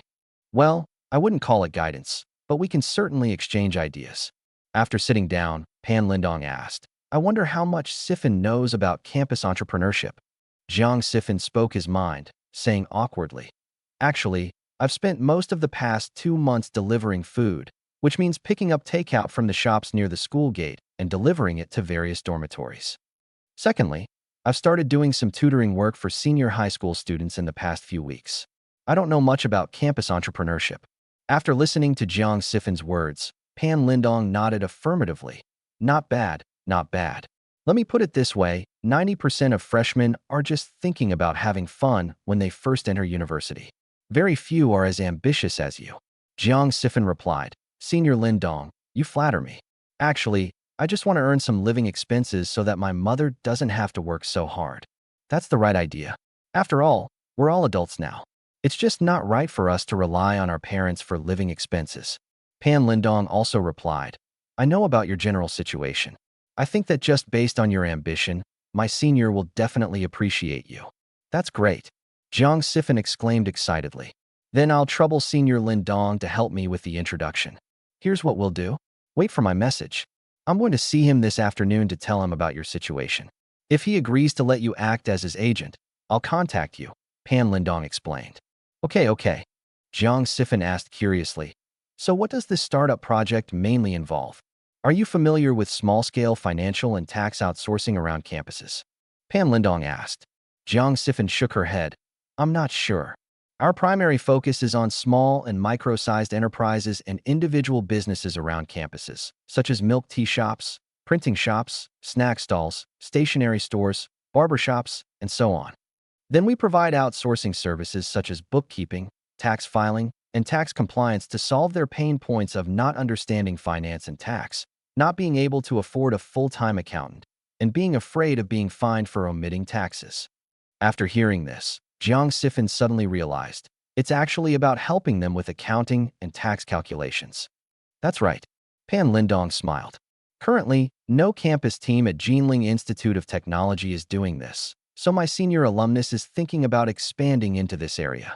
He has already done it at Jinling University and Jinling Forestry University, and the income is quite good." Jiang Sifan was instantly captivated and looked on with envy. "Senior Lindong, you guys are amazing. It's not that I'm amazing or that my senior is amazing. We're just ordinary people. It's just that we dare to do things and dare to be pioneers. Right now, no one has taken a bite of this piece of cake from Jinling Institute of Technology. It's up to you whether you dare to take a bite. Of course, even if you want to take a bite, you can't. You still need my senior's approval," Pan Lindong said cheerfully. Jiang Sifan became anxious. "Then I'll have to trouble Senior Lindong. What would you like to drink? I'll treat you to this milk tea." "Oh, how could I, a senior, let a junior treat me?" "I'll treat you," Pan Lindong said, shaking his head. "No, my senior introduced me to the boss, and I'm grateful. Besides, it's just a cup of milk tea. It's not worth much." With that, Jiang Sifan went up to order milk tea and pay the bill. "Thank you very much, Junior. You're too kind, Senior." After the chat ended, Jiang Sifan became happier and happier. Just then, Jiang Silu sent him a message. "Jiang Silu. Hey, does your major require using computers? How about I lend you my computer?" "Jiang Sifan. Aren't you studying design? Shouldn't you need a computer even more for design?" "Jiang Silu. I can borrow my roommates. We don't need to use a computer for drawing yet. We draw by hand. I'll lend it to you first." Jiang Silu originally wanted to lend her laptop to Jiang Sifan. When the time was right, she would tell him about the alien computer Lu Fan had given her. "We'll switch the computer back then." But Jiang Sifan replied, "No need. You can use it. I'll have a computer soon." Jiang Silu. Will we have a computer soon? Jiang Sifan. Yeah. Yeah. Your brother's about to make a fortune. Jiang Silu. Really? I'm warning you. Don't rob a bank. It's not worth it. Jiang Sifan. Casting pearls before swine. He knew that talking to Jiang Silu now was pointless.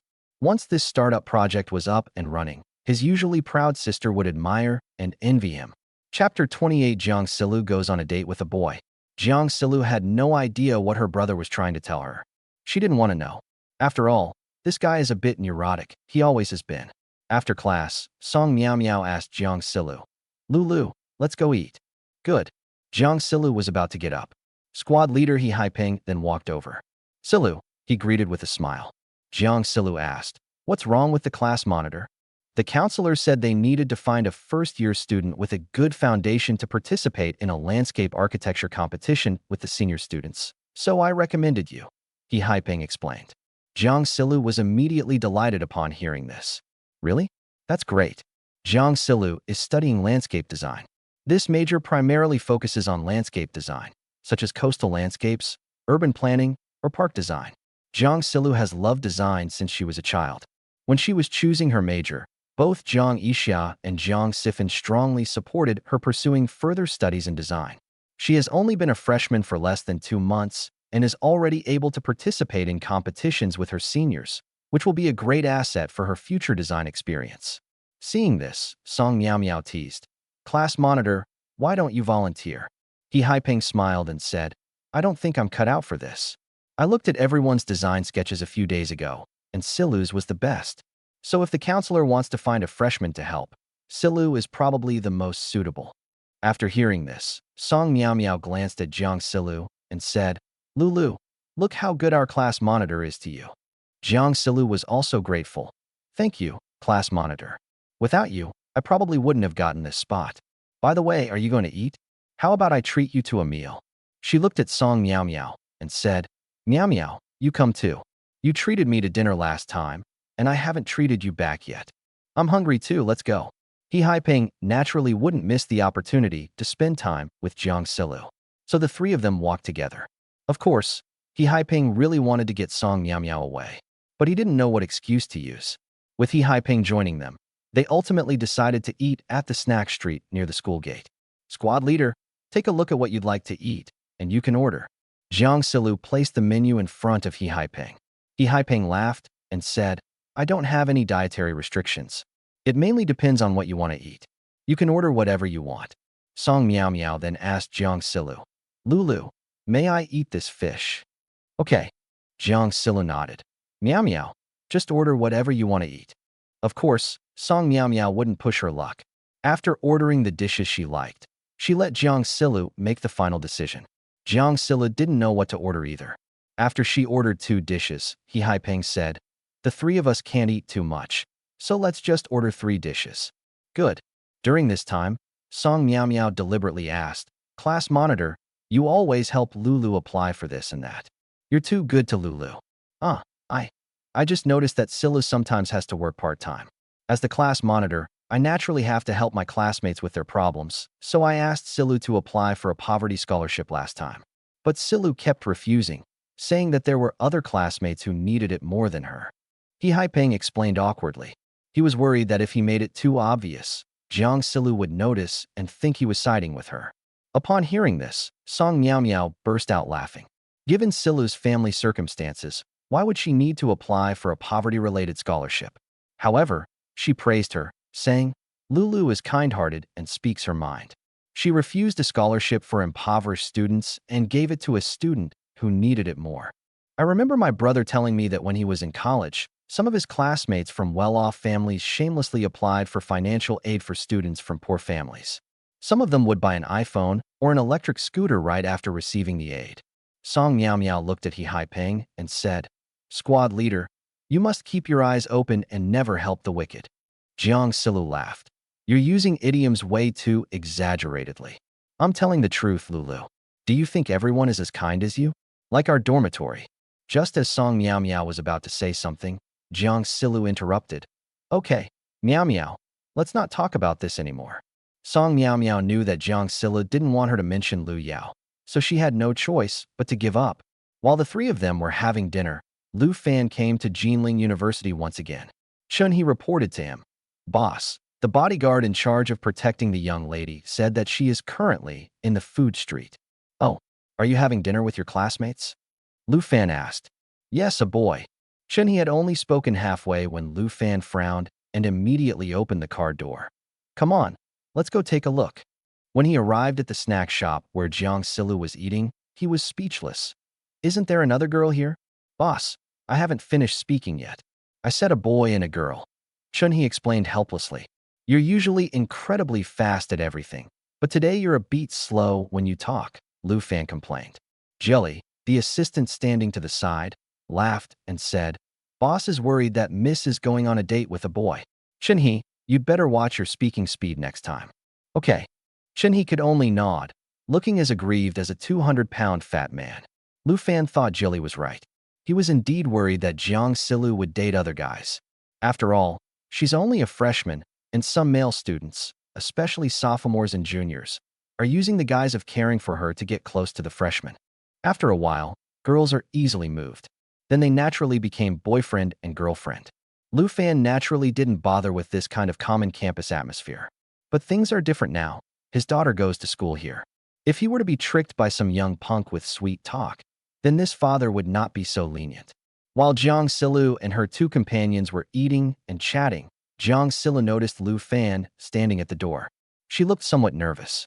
Seeing that Lu Fan was smiling at her, she stood up and said, You guys eat first, I'll go over for a bit. Upon seeing this, He Haiping quickly turned around to look. The middle-aged man was spotted again. Song Miao Miao, who was standing nearby, became curious. Hey, who is that uncle? Why is he suddenly looking for Lulu? He Haiping explained. I heard Silla mention before that the uncle was Silu's mother's colleague. How come I've never heard of this? Silu told me before that she didn't know any adults in Jinling. Song Miao Miao asked, puzzled. These words immediately made He Haiping nervous. Could it be? Could it be that Silu is lying to herself? That wasn't a friend of my mother's. Could it be? The image of a middle-aged, greasy man keeping a female college student as a mistress flashed through He Haiping's mind once again. As for Jiang Yixia, after leaving the restaurant, she frowned and looked at Lu Fan, saying, Why are you always able to find me? Chapter 29. A drunkard comes to cause trouble for the bad guys? Maybe it's because we're on the same wavelength? Haha. After all, we're father and daughter. Lu Fan naturally wouldn't tell Jiang Yixia that it was because he had secretly sent bodyguards to protect her. Jiang Yixia listened to his words with a sense of helplessness. She's just like her brother, Jiang Yixia. Oh, after all, they are father and son, so it's reasonable for them to look alike. Jiang Yixia didn't dwell on how Lu Fan kept finding her. She looked at her biological father and asked, Is there something wrong? She originally thought Lu Fan wanted to ask her if she had given the box to Jiang Yixia. Unexpectedly, Lu Fan took out 2 bank cards from his pocket and said, These are 2 bank cards. One is yours and the other is your brother's. I will deposit some money into them every month, so that you and your brother won't have to do part-time jobs and can concentrate on your studies. Jiang Yixia took one look, but shook her head and said, Thank you, but I don't need it. I have my own living expenses. There's not much money in this card. I deposit 10,000 yuan into it every month. If you need more, just tell me, Lu Fan explained. Upon hearing this, Jiang Yixia showed a shocked expression, depositing 10,000 yuan into the card every month. And 2 cards at that. Looking at Lu Fan's calm expression, she thought to herself that her biological father was indeed quite wealthy. Of course, she wasn't a greedy person. From a young age, Jiang Yixia taught her that whatever she took, she would have to bear the corresponding responsibilities and risks in the future. Jiang Yixia has now accepted the gift that Lu Fan gave her a few days ago, for which she was scolded by Jiang Yixia. If I take those 2 bank cards again, who knows how Jiang Yixia will view me? Besides, she's not short of money now. She does some part-time jobs every month and can even save a few hundred yuan. Moreover, Jiang Yixia hadn't discussed this matter with her mother, Jiang Yixia, so she didn't dare to make a decision on her own. She does like money, but who doesn't? Everyone likes having money to improve their life. But she wouldn't disregard her mother's and brother's feelings for money. So Jiang Yixia resolutely refused. Uncle Lu, I will not take your bank card. If my brother is willing to accept it, then you can give it to him, but I will not take it. At this time, inside the restaurant, He Haipeng was extremely anxious because he saw Lu Fan hand a bank card to Jiang Silu. Ugh, how awful. He Haipeng was deeply hurt. He hated that he wasn't born into a wealthy family. If he were a rich second generation, maybe he could help Jiang Silu. No, maybe he could help her. He clenched his fists and even had an urge to run out and beat someone up. Song Miao Miao then asked curiously, Haipeng, why are you biting your chopsticks? And nothing, it's nothing. He Haipeng immediately lowered his head again, pretending to eat. Jiang Silu, standing outside the door, ultimately refused Lu Fan's bank card. However, before leaving, she hesitated for 2 seconds and then said, I know you want to compensate us, but some things can't be made up for with compensation. But thank you anyway. I have living expenses now. 10,000 yuan is too much. Take your bank card back. After saying that, she went into the restaurant. Although Jiang Silla didn't ask for his bank card this time, Lu Fan was very pleased. At least Jiang Silla thanked him. He then turned and left. Jiang Silu returned to the restaurant and apologized to He Haipeng and Song Miao Miao, saying, I'm sorry, let's continue eating. Okay, Song Miao Miao didn't mind, but asked curiously, Lulu, who was that uncle just now? Jiang Silla hesitated awkwardly for a moment. He is my mother's colleague and friend. Wow, that uncle has great taste in clothes, he's very handsome, and he looks like a rich man.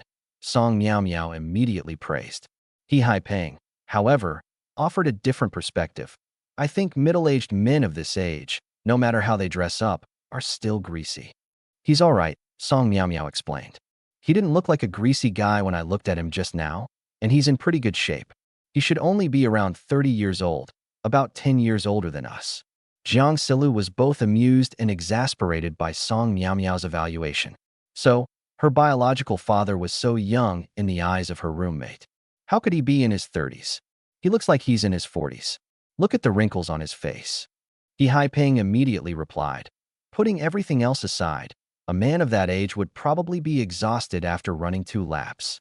He glanced at Jiang Silu as he said this, wanting to see her reaction. Jiang Silu didn't show much expression.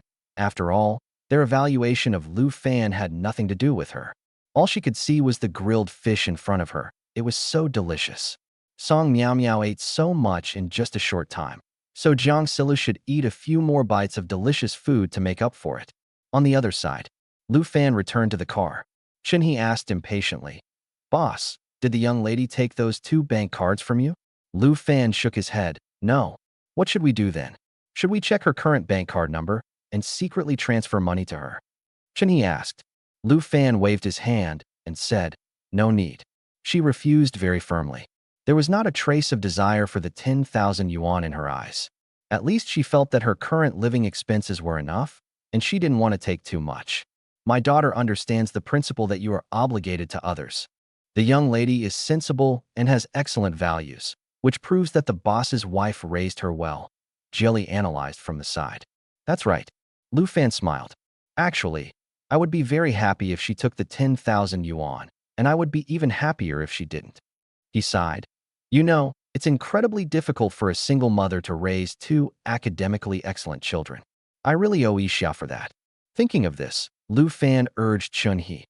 All right, we should head to Guangzhou now. On the way to Guangzhou, Jelly reported. Boss, we have found out where the boss's wife lives, and we have bought the apartment next to hers on the same floor at a high price. You will be the boss's wife's neighbor from now on.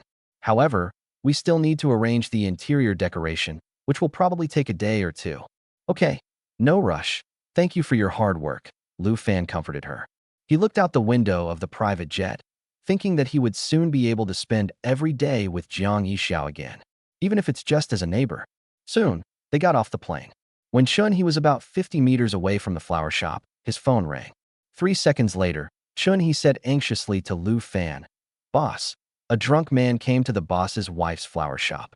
Judging from his appearance, he seems to be trying to molest and cause trouble. Should I ask Lao Jiao and the others to take action? Upon hearing this, Lu Fan immediately gestured, stopped the car. The car came to a smooth stop the next second. Lu Fan yanked open the car door and immediately ran towards the flower shop. Jelly, sitting in the car, watched her boss leap over the fence and said with a smile, Our boss is going to be a hero and save the beauty. Chapter 30 You Dare Touch My Woman? At this moment, in Jiang Yixia's flower shop, a drunk young man is toying with a rose on the table. Seeing this, Jiang Yixia was a little nervous, but she still smiled calmly and said, "Sir, a rose costs 5 yuan. If you would like, I can wrap it up for you." Over the years, she has met all sorts of guests, and it would be impossible for her not to have a keen eye for detail. It was obvious that the drunkard didn't really seem to be there to buy flowers. She was prepared to call the police. The drunkard looked at Jiang Yixia and laughed. "Sure. By the way, you charge 5 yuan for wrapping roses? How much will you charge me for wrapping them?" The drunk man squinted his cloudy eyes, staring intently at Jiang Yixia in front of him, his gaze lingering on her body.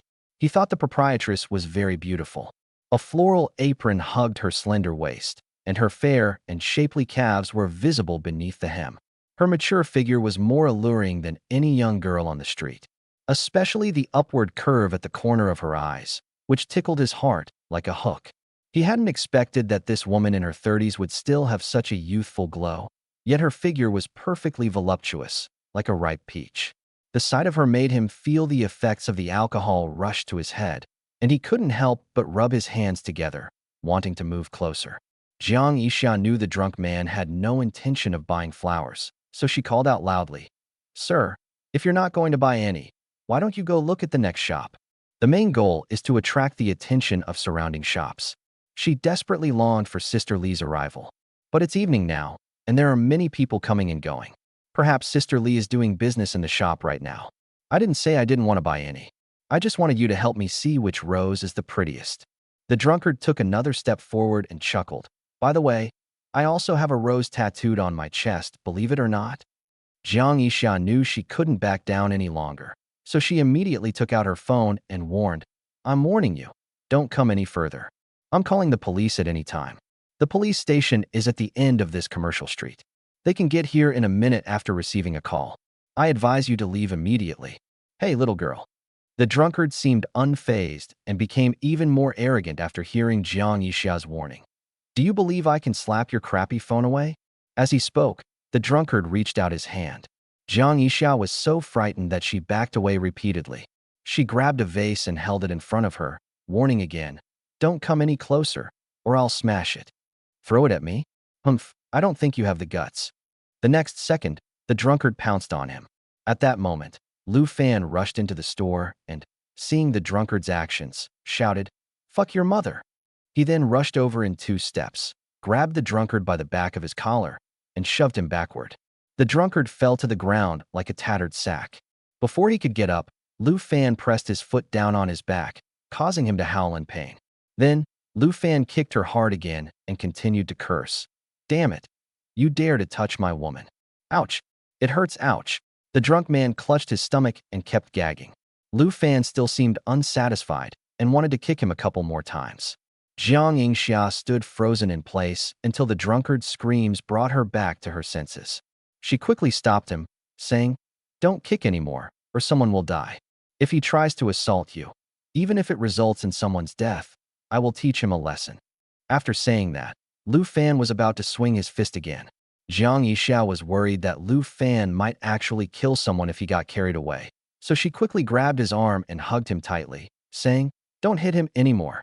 We'll call the police, we'll call the police." Then, with trembling hands, she pulled out her phone, her fingers shaking as she pressed the buttons several times before finally dialing the police. Her voice trembled, and she could barely speak coherently. "Hello, is this the police? Someone is acting drunk and disorderly in my shop, and they're trying to hit me. The address is..." After hanging up the phone, cold sweat instantly soaked through her knitwear on her back, and her legs were so weak that she almost couldn't stand up.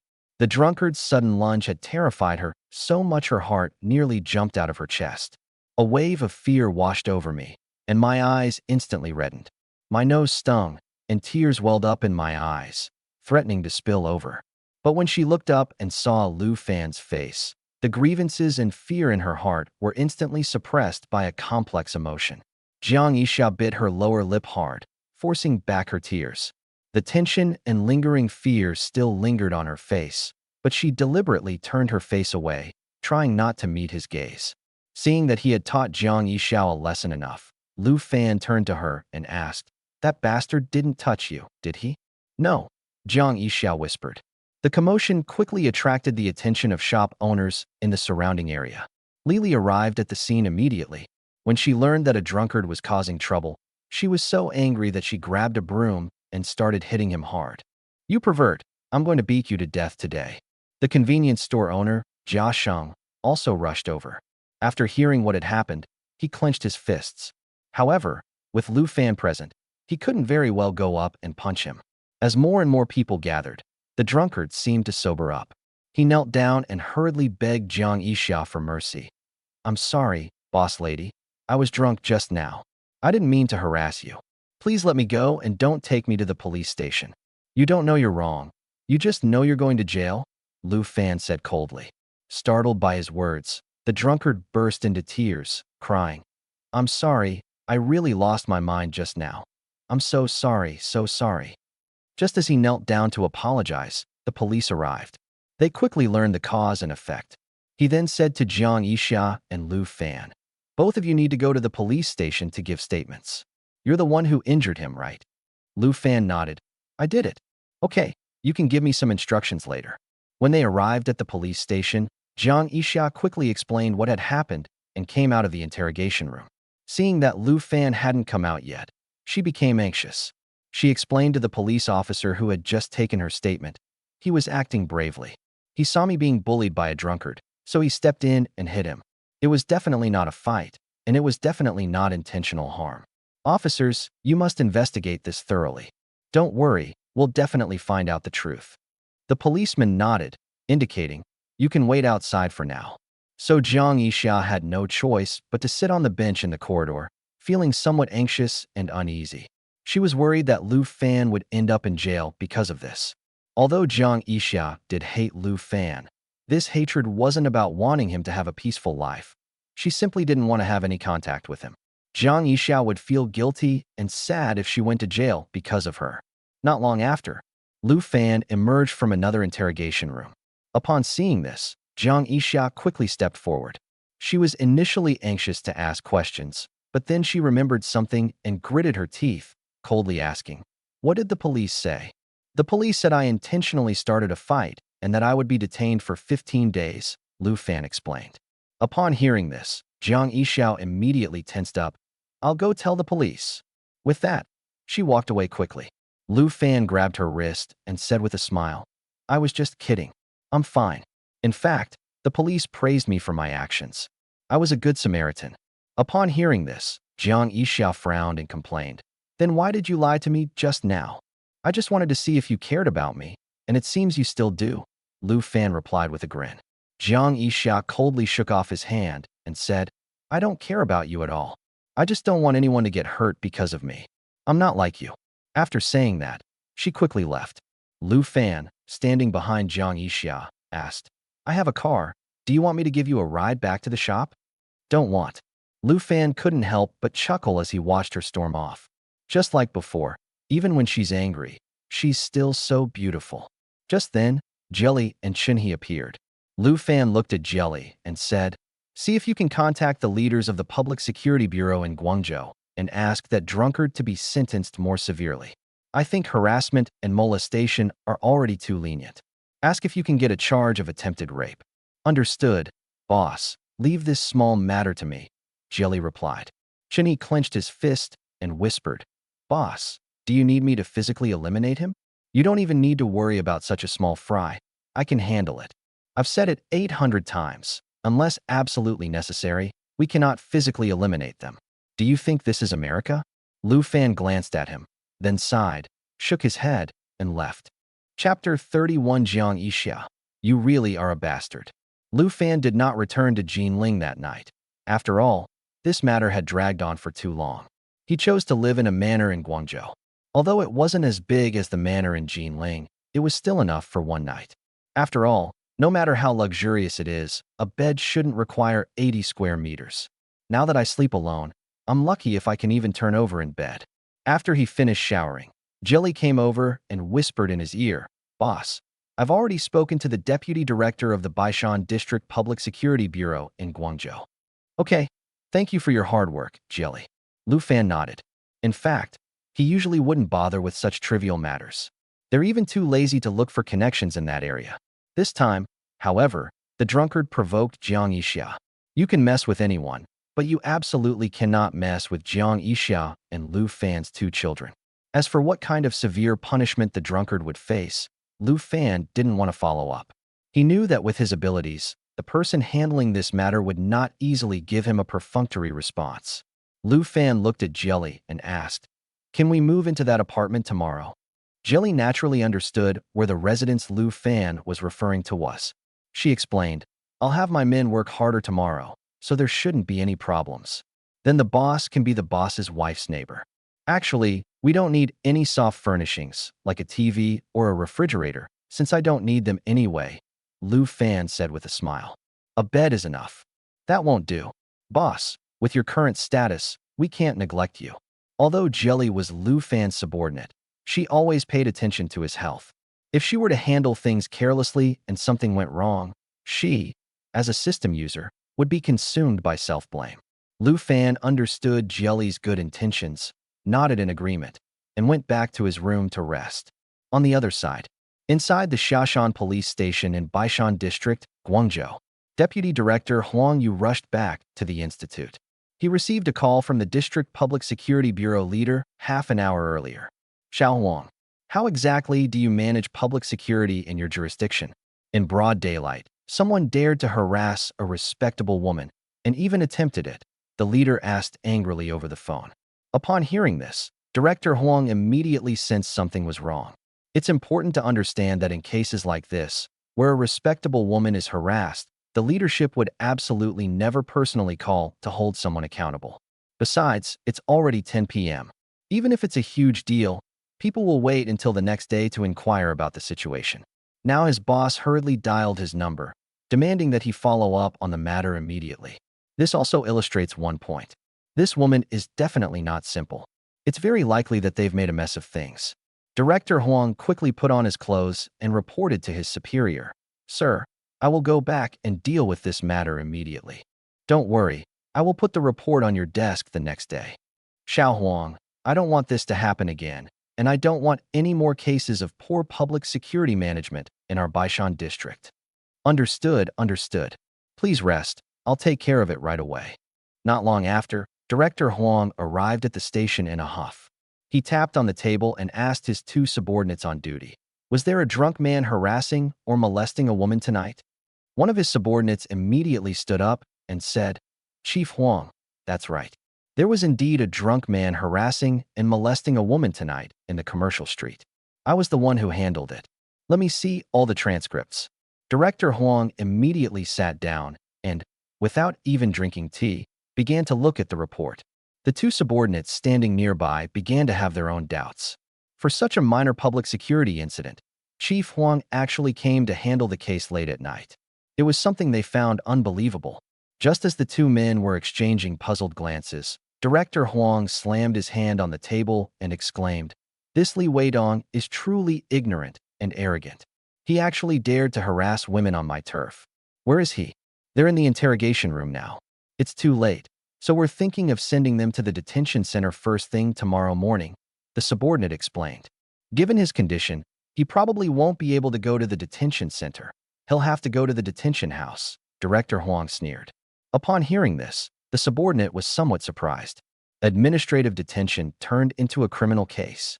Of course, they didn't dare to ask any more questions. After all, it's better to avoid trouble. After leaving the police station, Jiang Yixia did not return to the flower shop. Instead, he went straight home. Dragging my tired body, I opened the door to my home. Touching the light switch on the wall, a simple yet exquisite little home came into view. Jiang Yixia glanced around and finally lay down on the sofa. She was still not calm. The drunkard's arrogant appearance is still vivid in my mind. Thinking of this, Jiang Yixia's body couldn't help but tremble. She hugged her knees and began to sob. In fact, she has encountered many things like this over the past 10 years. Especially in the earlier years, she was raising 2 children alone in her hometown. Various rumors and gossips spread throughout the village. In addition, some old men in the village can't find wives, and there are a lot of old bachelors. They often make rude remarks to her because they think she is pretty.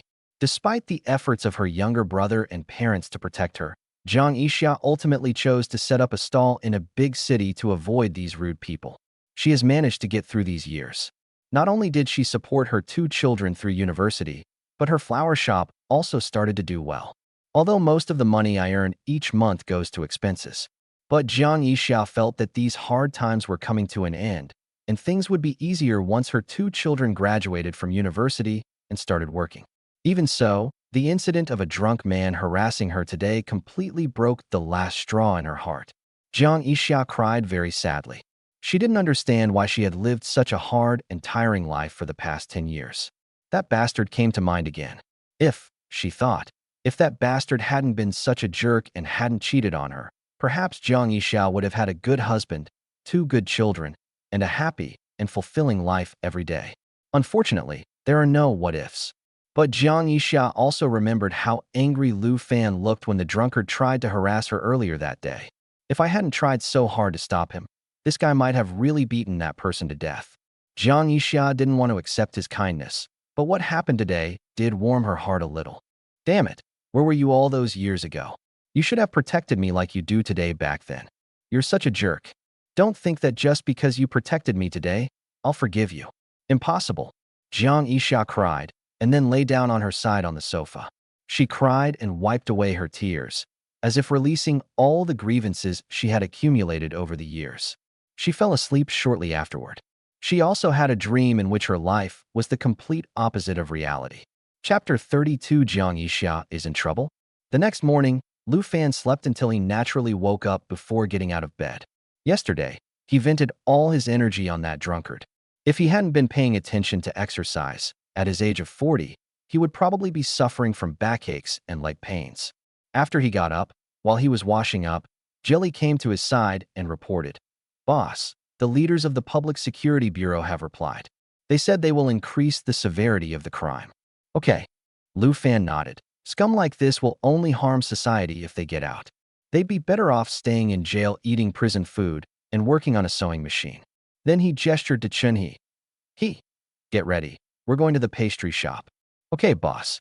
Before long, Lu Fan arrived at the commercial street. When he got out of the car, he noticed that the flower shop was locked. After glancing at it twice, Lu Fan walked to the entrance of the dry cleaner. When Sister Li, the owner of the dry cleaning shop, saw Lu Fan arrive, she immediately greeted him with a beaming smile. "Brother Lu, you've come." "Sister Li, is Yixia not open for business today?" Lu Fan asked. Sister Li then realized what was happening. She checked the time and said in confusion, "That's not right. They should be here by now. I had some customers in the shop, so I didn't notice." Seeing this, Lu Fan suggested, "Sister Li, why don't you make a call and ask?" Okay, I'll call right away." Sister Li naturally didn't dare to delay. After all, something like that just happened last night. If Jiang Yixia doesn't open her shop today, it's bound to cause concern. As she spoke, Sister Li immediately dialed Jiang Yixia's number. But the phone kept ringing and no one answered. This also made Lu Fan worried. "That's strange. What's wrong with Xia? Could something have happened to her?" Sister Li asked anxiously. Seeing that the call had not been answered, Lu Fan turned to Jelly and said, "Take me to find Yixia." "Yes, boss." Jelly immediately turned around, ready to provide Chun-Hee with Jiang Yixia's home address. However, at that moment, a familiar figure was slowly riding an electric scooter towards them. Upon seeing this, Sister Li immediately breathed a sigh of relief, then waved and said, "Yixia, you're here." Jiang Yixia was a little curious as to why everyone was gathering in front of his flower shop. "And there's someone I don't want to see." Lu Fan looked at Jiang Yixia and saw that she looked rather unwell, with red and swollen eyes as if she had been crying. So he asked, "Yixia, are you all right?" "I'm fine," Jiang Yixia replied indifferently, just as before. However, Lu Fan didn't care, as long as he made sure Jiang Yixia was all right. He said cheerfully, "Okay, it's good that you're free. By the way, have you had breakfast? Would you like to try one of our pastries? They're delicious." "No need." Jiang Yixia then bent down to pull up the roller shutter. For some unknown reason, the roller shutter door suddenly wouldn't budge.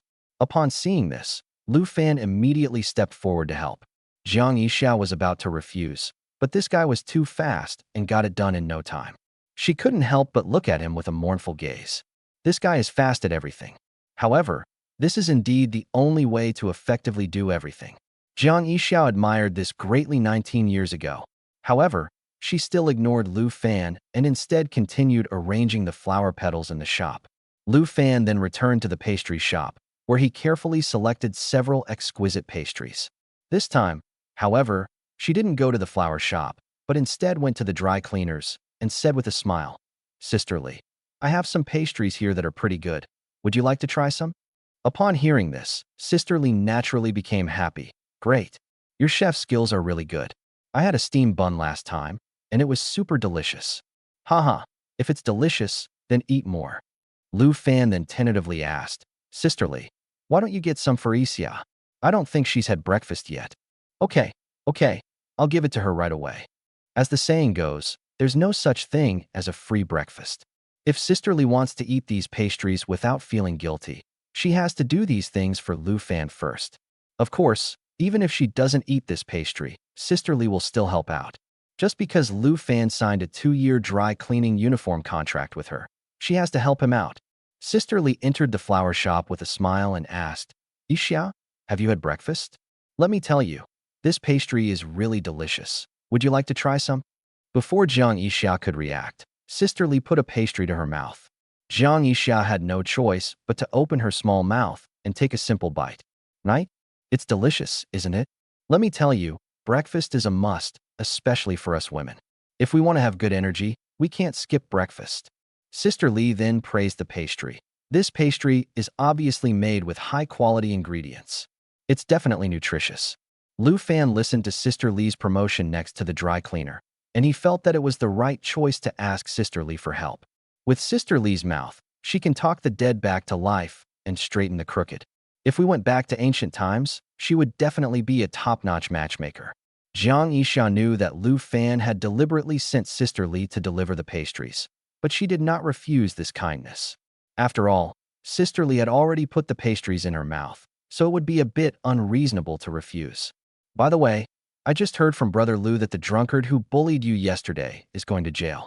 Apparently, they've been cracking down on public order lately, and he's become a prime example," Sister Li said angrily. "If you ask me, this kind of person deserves to go to prison and learn his lesson." Jiang Yixia naturally didn't have much sympathy for such social scum. She's no saint.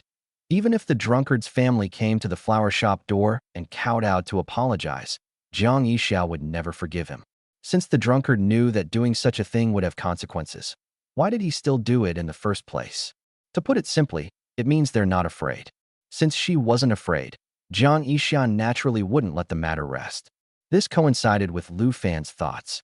Not long after, Jiang Yixia took out 50 yuan from the cabinet and handed it to Sister Li, saying, "Please give this 50 yuan to that person for me."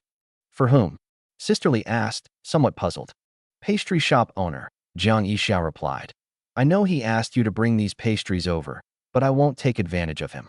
This 50 yuan is for these pastries. I'll buy them myself." "Oh dear, I bought these pastries myself," Sister Li said, deferring. "Just consider it my treat, okay?" "Sister Li, if you continue like this, I will never eat anything you give me again," Jiang Yixia said, still maintaining her principles. Sister Li smiled awkwardly and finally accepted the 50 yuan. She then walked out the door, came to Lu Fan's side, and took out 50 yuan. Just as he was about to explain, Lu Fan smiled and said, "Sister Li, I heard everything just now. Thank you." "I'm sorry, Brother Lu. I feel like I haven't been of much help," Sister Li said apologetically. "You helped, and you helped a lot. Thank you," Lu Fan affirmed. He then picked up a broom and silently began sweeping in front of the flower shop.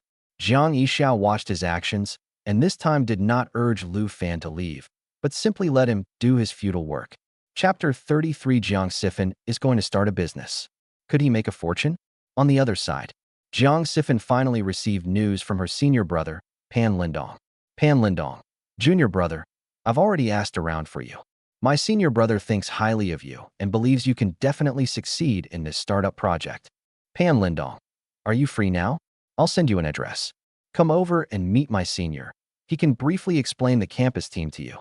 Jiang Sifan was in class when she received the message. He got excited as soon as he saw it. Then he looked at his roommate Gao Lao and said, "Gao Lao, I'm going out for a bit. Can you keep an eye out for me? If the teacher suddenly calls my name, just say I'm going to the bathroom. The tall guy grinned mischievously and said, What? Can't wait to see your girlfriend? Did you bring any protection? Get lost, what nonsense. Jiang Sifan laughed and complained. I'm going to work on a money-making project. If it succeeds, I'll call you, Mingji, and Xiuzai together, and the four of us will make a fortune. Okay, tall guy waved his hand. Then hurry up and go before the teacher looks up. And so, Jiang Sifan slipped out of the classroom through the back door. He walked out of the teaching building and arrived at the school gate. In order to get to the destination as quickly as possible, I simply called a taxi. Driver, please go to Excellence Company, Limited, number 132, Xiangyang Road. Okay, on her way to the company, Jiang Sifan was particularly excited and sent a message to Huang Hui. Jiang Sifan, Hui, I'm going to my senior's company now. With his help, I might be able to start a campus business. However, Huang Hui did not reply. However, he also cared, since first-year students have a lot of classes. It's possible she's in class. He originally wanted to send the message in the family group chat, but considering that things were still far from certain, he decided against it. If he shared this news in the group chat, and then his senior brother decided not to help him with his startup, he would be severely ridiculed by Jiang Silu. Never mind, let's talk about it when we see our senior brother. The taxi soon arrived at its destination. Jiang Sifan couldn't wait to get out of the car, then went to the building and pressed the elevator button. Stepping out of the elevator, he looked around and, upon seeing the words Excellence Company, Limited, on the glass door, Jiang Sifan went inside. Just as he was about to speak, Pan Lindong, who was waiting at the front desk, saw him. Junior brother Sifan. Senior brother Lindong. Jiang Sifan immediately became respectful. I'm sorry, I was in class when you sent me the message. Oh, you're in class? You should have said so earlier. If you are in class, we can meet in the afternoon, Pan Lindong explained. Jiang Sifan shook his head. Actually, that last class was a long lecture, a boring one with no substance. I was thinking that senior brother must be very busy, and it's not easy for him to find time to see me. I couldn't take up senior brother's rest time. You're really thoughtful, kid. Let me put it this way. Even if senior brother has to think about it later, I'll still strongly recommend you. Pan Lindong patted his shoulder and laughed. Upon hearing this, Jiang Sifan immediately became happy. In that case, thank you so much, senior brother Lindong. You're too kind. Come on, I'll take you to see the senior brother. And so, the two of them walked through the office area. Jiang Sifan glanced at her colleagues in the office area. Although there weren't many people, the scale of the office didn't seem very large. But Zhu Yuanzhang could become emperor with just a bowl at the beginning. As long as you have the right approach, you'll make a fortune sooner or later. Pan Lindong led Jiang Sifan to an office and knocked on the door. Chairman Liang, my junior brother is here. Enter. Jiang Sifan entered the office under the guidance of Pan Lindong. He saw a middle-aged man in a suit and tie sitting in an office chair, talking on the phone. This demeanor screams a successful young entrepreneur. Jiang Sifan couldn't help but feel envious. He also hopes that one day, through his own efforts, he can open his own startup company in Nanjing, or rather, in Shanghai. Although Shanghai is very close to Nanjing, he has been in Nanjing for more than 2 months and has not visited Nanjing even once. He looked at those skyscrapers online and thought that those were the places where capable people went. A short while later, the middle-aged man put down his phone, then stood up with a smile and said, Junior brother Sifan, right? Hello, I am Liang Jinhua from Zhuiyue Company, Limited. Chairman Liang, hello. Jiang Sifan stepped forward respectfully and extended her hand to shake his. No need to call me Chairman Liang. We're all fellow disciples from the same school. If you don't mind, just call me Senior Brother Jinhua. Liang Jinhua said with a smile. Greetings, Senior Brother Jinhua. Jiang Sifan replied immediately. Liang Jinhua nodded. Come, sit down. Before he had even settled into his seat, a greasy smile spread across his face, and the wrinkles around his eyes were so tight they could trap a mosquito. He looked at Jiang Sifan and said, I heard from Lindong that you are a very ambitious freshman. I've been wanting to integrate our campus resources, but I've been struggling to find the right person. As he spoke, he leaned forward, rested his elbow on the coffee table, and gestured with his fingers in the air. Junior brother Sifan, actually, there are many talented people in our Jinling Institute of Technology, but how should I put it? I can't find my shadow in them from back then. But just now, I found it in you. Jiang Sifan was flattered by Liang Jinhua's words. He asked excitedly and nervously, Really, really? Thank you for your praise, senior brother. I'm not one for empty talk. I only do real work. So let me be frank with you. If this campus entrepreneurship project stabilizes, you, as the project leader, will be guaranteed at least this amount. As Liang Jinhua spoke, he held up 2 fingers. Jiang Sifan tentatively asked, 2,000. A minimum of 20,000 yuan per month is guaranteed, Liang Jinhua explained. Upon hearing this, Jiang Sifan's pupils dilated. My God, 20,000. He never even considered coming here. He couldn't help but get excited. Really, really? Senior brother Jinhua, can I really do it? Hey, hey, hey, what's there to say about being able to do it or not? Liang Jinhua said confidently. As long as you work with me, there's no chance of failure. That's wonderful. Jiang Sifan immediately stood up and bowed again, saying, Thank you, senior brother Jinhua, for giving me this opportunity. I will definitely work even harder. No, 10 times, 100 times. Don't rush, don't rush. You're too excited, kid. Liang Jinhua chuckled. Of course, I know you want to make something of yourself and make your parents proud, right? Yes, yes, Jiang Sifan said awkwardly. Actually, he doesn't like others mentioning the word father. His sole purpose in so desperately wanting to succeed in his business was to make his mother's life easier in the future. As for his father, he has never had a father since he was a child, and he never will. Jiang Sifan even thought that as long as he succeeded in his business, he would be richer than Lu Fan, and then he would make Jiang Silu return all those gifts. He, as her older brother, will buy whatever Jiang Silu needs. Thinking of this, Jiang Sifan respectfully asked again, Senior brother Jinhua, please tell me what to do. Chapter 34. Do I need startup capital to start a business? Do I need 10,000 yuan? Don't rush. I know you can't wait to officially launch your startup project today, Liang Jinhua said with a smile. He first showed his company's business license and photos of cooperation contracts with some companies. Look, these are some photos of my entrepreneurial journey over the years. Take a look. Liang Jinhua handed the tablet to Jiang Sifan. Looking at the photos, Jiang Sifan was shocked when he saw the picture of Liang Jinhua standing downstairs at the Alibaba building. Senior brother, you have a collaboration with Alibaba? I'm just collaborating with one of his subsidiaries. I'm just making a fool of myself. Liang Jinhua's humble attitude made Jiang Sifan admire him even more. No, senior brother, it's something to be proud of that you're so young to be able to cooperate with a subsidiary of Alibaba. How can you call it showing off? I've never even started a business. Pan Lindong, who was standing nearby, said at the right moment. Actually, our senior brother Jinhua is very modest. He has met Jack Ma before and attended Jack Ma's seminar. Hey, Xiaodong, let's not talk about these things. Liang Jinhua waved his hand and said cheerfully, It's just attending a symposium. People who don't know better would think I'm sitting on the dragon throne. He looked at Jiang Sifan and said, Junior brother, the future belongs to you young people. Don't worry, as long as you want to do it, there will be plenty of opportunities. Then he took out several accounting reports and said, Look, these are all accounting reports that we settle on behalf of the company. As Jiang Sifan watched, Liang Jinhua explained, most of the individual business owners around the campus don't understand finance and taxation, so they have a need for bookkeeping and settlement services. In fact, some of the smart junior students at the school have naturally thought of this as well, but the biggest problem they encounter is that they don't have the qualifications to act as bookkeeping agents, so clients dare not hire them.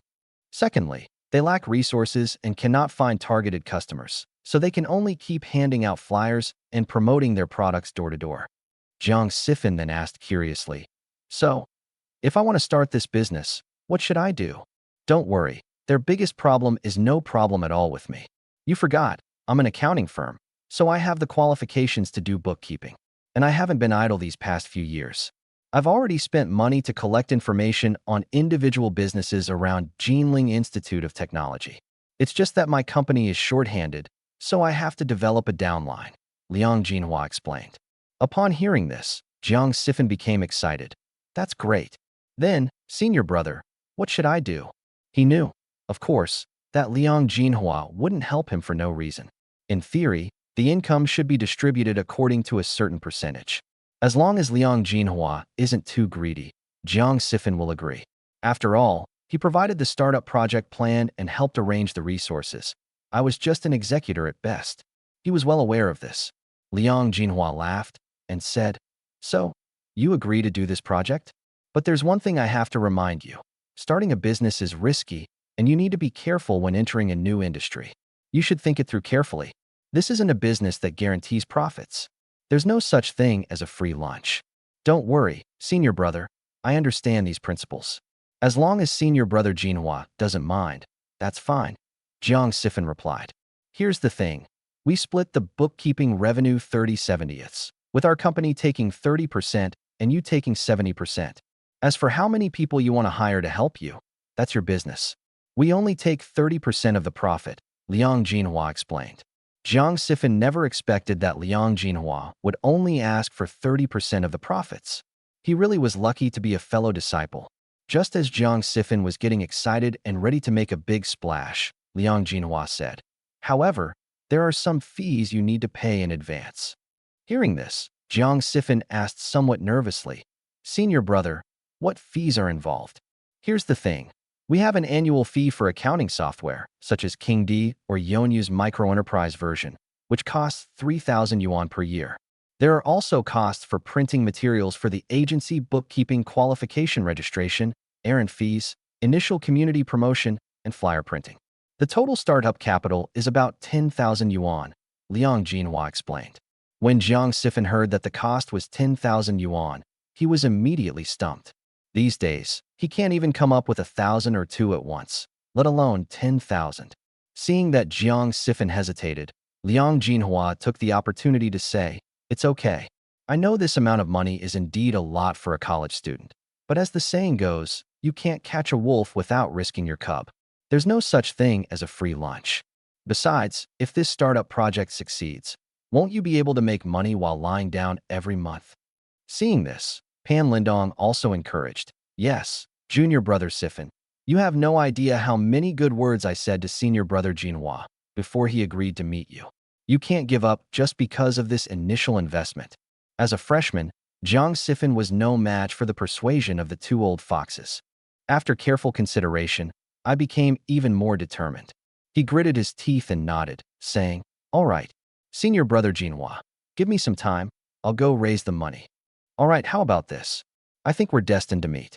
I'll cover the cost of 500 yuan myself, and you only need to give me 9,500 yuan for the initial investment," Liang Jinhua said arrogantly. "Thank you, senior brother Jinhua. I will certainly live up to your expectations." Jiang Sifan bowed again. After a brief chat lasting a few minutes, Jiang Sifan left. Before getting up, Pan Lindong glanced at Liang Jinhua and then took Jiang Sifan out with him. Before getting off the elevator, Pan Lindong said earnestly, "Junior brother Sifan, I think you are a good prospect. I'm not afraid to tell you. Someone paid me to recommend you to my senior brother in Jinhua, but I thought that person was unreliable and refused directly. I feel a connection with you, so I strongly recommended you. Don't let me down." Upon hearing this, Jiang Sifan immediately nodded and assured him, "Don't worry, senior brother Lindong. I will definitely do my best. Once my project is up and running, I will definitely treat you to a meal." Sure. Haha. "Be careful on your way back. We'll keep in touch on WeChat." Good. On her way back to school, Jiang Sifan's mood began to change from excitement to distress. The road to entrepreneurial success is about to be paved, but where will the startup capital come from? Should I ask Aunt Zhang for a month's salary in advance? Given Aunt Zhang's personality, she will probably give it to her. But it's only a little over 3,000 yuan. We're still short 7,000. Ask your sister for it? Jiang Silu is probably even poorer than me. Never mind. Looking for mom. As soon as the idea came to mind, Jiang Sifan decisively dismissed it. Jiang Yixia has had enough to do these past few years. He can't add to his mother's burden. As for finding his hated father, Jiang Sifan never even considered it. After much deliberation, Jiang Sifan thought of his girlfriend, Huang Hui. Wait, did she send herself a WeChat message? Jiang Sifan then realized what was happening and immediately took out her phone to open WeChat. An hour ago, Huang Hui sent herself a message. "Haha, keep it up. I'm waiting for my baby to buy me an iPhone." Upon seeing this news, Jiang Sifan became even more reluctant to ask for a loan. He walked toward the school gate with a heavy heart. Meanwhile, Huang Hui took dozens of selfies in the past hour. Then she picked out 9 photos that she thought were the best and posted them on her WeChat moments. The next second, Lin Bei gave it a thumbs up. Chapter 35 Jiang Yixia. You were just following me? Lin Bei not only liked the post, but also commented, so beautiful, like a fairy. Women love pretty words. Moreover, Huang Hui is only 18 years old. After seeing this comment, she waited 3 minutes before replying. Nonsense, these are all photoshopped. The two then exchanged a few more comments on each other's WeChat moments. This made Huang Hui feel much happier. When she exited her moments and opened her chat list, she found that Jiang Sifan had sent a message. Jiang Sifan, baby, I'll buy you an iPhone when I make money. Huang Hui, of course, wouldn't spoil her boyfriend's fun, so she replied, okay, waiting for you. But he's just a freshman in college. What else can he do besides delivering food and tutoring part-time every day? It's impossible to wait 2 or 3 years for an iPhone. Thinking of this, Huang Hui couldn't help but feel disappointed again. I glanced at Chun Kailan's bed next door. On the table were expensive handbags and high-end cosmetic sets given to me by her boyfriend, Lin Chong. As the saying goes, once you get to college, besides passing your studies, the most important thing is to choose a good guy. Regardless of whether we can get married in the future, at least we can live carefree for the next 4 years. Sifan is indeed very ambitious and hardworking, but Huang Hui became more and more agitated as she thought about it. So she simply buried her head in her hands and went to sleep. On the other side, Lu Fan occasionally wandered around in front of the flower shop. Either helped Jiang Yixia sweep the floor or water her flowers.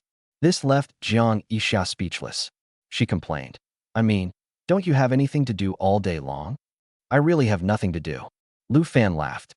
I don't know how to make pastries, and I'm not required to run the shop. Besides, there are no customers in the shop, so I'm quite bored. If you're so bored, don't loiter around in front of my shop. You can go have fun, you can go find pretty women. Jiang Yixia rolled her eyes at him. Yixia, listen to me. I really have no interest in those frivolous women anymore. You have to believe me. Lu Fan immediately put the broom aside, preparing to go inside for a chat. Just as she was about to step inside, Jiang Yixia pointed at the threshold and said angrily, if you dare to step in, I'll smash this vase over there. Okay, I won't come in. I'll just stay on the edge. Lu Fan joked. I won't go in, okay? I'll just stay on the threshold.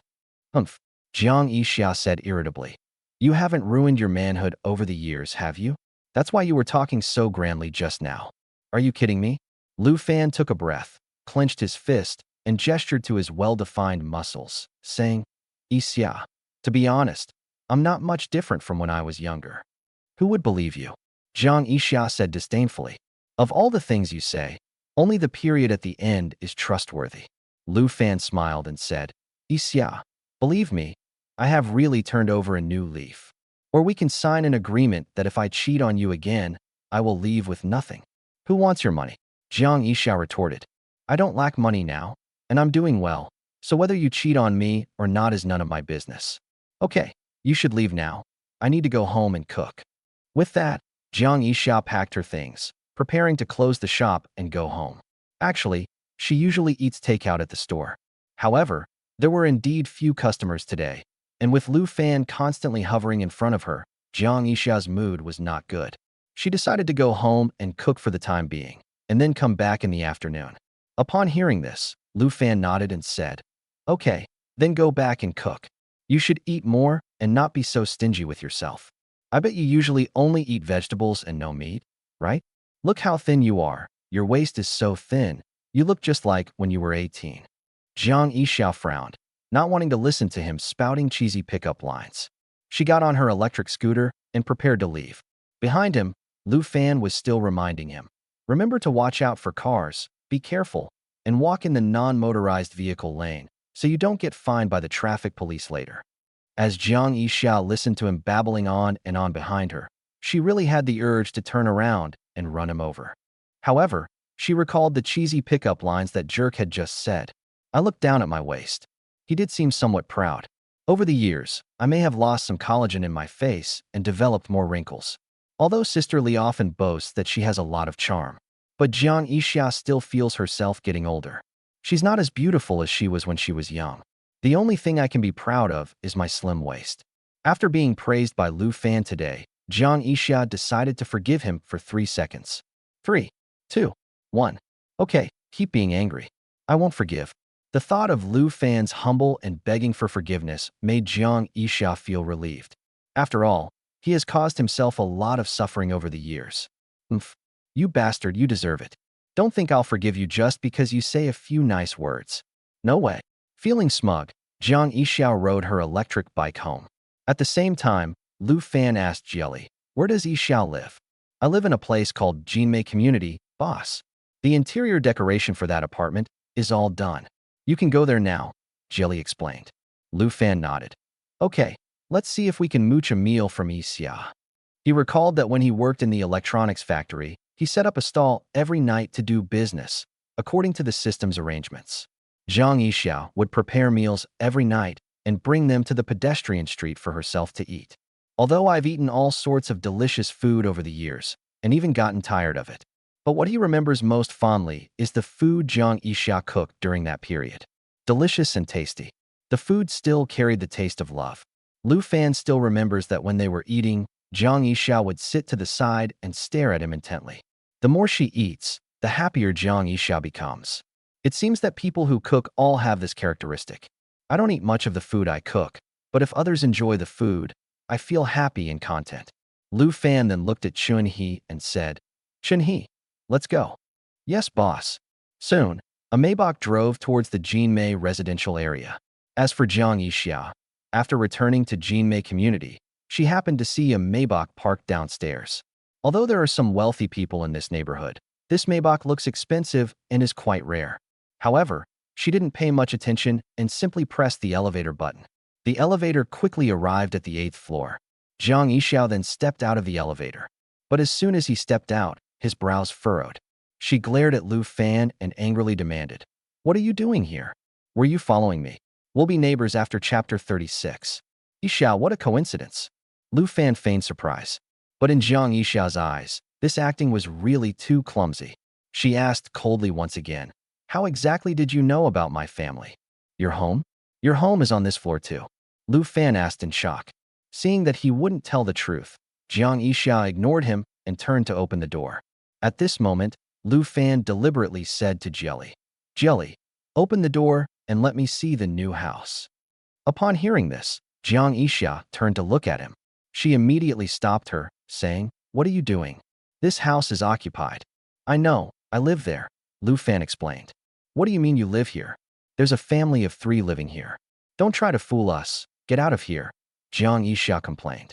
Lu Fan smiled and then gestured for Jelly to open the door. At that moment, Jelly took out her key and opened the door to her house. Jiang Yixia was dumbfounded when she saw this.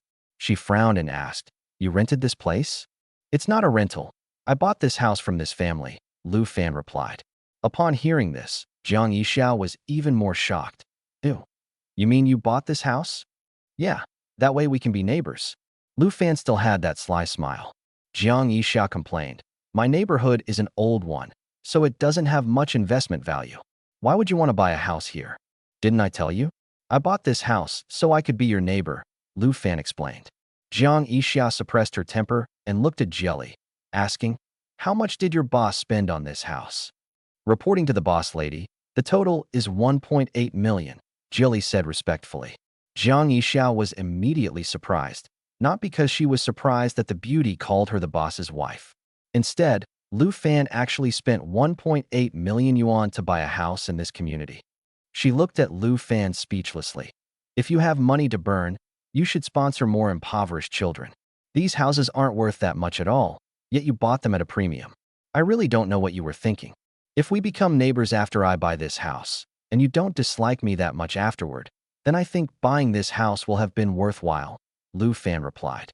Jiang Yixia coldly said, "Then you're definitely going to lose money on this house." With that, she went inside.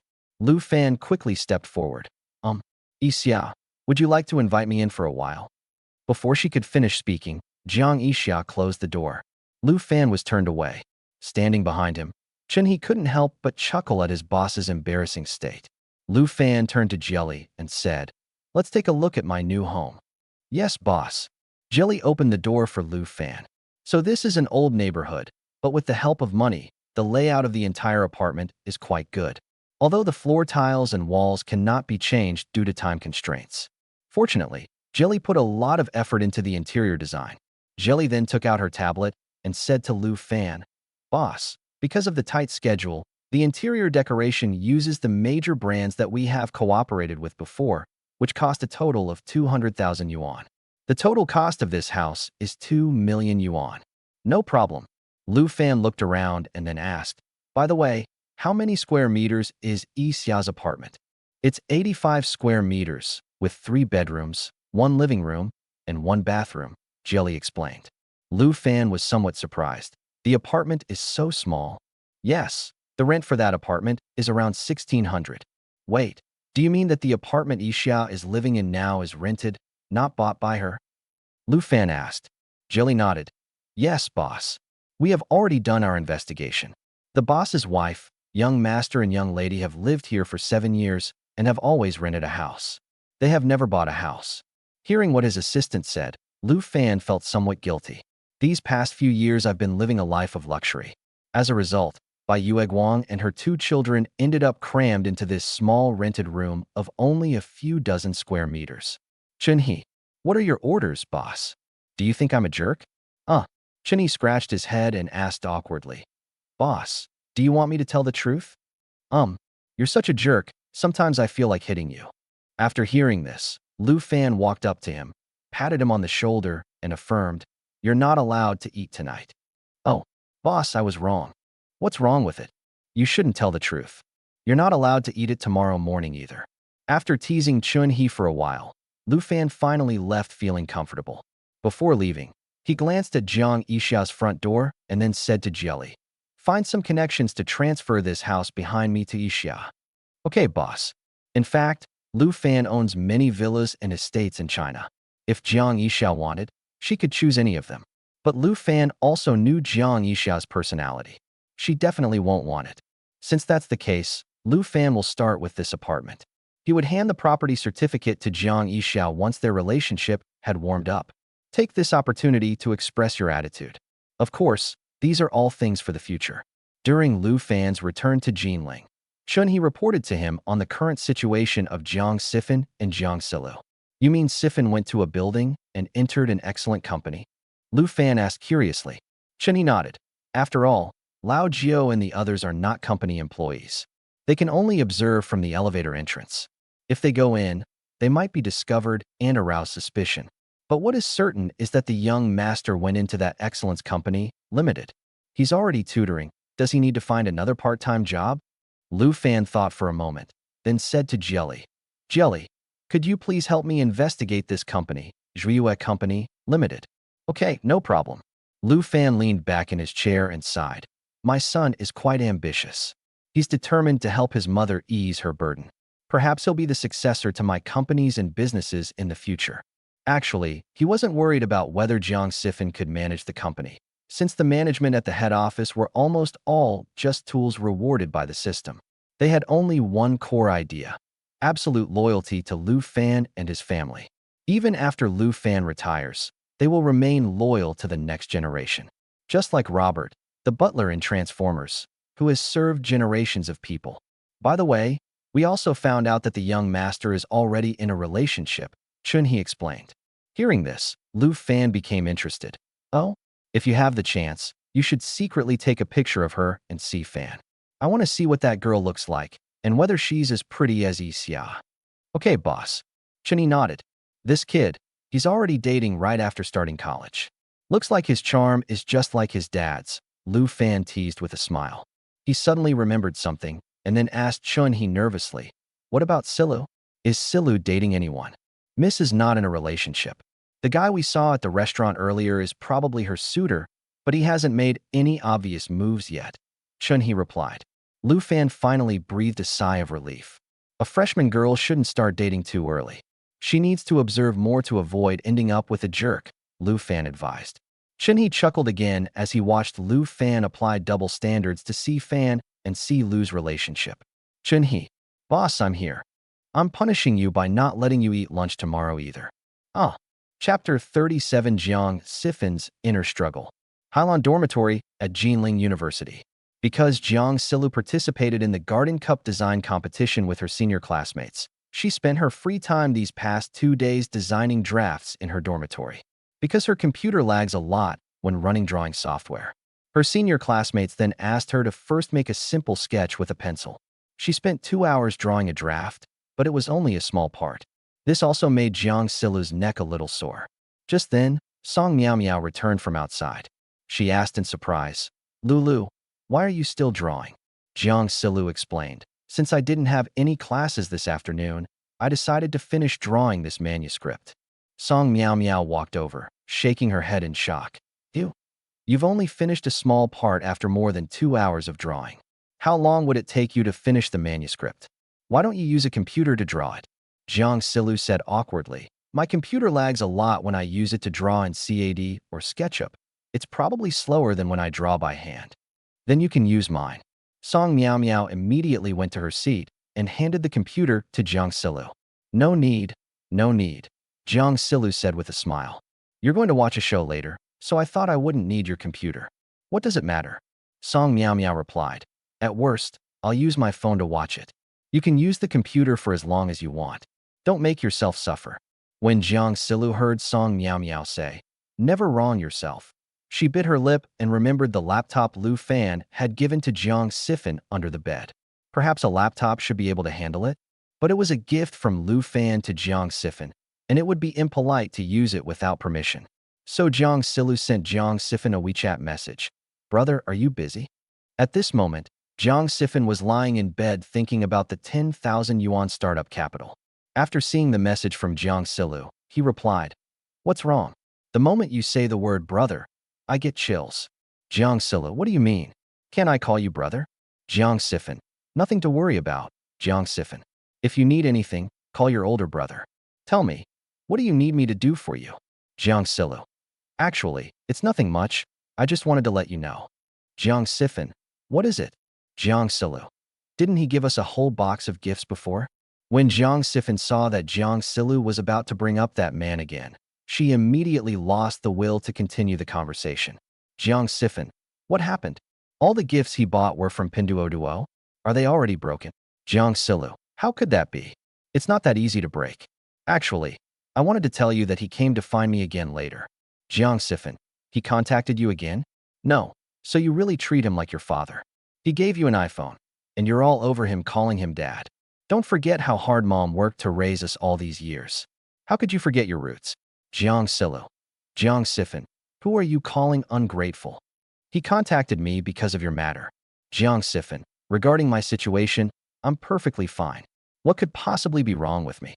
Jiang Yixia, "He probably learned from your mother that you don't have a laptop, but your major requires one, so one of the gifts was a really nice laptop. He also considered your preferences and bought Kyrie Irving basketball shoes and Kobe Bryant star jersey." When Jiang Yixia saw this message, his brows furrowed slightly. Indeed, any 18-year-old boy would probably be delighted to see these gifts. Jiang Yixia is also a human being. He also experiences joy, anger, sorrow, and happiness. He had his eye on a pair of Kyrie Irving basketball shoes before, but unfortunately they were too expensive, so he hadn't been able to bring himself to buy them. But most importantly, he didn't expect Lu Fan to actually buy him a laptop. He does need to use a laptop to do his homework now because of his major. But when he thought about how deeply this guy had hurt his mother, he couldn't help but feel sad. He's been called a bastard for over a decade because of this. Jiang Yixia was so angry that she just couldn't calm herself down. Jiang Yixia, "I will not accept those gifts, even if they are the gifts I want. I have my own principles, and I have no right to interfere with your choices. If you accept those gifts, I can only express my respect." Jiang Yixia, "The problem is this. You refused to accept it, so he found me, handed me the whole box, and said that if you couldn't finish your homework and your grades dropped because you didn't have a computer, it would be a huge loss, and asked me to talk to you about it sometime." Jiang Yixia, A few days ago, my advisor asked me to assist my seniors in participating in the Landscape Architecture Cup design competition. This was an opportunity to gain experience, but my computer is too slow. The mouse won't even move when running those drawing software programs. Jiang Yixia. I was thinking about whether I could use the laptop he gave you. After all, he gave it to you, so it's yours. I need your permission to use it. Jiang Yixia then understood what was going on. His sister must have gone through a long internal struggle before sending him the message. Otherwise, given her personality, she definitely wouldn't use the things in the box unless absolutely necessary. Thinking about this, Jiang Yixia couldn't help but feel a little guilty. He had just spoken to his sister in that same tone. But if I agree, wouldn't that indirectly mean I've accepted the gift from that man? As long as Jiang Yixia doesn't agree to accept the box, she can still live an upright life and dislike him with dignity. But if she agrees to let Jiang Yixia use the items in her box, it would mean that she has accepted the man's kindness. Jiang Yixia was suddenly caught in a dilemma. On one hand, there's Jiang Yixia's predicament in the design competition. On the other hand, there's the inner hurdle she can't overcome. After hesitating for a few seconds, Jiang Yixia finally gave up her inner struggle. Compared to his own suffering, he would rather his sister have a better life. Jiang Yixia. It's okay, you can use it. Mom told me before that if that man gave us a gift, we shouldn't feel guilty. It's something he owes us. Since that's the case, I won't use it, so you can use it. Jiang Yixia. After all, you need this computer to participate in the design competition. We can't let your abilities go to waste. Jiang Yixa's eyes welled up with tears after seeing these two messages. She knew her brother was extremely proud and a very firm person. The decision I just made must have been made after several internal struggles. Jiang Yixia. Don't worry, brother.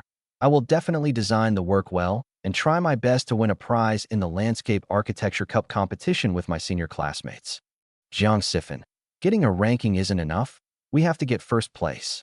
I believe my sister definitely has the talent. Jiang Yixia. I'm just a freshman right now, only assisting my seniors. I'd say I'm only involved in about 20% of the entire project. It doesn't require any special talent. Jiang Yixia. With years of hard work and gradual accumulation, you were already participating in competitions in your freshman year. As a senior in your sophomore year, wouldn't you be able to stand on your own? Jiang Yixia has always used this kind of brainwashing praise to motivate Jiang Yixia since she was a child. This also explains why Jiang Yixia's grades have always been better than his. But Jiang Yixia knew that her brother was smarter than her. However, during his years of schooling, he was distracted by too many factors, and his English grades were not very good. Even though he excelled in mathematics and science, he ultimately failed to meet the score requirement for Jinling University. However, Jiang Yixia believes that with Jiang Yixia's ability and resilience, he will definitely be able to make a name for himself in the future. Jiang Yixia.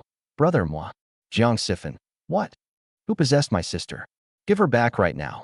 My sister isn't like this. Jiang Yixia. Jiang Yixia. Are you trying to get yourself killed? It's rare for me to be moved like this. Jiang Yixia. Okay, thank you, Possession Master, for returning my sister to me. Jiang Yixia. At #**. %u and ###.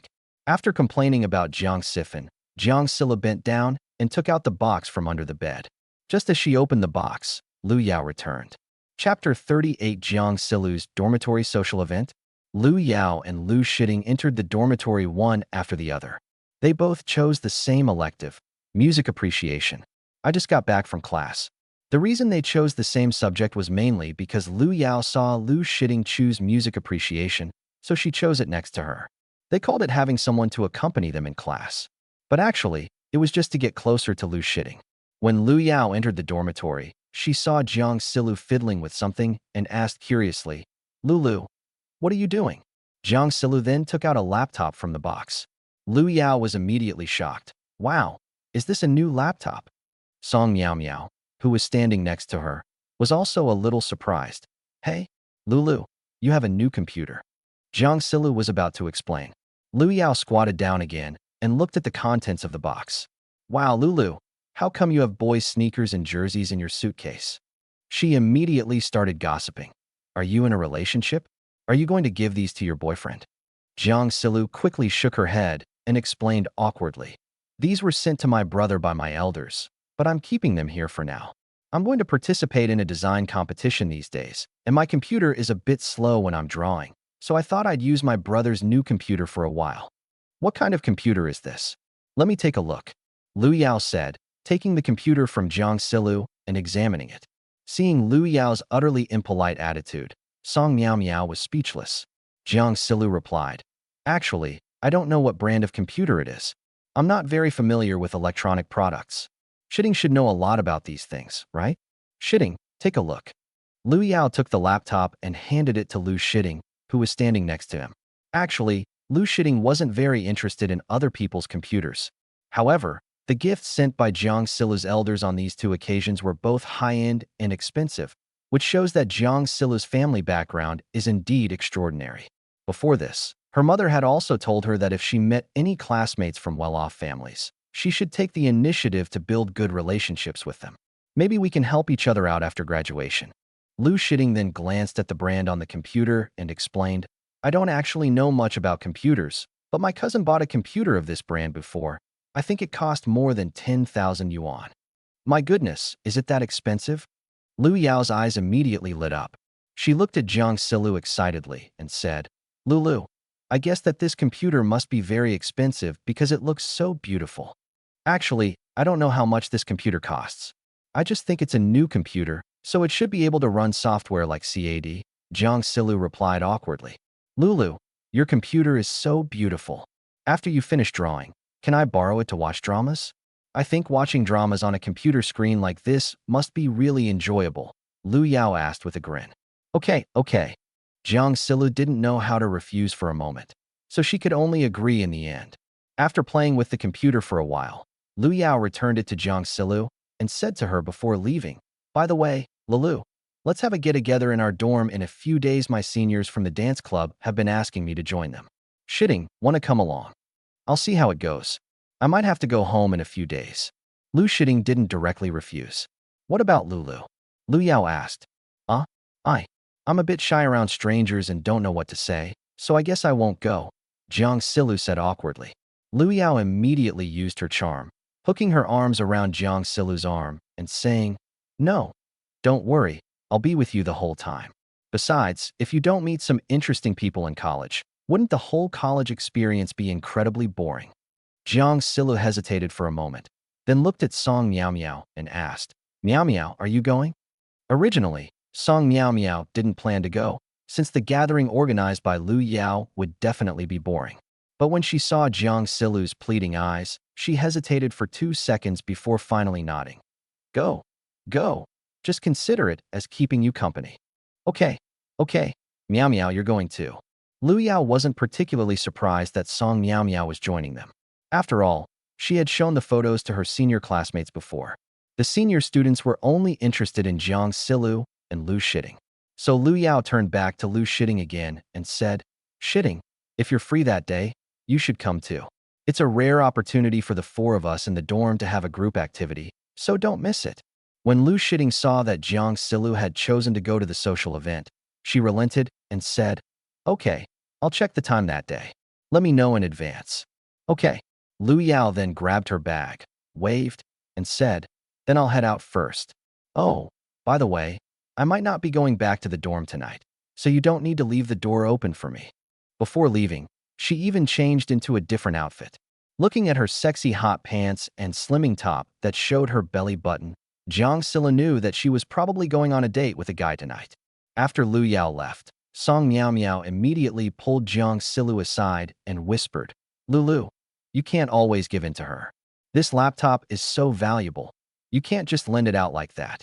Although Jiang Yixia felt that Song Miao Miao's words made some sense, Jiang Yixia reminded her before going to university that she must handle the interpersonal relationships with her classmates well. She felt that it was normal for classmates to help each other. Understanding that Song Miao Miao meant well in reminding her, Jiang Yixia comforted her. "Okay, I know, don't worry." She then opened her laptop to experience the new machine. It has to be said that women love new things. Although computers are not Jiang Yixia's favorite, who doesn't want something new? And so, Jiang Yixia spent the entire afternoon studying this laptop. She also learned about the price of this computer online. It actually costs 17,998 Jiang Silu was shocked and couldn't help but wonder what that irresponsible father did. Why are you so generous? Forget it. Let's not dwell on it for now. Let's get on with the drawing. Right now, Jiang Silu only wants to help her senior brothers and sisters complete their works. As long as her name is on the list of works, it will be a good competition experience on her resume. However, ever since learning about the price, Jiang Silu's typing has become much quieter. It's fortunate that Lu Fan didn't choose the 59,998 laptop model back then. He guessed that once Jiang Sifan and Jiang Silu knew the price, they would probably sleep with it on their bodies, afraid of bumping or breaking it. At the same time, Jiang Sifan dressed up in front of the mirror and then went out. He happened to be free this afternoon, so he was going on a date with Huang Hui. When he saw Huang Hui standing at the school gate, he quickened his pace. Huang Hui didn't notice Jiang Sifan. Instead, she was holding her phone in both hands, as if she were typing. Jiang Sifan walked up to her and gently patted her shoulder, saying, "Beautiful lady, shall we get to know each other?" Huang Hui was startled and immediately covered her phone with her hands. Then she frowned and complained, "Oh my God, what are you doing? You scared me to death." "I'm sorry, I was just trying to joke with you." Jiang Sifan apologized immediately. Huang Hui rolled her eyes at him. "I thought he was some kind of hooligan." With that, she put her phone in her pocket and turned to leave. Seeing that Huang Hui was really angry, Jiang Sifan apologized again. "Oh, Hui, I just wanted to play with you. I won't scare you next time." "Humph. Then I'll punish you by making you buy me a cup of milk tea," Huang Hui said, pointing to the overlord tea girl next to her. "No problem." Jiang Sifan immediately went over. Huang Hui took out her phone again and sent a message. "Okay, I'm hanging up now. Then, she followed behind Jiang Sifan and said, "Baby, I want Bo Ya's broken string." Chapter 39. Huang Hui carried Jiang Sifan to the appointment. After Jiang Sifan ordered a milk tea for Huang Hui, a smile finally appeared on her face. Huang Hui sipped her milk tea and nodded in satisfaction, saying, "You did a good job, so I'll forgive you by 2%. "Huh? You only forgive me 2%? Jiang Sifan said awkwardly. "Then Hui, what do I have to do for you to forgive me? If you buy me a cup of milk tea, I'll forgive you 2%. You can't even do such a simple calculation? Oh, if you treat me to a big meal, I'll forgive you 10%. Huang Hui stuck out her tongue smugly. Upon hearing this, Jiang Sifan confidently replied, "Don't worry, I'll be making a lot of money soon, and I'll treat you to lavish meals every day." "Make big money? What kind of big money?" Huang Hui's eyes immediately lit up. Jiang Sifan said mysteriously, "Haha, baby, I'll keep it a secret for now. I'll tell you when I succeed. Are you hiding things from me because you're afraid I'll steal your money-making scheme?" Huang Hui was clearly a little angry. Seeing this, Jiang Sifan quickly comforted him. "It's like this, there's a senior brother who started a company and is helping me start a business.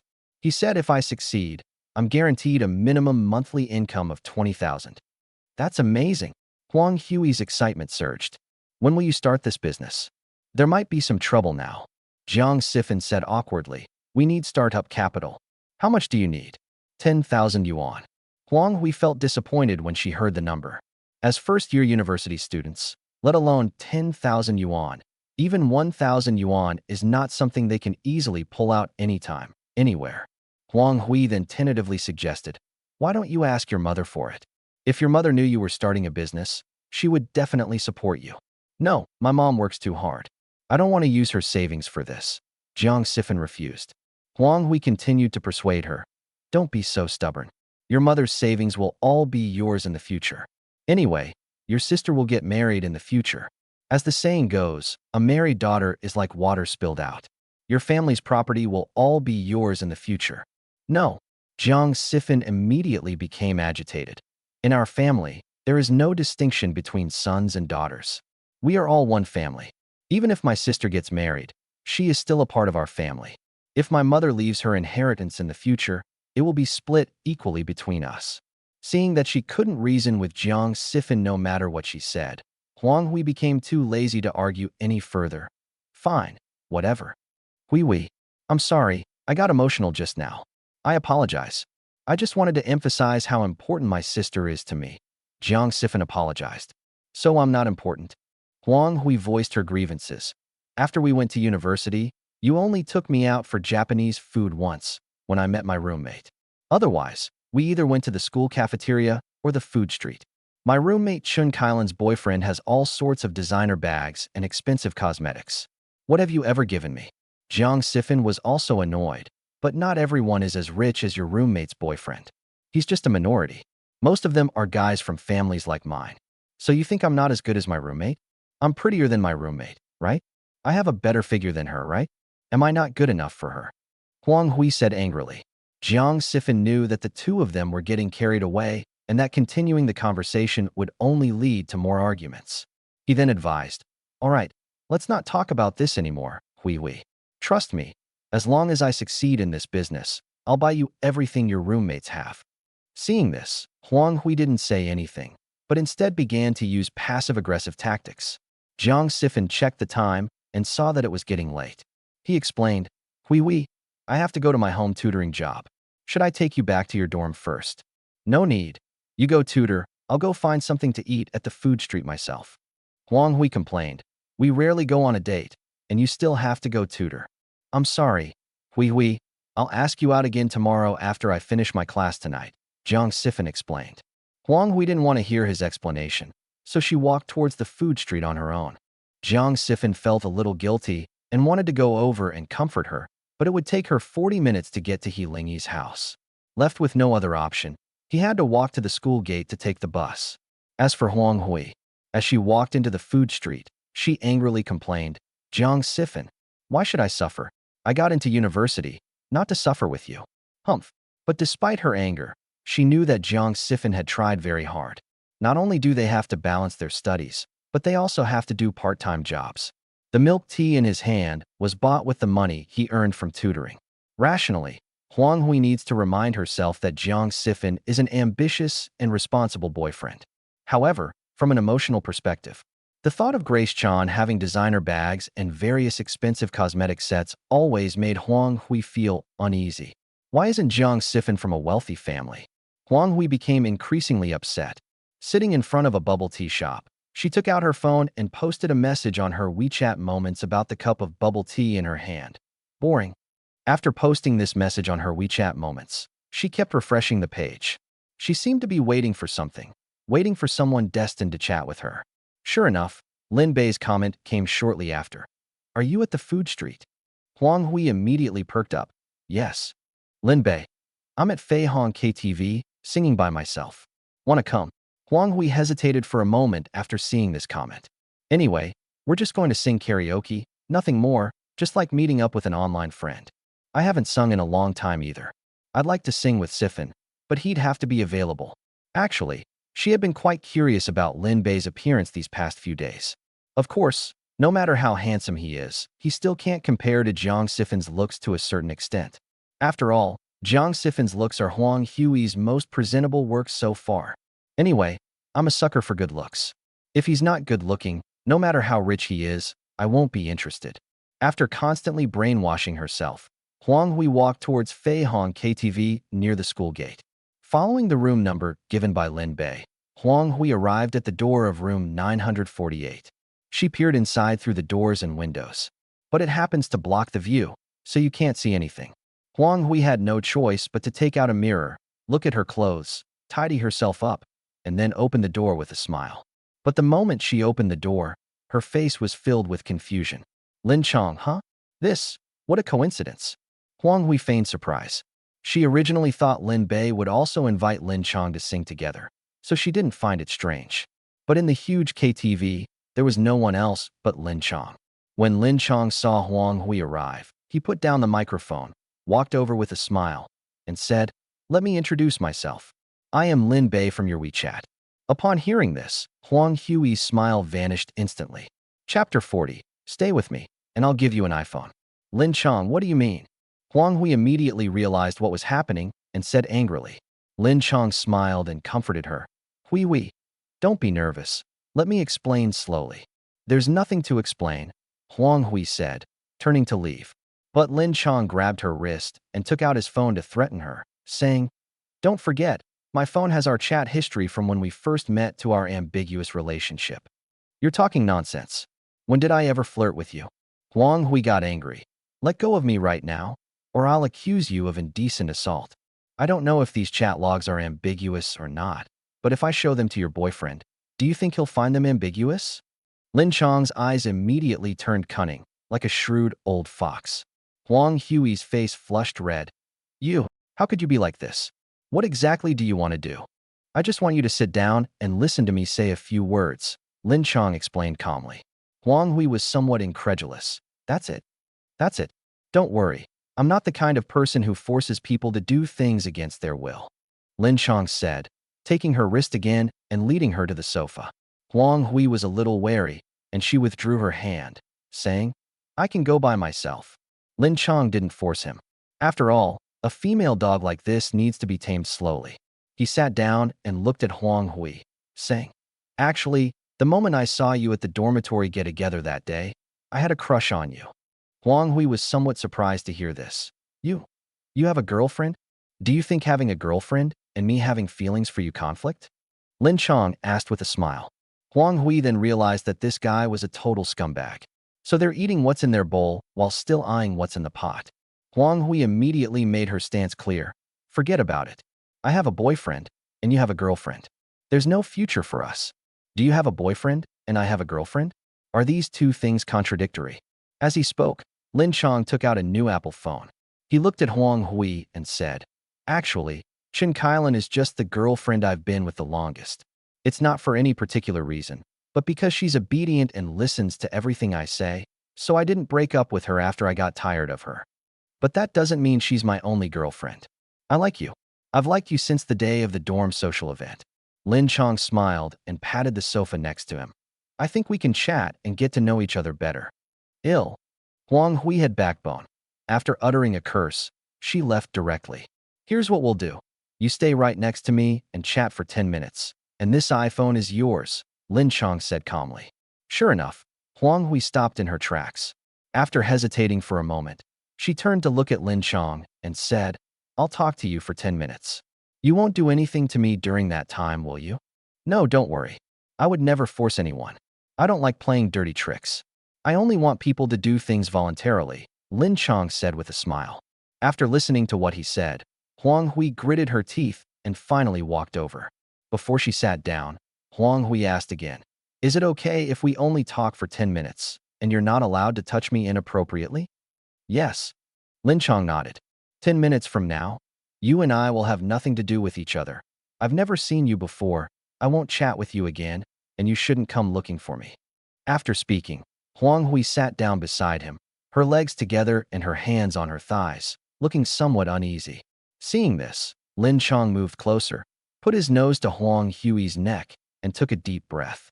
Huang Hui looked disgusted at the sight, but had no choice but to sit up straight. Lin Chong then said with a smile, You smell so good. Heh. Huang Hui really didn't know what to say, so she could only give an awkward, perfunctory laugh. At this moment, Lin Chong gently patted Huang Hui's thigh and said, Your legs are so white. Lin Chong, you just promised me you'd only chat and not touch me, Huang Hui reminded him. Yeah, just chatting, no touching. I'm just patting your thigh right now, Lin Chong said with a shameless smile. Hearing his shameless words, Huang Hui was about to get up and leave when Lin Chong said, There are still 5 minutes left in the 10 minutes. Are you going to give up in these 5 minutes? Huang Hui was in a state of distress at this moment. I want to leave and get rid of this scumbag's harassment. But with that Apple phone, there were only 5 minutes left before I could get my hands on it. After much hesitation, she ultimately remained seated on the sofa without moving. Seeing that Huang Hui had indeed accepted his obedience test, Lin Chong simply put his right arm around her shoulder and said, Don't worry, in 5 minutes you'll have an iPhone. If it were an adult, they'd have to work hard for a month to get one. You just need to chat with me and keep me company, and you can have whatever you want, just like Karen. I don't want to, Huang Hui said decisively. If you don't want it, then why did you sit down just now? It proves that you still have desires. Lin Chong smiled.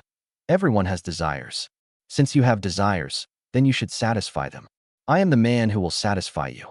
Just as Lin Chong approached, Huang Hui suddenly stood up and said, All right, time's up, phone. Look at you, so impatient. Don't worry, I'll definitely give it to you as I promised. Lin Chong said, handing her the iPhone. After taking the phone, Huang Hui left without looking back. Lin Chong, standing behind her, said unhurriedly, "Think about it. If you come with me, you'll have everything Karen has. Keep dreaming." Huang Hui angrily pushed open the door, leaving behind this harsh remark. But Lin Chong was not in a hurry at all.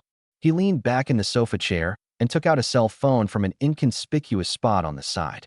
Looking at the video he had just recorded, a wicked smile crept across his lips. On the other side, Lu Fan returned to Jinling. Lao Luo prepared more than a dozen delicious dishes for him. While eating, Lu Fan told him about the recent progress in his relationship with Jiang Yixia. During this time, the assistant, Jiang, came over. She replied, "Boss, I just found out which company, Excellence Limited, the young master went to." "Okay, go ahead." "It's actually an accounting agency, mainly providing accounting outsourcing services for individual businesses and small and medium-sized enterprises. It seems that quite a few students have been scammed by him in this way. He charges them startup capital and then gets them to do small-scale financial and tax outsourcing around the campus. But most of the time, their businesses fail. When those students fail in their business ventures, under the influence of their boss's manipulation, they will only think it's their own fault and can only let it go." After hearing this, Lu Fan nodded. "It seems that my son wanted to start a business, but ended up walking into a wolf's den." At the same time, Chen He also came over. He took out several sets of photos and said, "Boss, we've photographed the young master's girlfriend." "Okay." Lu Fan took the photo, looked at it carefully, and nodded affirmatively. "Not bad. He's quite good looking. It seems this kid's taste is similar to mine." Boss, there's something else I'm not sure if I should say," Chen He said hesitantly. Lu Fan waved his hand. "You said it's nothing." After the young master broke up with his girlfriend, this girl went to a KTV and met another guy. They even sat next to each other. Before leaving, the guy gave her a cell phone. Judging from their behavior, they argued, but they were also affectionate, Chen He said, handing another set of photos to Lu Fan. The moment Lu Fan saw the photo, his eyes suddenly sharpened. Chapter 41. Healing E wears a JK uniform to class.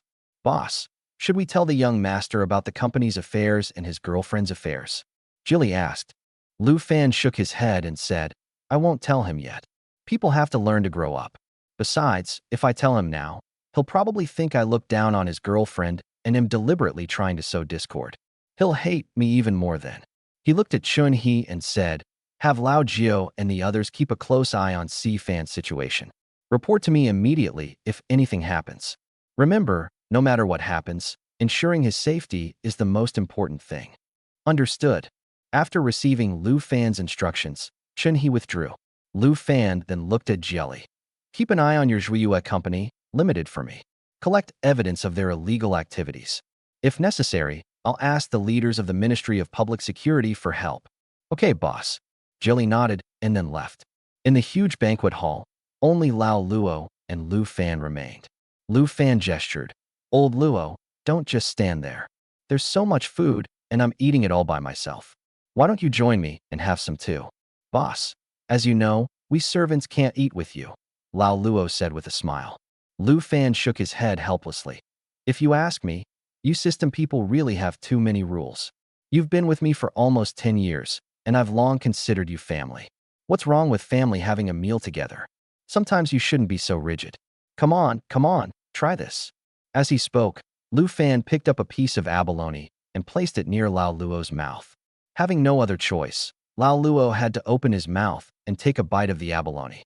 "That's more like it." Lu Fan laughed. Seeing that Lu Fan was in a good mood, Lao Luo recalled that over the years, as Lu Fan's business blueprint grew bigger and bigger and his economic strength became stronger, the smile on his face disappeared. They couldn't even find that ambitious young man from back then. Everything has changed now. A smile began to appear on Lu Fan's face, and he seemed to speak more youthfully, no longer as uninterested in anything as before, as if he had grown tired of everything. Seeing Lao Luo smiling at him, Lu Fan frowned and said, "Lao Luo, I'm just giving you a bite of abalone, but don't try to take advantage of me." Lao Luo then remarked with emotion, "I think the boss is in a much better state now than before." "Really?" Lu Fan looked down and said, "It seems so. I timed it. I used to be able to last 38 minutes, but recently I've been able to last 45 minutes. Old Luo laughed and said, Boss, you know I'm not talking about your time in bed. Ever since I learned that there are people in this world who gave birth to my son and daughter without asking for anything in return and raised them for 18 years, I felt that I should be a good husband and a good father. Looking out the window, Lu Fan remarked with emotion. Over the years, I've experienced almost everything: power, women, and money. I've also seen all the world's most beautiful sights. It's safe to say that the threshold for arousing my interest is extremely high. But there is one difference.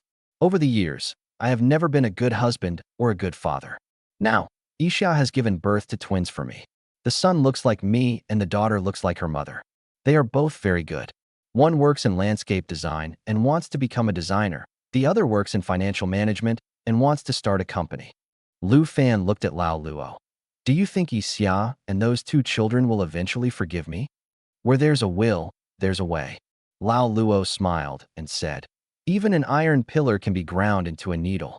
I believe that as long as the boss has perseverance, nothing is too difficult. However, given the current situation, only my daughter's attitude towards me is slightly better. Lu Fan leaned back in his chair, shook his head with a smile, and said, sure enough, they all say that a daughter is her father's lover from a past life, a warm and caring daughter. To be honest, now, if my daughter asks for anything, I would find a way to give her even the stars in the sky. Old Luo then offered his advice. Boss, neither the young master nor the young lady has ever experienced a life of luxury. In my opinion, when you give them gifts, you should make sure they align with their purchasing values. Don't give them anything unrealistic. Of course I know that. Lu Fan chuckled. Jelly thought I was going to transfer 100 million to their bank accounts. I'm not that stupid. They are both very promising and ambitious. If you give them necessities like down jackets and sneakers, they might appreciate their practicality and accept them. But if you keep using money or more expensive items to challenge their values, it will backfire. He glanced at the food on the table and said to Lao Luo, Lao Luo, I don't want to eat anymore. I haven't touched any of the 10 dishes here. You can take them to the men in the villa later. Okay, boss. After Lu Fan left, Lao Luo began ordering his servants to clear away the food on the table.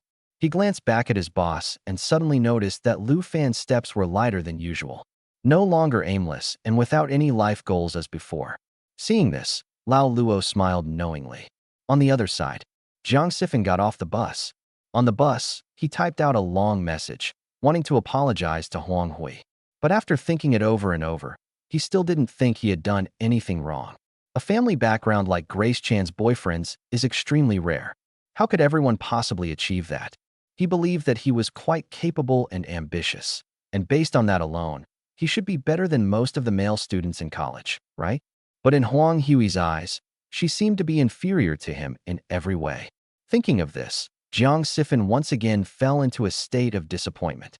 But he had to go to class tonight, so he could only try to compose himself in front of his house before pressing the doorbell.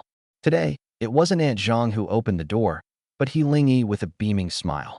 She was wearing a JK uniform today. The white shirt was tucked into the navy blue plaid skirt, highlighting her slim waist and perfectly straight shoulders and back. The shirt hem was neatly tucked into the skirt waistband, outlining a slender waistline. Her shoulders and back were upright, without any deliberate posture, yet exuding a unique youthful tightness. Her bangs were a little messy, her eyes were bright, and there was a faint smile on her lips.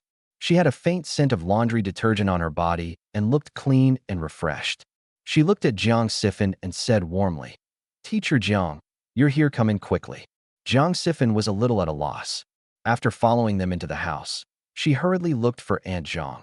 Lingyi, isn't your mother here? Hee, they went out to visit relatives today, so only my grandma is in the room. Normally, my grandma doesn't come out.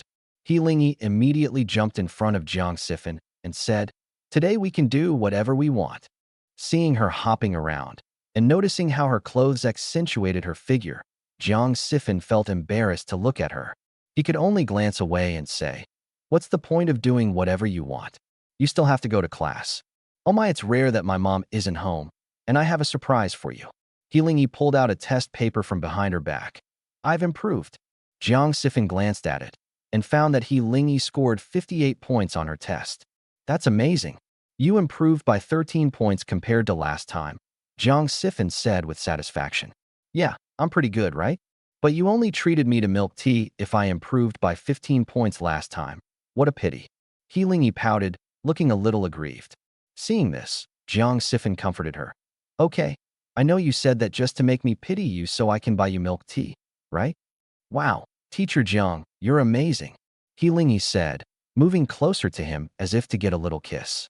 Jiang Sifan stepped back slightly, then sat down and said, All right then, I'll order you some milk tea. Which one? Bawang Chaji or Haiti? Teacher, those are all too expensive. I can't let you spend money. How about you order a Mishua ice cream's orange juice? I'm not picky about milk tea, I'm fine with anything. Upon hearing this, Jiang Sifan was visibly taken aback. Chapter 42, She's different from other girls. When he heard He say these words, he felt more disappointed than touched. What's touching is that this student is empathetic, can put himself in others' shoes, and is easily satisfied. What's disappointing is why Huang Hui doesn't have this mindset, but instead constantly compares herself to others. Is it really because one went to university and the other didn't? Seeing that Jiang Sifan looked a little sad, He immediately felt guilty and said, Teacher Jiang, is the milk tea too expensive? Maybe I won't drink it. No, that's not it. Jiang Sifan smiled. I'm just very touched and gratified that you've made so much progress, but you didn't take the opportunity to order an expensive milk tea. Instead, you were satisfied with just a Mishua ice cream. Of course, it must not be easy for you, Teacher Jiang, to earn money as a tutor. I have to put myself in your shoes, He said with a smile. Jiang Sifan looked up at her innocent and radiant smile. I do have an urge to go up and give it a hug. Of course, this thought only lasted for 0.001 seconds. If she had any more time, Jiang Sifan would have felt like a sinner. He then took out his phone and ordered a milk tea for He. He then said to her, Okay, the milk tea is ordered and will be delivered in a bit. We can't waste time now, we need to continue studying. Sigh, I have to study math again. He's excited expression immediately wilted. Although she didn't like studying math, her math teacher was Jiang Sifan. Considering both of these factors, He was still willing to accept math. As usual, Jiang Sifan took out a study guide and picked out a few basic questions for He to do. Compared to the questions in the previous 2 lessons, the questions are now more difficult. This also caused her some pain. He shook her head and looked at Jiang Sifan, saying, Teacher Jiang, there are still 3 questions I can't answer. It's okay, I'll teach you. Don't be discouraged. It's normal not to be able to do the questions. Otherwise, what would be the point of having a handsome and dashing teacher like me? Jiang Sifan teased her, trying to liven up the atmosphere and cheer her up. This really got He talking. She immediately straightened her back and showed off her JK uniform. Teacher, isn't this outfit beautiful? It makes me look especially pretty. Jiang Sifan's face flushed slightly, and she nodded, saying, Yes, it is indeed quite beautiful. He noticed that Jiang Sifan's face was red, so she teased, Haha, teacher, you're blushing. Then she leaned closer and whispered, Is it because your girlfriend has never worn this kind of clothing before? Or do you not have a girlfriend, and you said that on purpose last time to fool me? Nonsense, cough cough, don't try to trick me. Jiang Sifan poked at the questions on the test paper. All right, hurry up and write. Oh dear, I'm tired from studying. He put on a coquettish expression and pulled on Jiang Sifan's arm with both hands, saying, Just let me rest for a bit. Okay. Jiang Sifan had indeed never encountered a woman acting coquettishly like this before. He was easily swayed by Heiling's sweet talk and charm. During this time, Heiling blinked and asked curiously, Teacher Jiang, can you show me your girlfriend? If you don't, I'll assume you don't have a girlfriend. I'm scared of you. Jiang Sifan knew that Heiling wouldn't give up until she produced Huang Hui's photo, so he had no choice but to scroll through his phone's photo album. After searching for a while, I still couldn't find Huang Hui's photo. Jiang Sifan then realized that every time they went out, Huang Hui complained that her phone's camera was not good enough, so all the photos were taken with her phone. So he had no choice but to go to Huang Hui's WeChat moments, click on the photo, and say, Okay, look. Heiling looked over eagerly. They even zoomed in on the photo to examine a particular detail closely. Jiang Sifan watched her behavior and wondered if all women liked to do this. Before long, Heiling finally came to an evaluation. Your girlfriend is alright looking, but I think this photo is too heavily made up. She should be quite pretty in person, right? Healingy asked tentatively. Yes, it looks pretty good. Jiang Yixia nodded. Healingy immediately threw out the next question. So, Teacher Jiang, do you think your girlfriend is prettier or I am? Jiang Yixia frowned and then interrupted the topic. All right, class is starting. No more of this nonsense. Oh, just tell me, am I prettier or is your girlfriend prettier? Healingy was still unwilling to give up. Jiang Yixia could only reply, of course I'm a girl. But the next second, Healingy pouted, put her arms around her waist, and pretended to be angry as she looked at Jiang Yixia. Jiang Yixia sighed. You're beautiful. I think you're the most beautiful. That's more like it. Healingy was finally satisfied with the evaluation and continued working on the questions. Although she knew Lu Fan was deliberately coaxing her, she didn't care. She just wanted to hear what she wanted to hear. After class, Jiang Yixia set goals for Healingy, 10 points higher than last time. Jiang Yixia made a cheering gesture to encourage Healingy. Healingy then made a condition. If I improve my score by 10 points, can you take me to the newly opened ice and snow world in Jinling? Are there any newly opened ice and snow worlds in Jinling? Jiang Yixia asked curiously. Yes, it just opened in October this year. I heard it's the largest ice and snow world amusement park in the entire Jiangnan region. You can play in the snow and ski there. It's so much fun, Healingy said excitedly. Jiang Yixia shook his head again. No, your mom definitely won't let you go out. Besides, it would be improper for me to take you out. Either you let your mom take you out to play. What's wrong? What's wrong with you taking me out to play? Can't we just be friends? Besides, I like playing with you. Healingy pouted and acted coquettishly. Oh, you agreed? Don't worry, I'll pay for the tickets. I have New Year's money. Let's talk about it after you pass the exam. Jiang Yixia had no choice but to decline. By the time I got back to school, it was already 9:30 p.m. As he passed by the canteen, he wanted to go in and see if they still had any late-night snacks. Unfortunately, most of the late-night snacks at the windows were already sold out. Jiang Yixia had no choice but to buy a bottle of soda at the ATM and sit down to rest for a while. Just then, a bowl of mung bean soup was placed in front of him.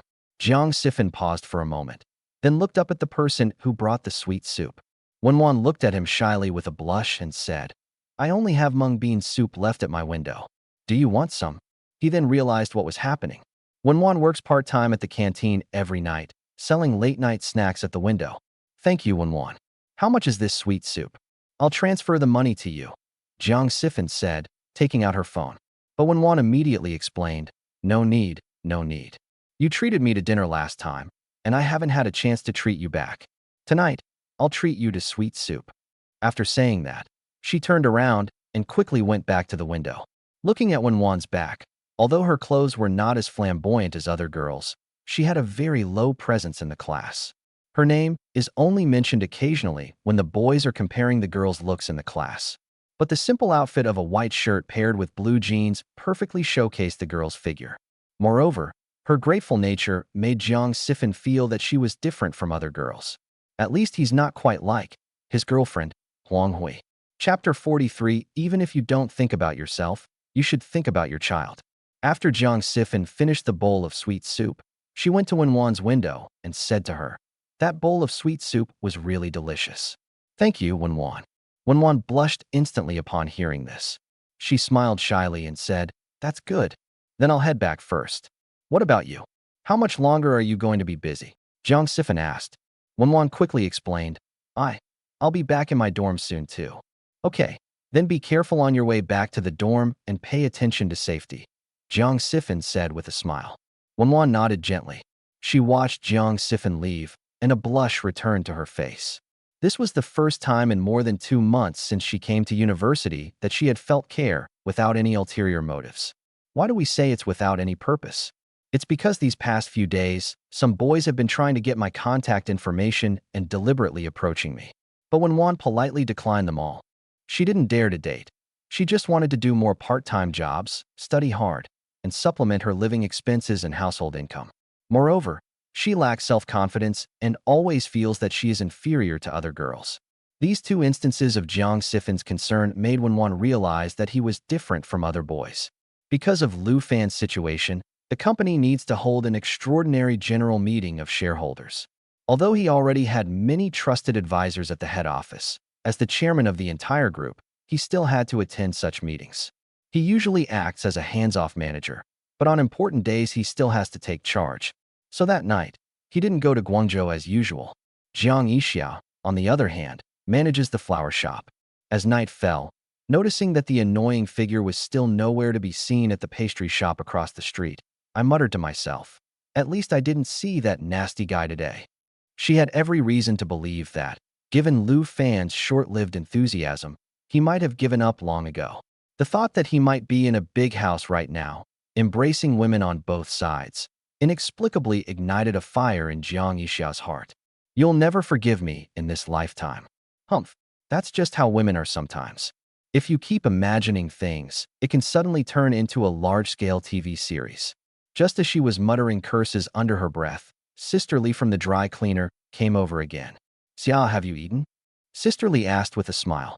Jiang Yixia nodded and smiled. It's already this late. If we don't eat by now, Sister Li, do you think I'm made of iron? I was worried you'd forget because you're busy, so I specially brought you some mung bean cakes, just in case you're hungry, Sister Li replied. After hearing this, Jiang Yixia replied, Sister Li, you are so kind to me. Of course, if I'm not good to you, who will be? Sister Li said with a smile. Then she tentatively asked, Hey, that's strange, your ex-husband doesn't seem to be here today. Whether he comes or not is none of my business.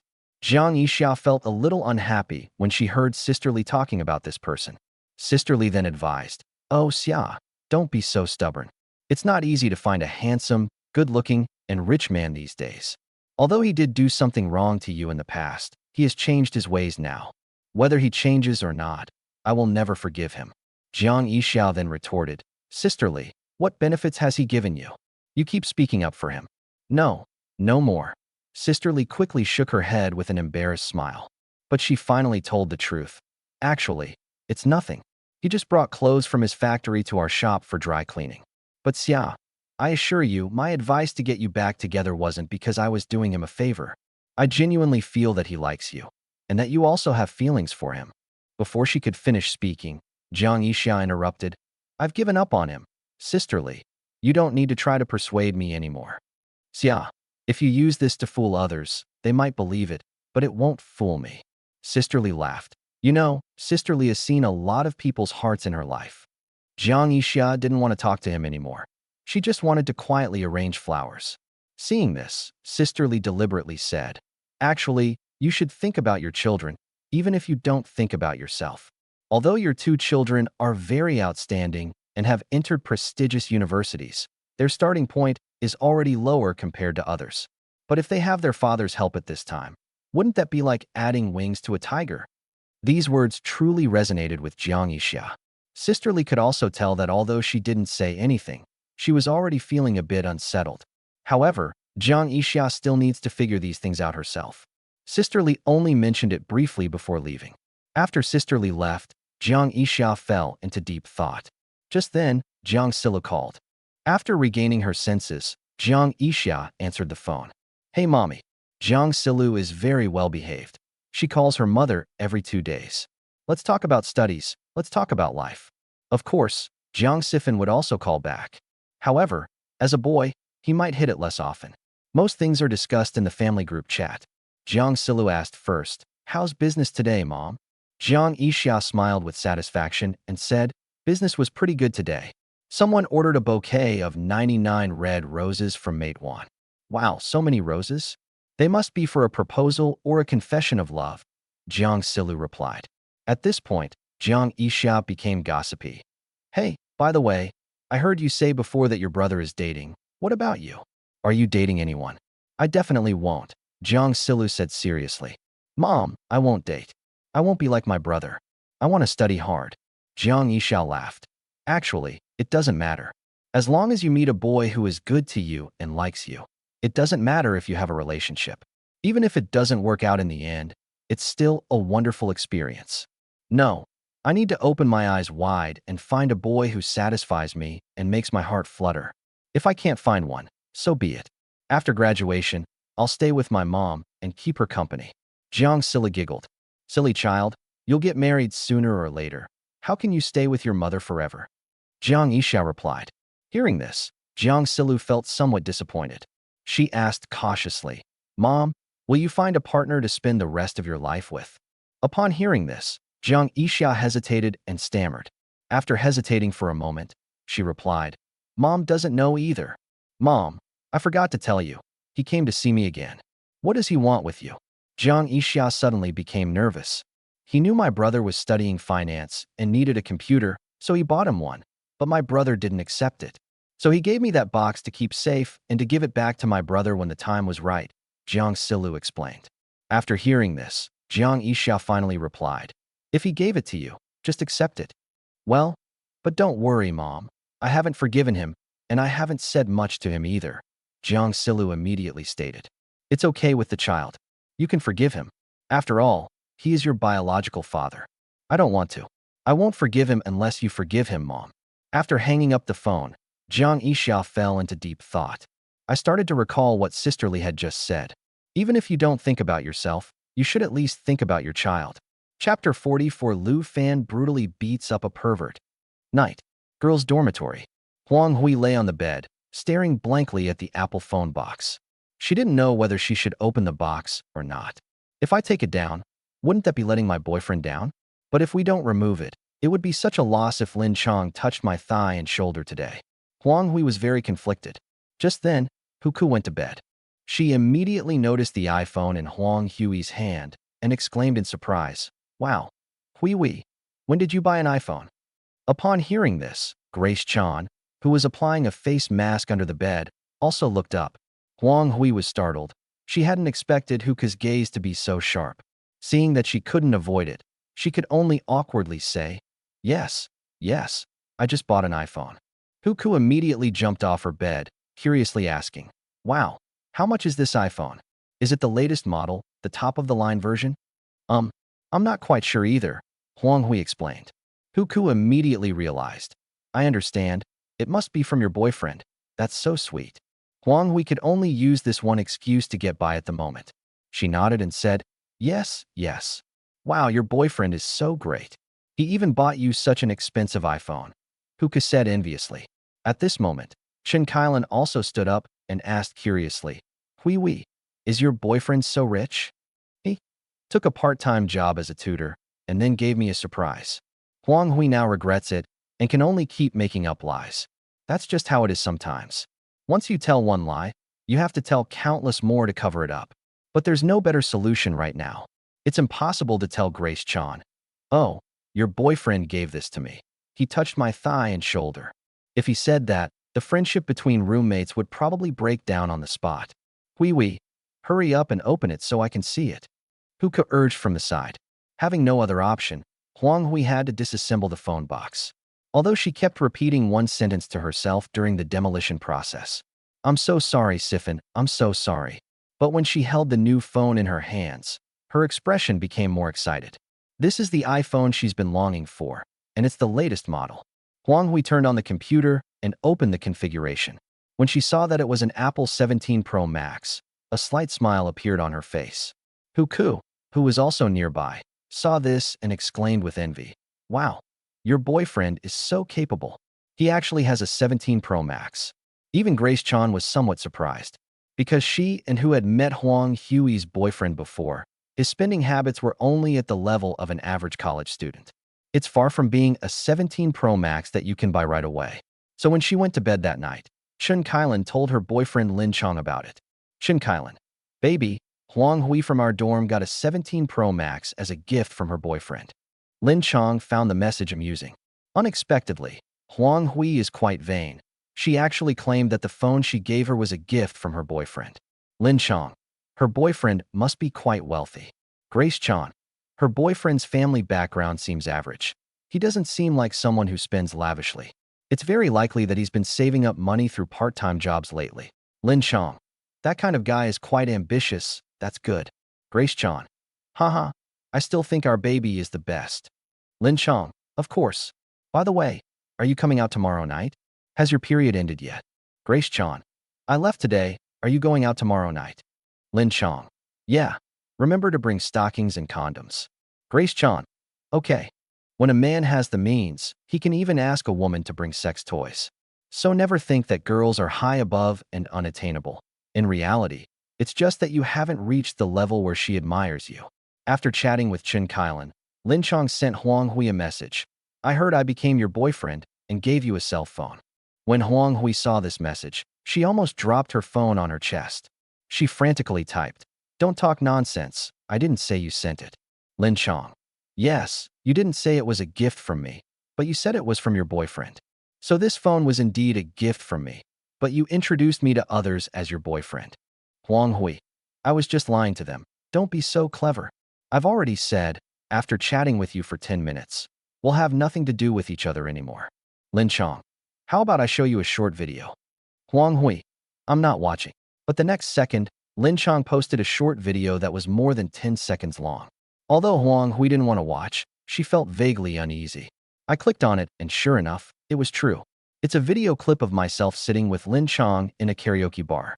That despicable guy secretly recorded a video. That's utterly unsportsmanlike. Huang Hui's chest heaved with anger. Are you crazy? Why did you record this video? Lin Chong. I forgot to tell you my biggest hobby. I love recording videos when I'm alone with women. Huang Hui. Go record it with your girlfriend. Why are you recording me? I didn't do anything with you. Why are you recording me?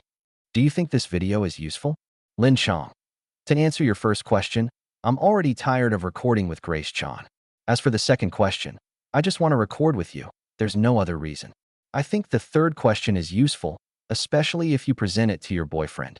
It will be even more effective then. Huang Hui. You're insane. He then blocked Lin Chong on WeChat. Seeing this, Lin Chong was not in a hurry. The most pleasurable moment is when you catch prey.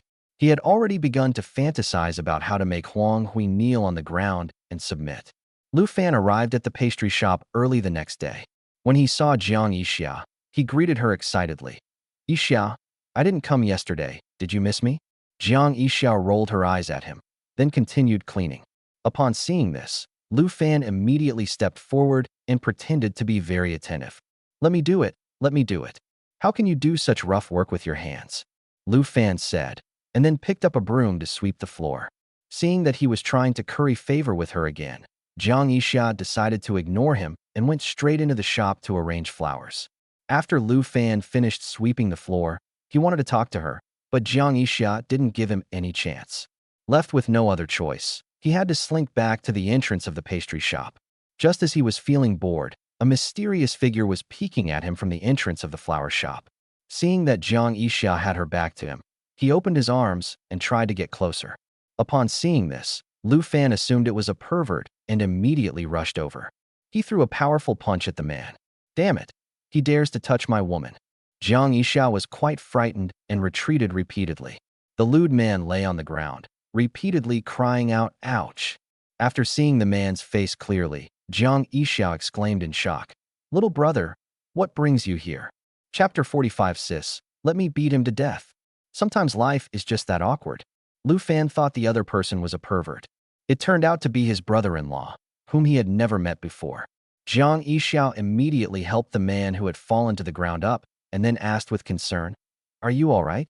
The man, looking pained, said, No. Who is this person? Why did he hit me? Jiang Yixia looked up at Lu Fan. Why are you hitting people like that? Lu Fan quickly explained, I saw him acting suspiciously, and I thought he was a pervert. Besides, he even had the urge to hug you just now, so I punched him.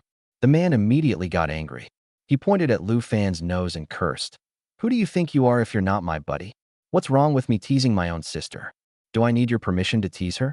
You're really funny. Lu Fan smiled and said, I'm sorry, I was overthinking it.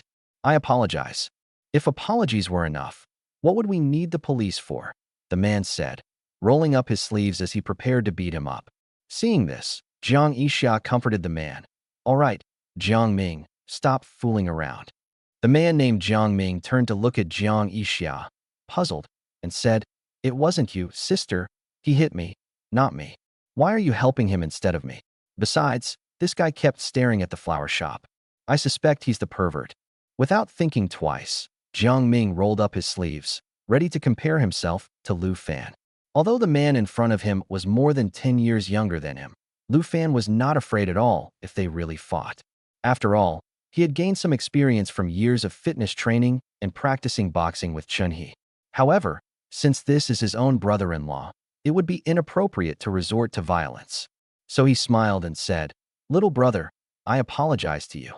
"No, who's your brother? Why do you keep calling him your brother? Who are you talking to?" Jiang Ming was still not satisfied. Seeing the situation escalating, in order to ensure that both parties calmed down, Jiang Yixia finally explained to Jiang Ming, he is the biological father of Silu and Sifan. Upon hearing this, Jiang Ming was indeed stunned. He turned to look at his older sister and asked with a horrified expression, He is Silu and Sifan's biological father." Jiang Yixia didn't want to admit it, but she eventually nodded. This is true, an undeniable fact. After understanding Jiang Yixia's attitude, Jiang Ming turned around and punched Lu Fan in the face. Seeing this, Lu Fan took a step back. So Jiang Ming's attempt came up empty-handed. But Jiang Ming continued to curse. "Fuck your mother. It's because of you that my sister has been called a wild woman for 20 years. It's because of you that my two nephews have no one to play with since they were little. It's because of you that our family can no longer hold our heads up in the village." As he spoke, Jiang Ming rushed forward again, grabbed Lu Fan's collar tightly, and stretched out his right hand again. This time, Lu Fan did not dodge. Instead, he took a solid punch. Jiang Yixia was terrified. She desperately pulled at Jiang Ming, saying, "Are you crazy? Why did you hit him?" Jiang Ming didn't care about any of that. He used all his strength to hit Lu Fan. At this moment, Chunhee stood at the entrance of the pastry shop, clearly anxious. He looked at Jelly and said, "Jelly, are we really not going to go up and help?" Jelly calmly said, "The boss gave a retreat gesture the moment he threw his fist, so we can't go up. Besides, that man had no fighting experience. He was just an average man. Our boss has been learning mixed martial arts from you for so long. He's more than capable of dealing with an average man. The reason he was so badly beaten by that man was, frankly, to show the boss's wife." After hearing what Jelly said, Chunhee suddenly realized what was going on. He then moved a chair over and began to watch with great interest. Seeing his expression, Jelly asked, "How did you change so quickly? You said it yourself, that everything is under the boss's control, so I'm definitely going to watch the show and see what happens," Chunhee said with a grin. Jelly looked at his leisurely expression and shook her head helplessly. Dead muscle is dead muscle. On the other side, Jiang Ming was still angrily cursing. "If it weren't for you all these years, my sister would never have ended up like this. She had the best years of her life ahead of her. With her looks, she could have married a man who would make her happy, but she just had to meet you. It's bad enough that I met you, but you're also a scumbag and a fickle man. You've cheated on me time and time again. To be honest, if my sister hadn't stopped me from contacting you, I would have beaten you to death 20 years ago. Why are you back now? Are you coming back to get back together with my sister? Let me tell you, no way. As long as I, Jiang Ming, am in this world, I will never let you touch my sister again." Jiang Ming said so much in one breath, but Lu Fan looked at him calmly. Although there were obvious bruises on his face, Jiang Yixia used all her strength to pull Jiang Ming and Lu Fan apart. She stood in front of Lu Fan, looked at Jiang Ming, and said, "Are you crazy? If you keep hitting him like this, you'll go to jail, you know that. So be it if I have to go to jail. But before I go, I'll beat this scoundrel to death so he can stop harassing you. I think it's worth it to trade my life for your happiness," Jiang Ming said angrily. Hearing these words, Lu Fan was quite moved. It seems that Jiang Yixia has been well protected by her younger brother over the years. Of course, it's all his fault for starting something and then abandoning it. Therefore, it's normal for Jiang Ming to hate himself so much. Lu Fan didn't blame him for beating him up. Jiang Yixia then turned around and looked at Lu Fan, saying, "Why aren't you leaving? Do you want to get beaten up again? He's a PE teacher, more than 10 years younger than you. It's all right. If hitting me makes my brother-in-law feel better, I'm willing to bear the consequences," Lu Fan explained. "What are you trying to prove here?" Jiang Yixia became anxious, genuinely afraid that her younger brother would beat Lu Fan to death. She used all her strength to push Lu Fan to the entrance of the flower shop. "Get out of here right now. Get out of here right now." Jiang Yixia commanded Lu Fan in an almost resolute tone. Lu Fan looked at Jiang Ming, bowed slightly, and then turned and left. Seeing that Lu Fan was about to leave, Jiang Ming wanted to step forward and stop him immediately. But Jiang Yixia stopped Jiang Ming and said, "Stop fooling around. Sister, he's the one who's ruined your life for 20 years. Jiang Ming said anxiously. Jiang Yixia hesitated, then looked at him and said through tears, "He didn't harm me. I gave birth to Silu and Sifan. It has nothing to do with him. You? Sister, why are you still defending him?" "You," Jiang Ming sighed. Chapter 46. You have to pay my medical expenses. Please read on and vote. In the flower shop, Jiang Ming was still grumbling and complaining. "You've had such a hard time all these years. My parents and I have all seen it. Although you are not usually in the village, rumors about you are still circulating there.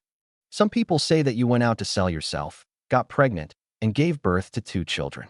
Some people say you were sold into the mountains and finally escaped, but you can't bear to part with those 2 bastards. Some people also say that you had a surrogate pregnancy. You know those gossipy women in the village. They'd love for the prettiest people to suffer the most. Especially some women your age who have been jealous of you since childhood. They are overjoyed when they see you raising 2 children alone. Every time I hear these rumors, I get very angry, and I go door to door to find the people who spread them. You know how long I've been making a scene. Your parents have always protected you, afraid that you might suffer any injustice. I was only a teenager back then, so I can't advise you on whether or not to have this child. But once you decide to have the baby, your parents will be on your side. It was this decision that made them both age a lot. All of this was caused by that man." With red eyes and a choked voice, Jiang Ming said, "Tell me now that everything you've done over the past 20 years was your own decision and had nothing to do with him?" Jiang Yixia knew that Jiang Ming had suffered grievances over the years. She went over and hugged Jiang Ming, saying, "Little brother, I know you have suffered a lot over the years. I know you and Mom and Dad have worked hard, but I really haven't told him about this. I left alone back then, and he didn't know where I went. He is indeed a bastard, a real scumbag, and he did cheat on me, but the consequences that followed over the next 20 years were ultimately caused by my decisions." Tears streamed down Jiang Yixia's face as she looked at Jiang Ming and said, "Little brother, what will happen to Mom and Dad if you kill him? They've been looking forward to you growing up and starting your own family. But if you go to jail for injuring someone, won't that make their lives even worse?" After hearing these words, Jiang Ming calmed down. "It's not worth sacrificing the fate of our Jiang family for this kind of scum." Jiang Ming finally compromised. Then he asked curiously, "Then why did he appear here again?" Jiang Yixia explained, "He met Silu, then learned that I had given birth to a daughter, and then he found out about me. So that means he's been harassing you lately." Jiang Ming's anger flared up again. Jiang Yixia was afraid that Jiang Ming would cause trouble again, so she answered in a tactful tone, "He didn't harass me. He just opened a steam bun shop across the street and wanted me to forgive him, but I didn't forgive him." Jiang Ming breathed a sigh of relief after hearing this explanation. He stared intently at the pastry shop across the street, then gritted his teeth and said, "Don't let me find out you're bullying my sister. If I do, I'll kill you." All right, stop talking about him. What brings you here this time?" Seeing that he was still so agitated, Jiang Yixia had no choice but to change the subject. Jiang Ming then replied, "Actually, I don't have anything to say. It's just that my parents introduced me to a girl, but I don't want to go on a blind date, so I wanted you to talk to my parents about it for me." "What's there to say?" Jiang Yixia frowned. "You're not getting any younger. You've been single all these years. It's time to start thinking about settling down and starting a family. Our parents are waiting to hold their grandchildren. Why bother with grandsons? Grandsons are just as good, and they're all grown up now." Jiang Ming said helplessly, "You think I don't want to find a partner? But I can't. My job only pays 6,000 yuan a month. After deducting housing and food expenses, I can only save 1,005 at most. In such a big city, how long do you think it would take to save 1,500 yuan to buy a house and a car?" Hearing what Jiang Ming said, Jiang Yixia also felt disappointed. Since she insisted on giving birth to Sifan and Silu, the family's income has almost entirely revolved around these 2 children. Even Jiang Yixia's parents' retirement savings were taken out. This has also prevented their family from making the down payment for a house in a big city. This is also why Jiang Ming has always been unwilling to date. Dating requires spending money, discussing reality, and talking about material things. "Okay, I understand. I'll talk to mom and dad about these things. Call them whenever you feel like it. Jiang Yixia comforted her. Jiang Ming nodded, and before leaving, he added, by the way, if he bullies you again, remember to call me immediately. Okay, he won't bully me, Jiang Yixia replied. Jiang Ming sighed. You still believe in him? He's cheated on you so many times. Why can't you give up? I've already given up. Don't worry, I won't forgive him because of his apology, Jiang Yixia said firmly. Hearing his sister's answer, Jiang Ming also walked out of the flower shop. However, he did not leave, but went straight to the pastry shop. Lu Fan smiled as he looked at his brother-in-law, even though his face was bruised and swollen, and it hurt a little to smile. Seeing Lu Fan smiling, Jiang Ming didn't hold back at all and continued to threaten with his fist clenched. Let me tell you, don't bully my sister anymore, or I'll risk my life to deal with you. As soon as he finished speaking, Chun-He took 2 steps forward. He glared angrily at Jiang Ming. Jiang Ming's imposing presence immediately diminished, intimidated by the imposing figure. But with his older sister behind him, Jiang Ming still gritted his teeth and clenched his fists, making a couple of gestures. Then he left, cursing and swearing. After he left, Chun-He looked at Lu Fan and said, Boss, your brother-in-law is probably going to be a bit difficult to deal with. Lu Fan smiled and said, It's okay. After all, from his perspective, I made his sister suffer for 20 years. This is the kind of anger and emotion a younger brother should have. So what should we do next? Chun-He asked. Lu Fan looked at him and explained, You don't need to do anything. Do you really think my brother-in-law would fight me to the death? Don't worry. As he spoke, he walked toward the flower shop. Jiang Yixia never expected that this guy would dare to come back again. Aren't you afraid of getting beaten up by my brother? Jiang Yixia said speechlessly. Why didn't you dodge when he hit you just now? Are you an idiot? Yeah, I'm such an idiot. All these years, I've missed out on such a beautiful girl. I'm such an idiot, Lu Fan laughed. But while he was laughing, he gasped. Seeing this, Jiang Yixia frowned slightly and opened her mouth as if she wanted to ask about the extent of the injury. But in the end, he still coldly remarked, Serves you right. Yixia, I think you have to pay my medical bills. Your brother beat me up so badly. Ouch, I can't take it anymore. My head hurts so much. I'm going to faint. Lu Fan's acting skills came on suddenly. He immediately threw himself into Jiang Yixia's arms. Chapter 47. Just like 20 years ago, seize the opportunity to confess. People, whether they have money or not, have to be shameless at least once in a while. Moreover, Lu Fan now possesses such a vast fortune that he is a man accustomed to grand occasions. But his methods for picking up girls are still the same old 3. One trick is all you need to succeed. You don't need many tricks, just enough to get by. Lu Fan leaned directly into Jiang Yixia's arms. How could Jiang Yixia not understand his scumbag tactics? As he leaned against her chest, Jiang Yixia angrily said, Get up right now, or people will misunderstand. I feel really dizzy right now. I suspect I have a concussion. Lu Fan rubbed his forehead and kept groaning. Sure enough, as soon as Jiang Ming left, Lu Fan started causing trouble. He leaned against Jiang Yixia's chest. It has to be said that after 19 years, it still has that same faint fragrance. It was as if my thoughts had been transported back to that summer 19 years ago. At that time, Jiang Yixia was wearing a white dress and sitting on a bench while she was lying in her arms. He lazily inhaled the faint, youthful fragrance emanating from her. Jiang Yixia back then even had a milky scent. Now, after 19 years, returning to that familiar embrace brings the same feeling. Wonderful. Just as Lu Fan was secretly rejoicing, Jiang Yixia suddenly retreated. Lu Fan fell directly to the ground. Yixia, aren't you afraid I'll fall and die? Lu Fan said, pretending to be in pain as he held his waist. Jiang Yixia said coldly, If you're sick, go see a doctor. If you're really injured, go to the hospital for a checkup, and I'll reimburse you when you get back. I don't want you to pay me back. Lu Fan shook his head. Then what do you want me to compensate you for? Jiang Yixia frowned and said, Don't say unrealistic things. Lu Fan thought for a moment and replied, Your brother really beat me up pretty badly. You saw it yourself. My face was all bruised and swollen. You know I make a living with my looks. If I get beaten up like this, I probably won't be able to keep my title as the most affectionate person in Jiangnan. Jiang Yixia was speechless after hearing his words. He's supposed to be the most affectionate man in Jiangnan. He's practically the biggest scumbag in Jiangnan. Oh no, he's the biggest scumbag in the whole country. However, she was too lazy to interrupt and just wanted to hear what this guy wanted to ask for. Lu Fan smiled and continued. Anyway, I'm your neighbor now. I'll just go to your house for a few days to eat and drink your soup as compensation for the medical expenses.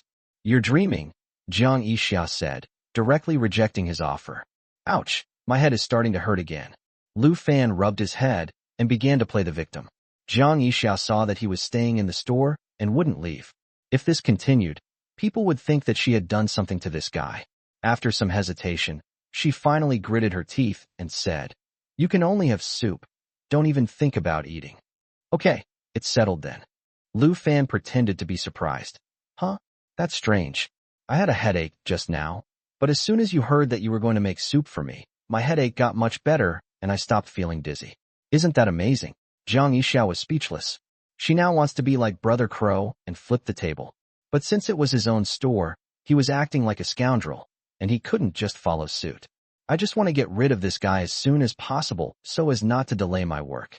Having achieved his goal, Lu Fan wisely left the flower shop. After all, too much of a good thing can be bad. If you keep pestering and making demands, then things will go wrong. When Lu Fan returned to the pastry shop, Chunhee immediately gave him a thumbs up and said, "Boss, I admire you so much. It's like the Yellow River flowing endlessly. Where did you learn that? How come you're suddenly saying things like that?" Lu Fan said calmly, "I just saw this online." "Wait, boss, can't I express my feelings about it?" Chunhee wondered. Lu Fan replied, "You don't have the brains for that." Chunhee, feeling heartbroken. Time passed second by second. Around noon, Jiang Yixia noticed that there weren't many people buying flowers at the shop, so she decided to go home and cook.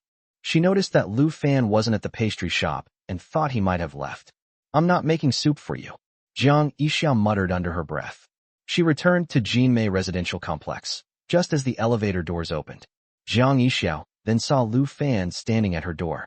Lu Fan smiled and said, "Yixia, I'm here to have some soup. Are you out of your mind?" Jiang Yixia complained speechlessly about this person's behavior.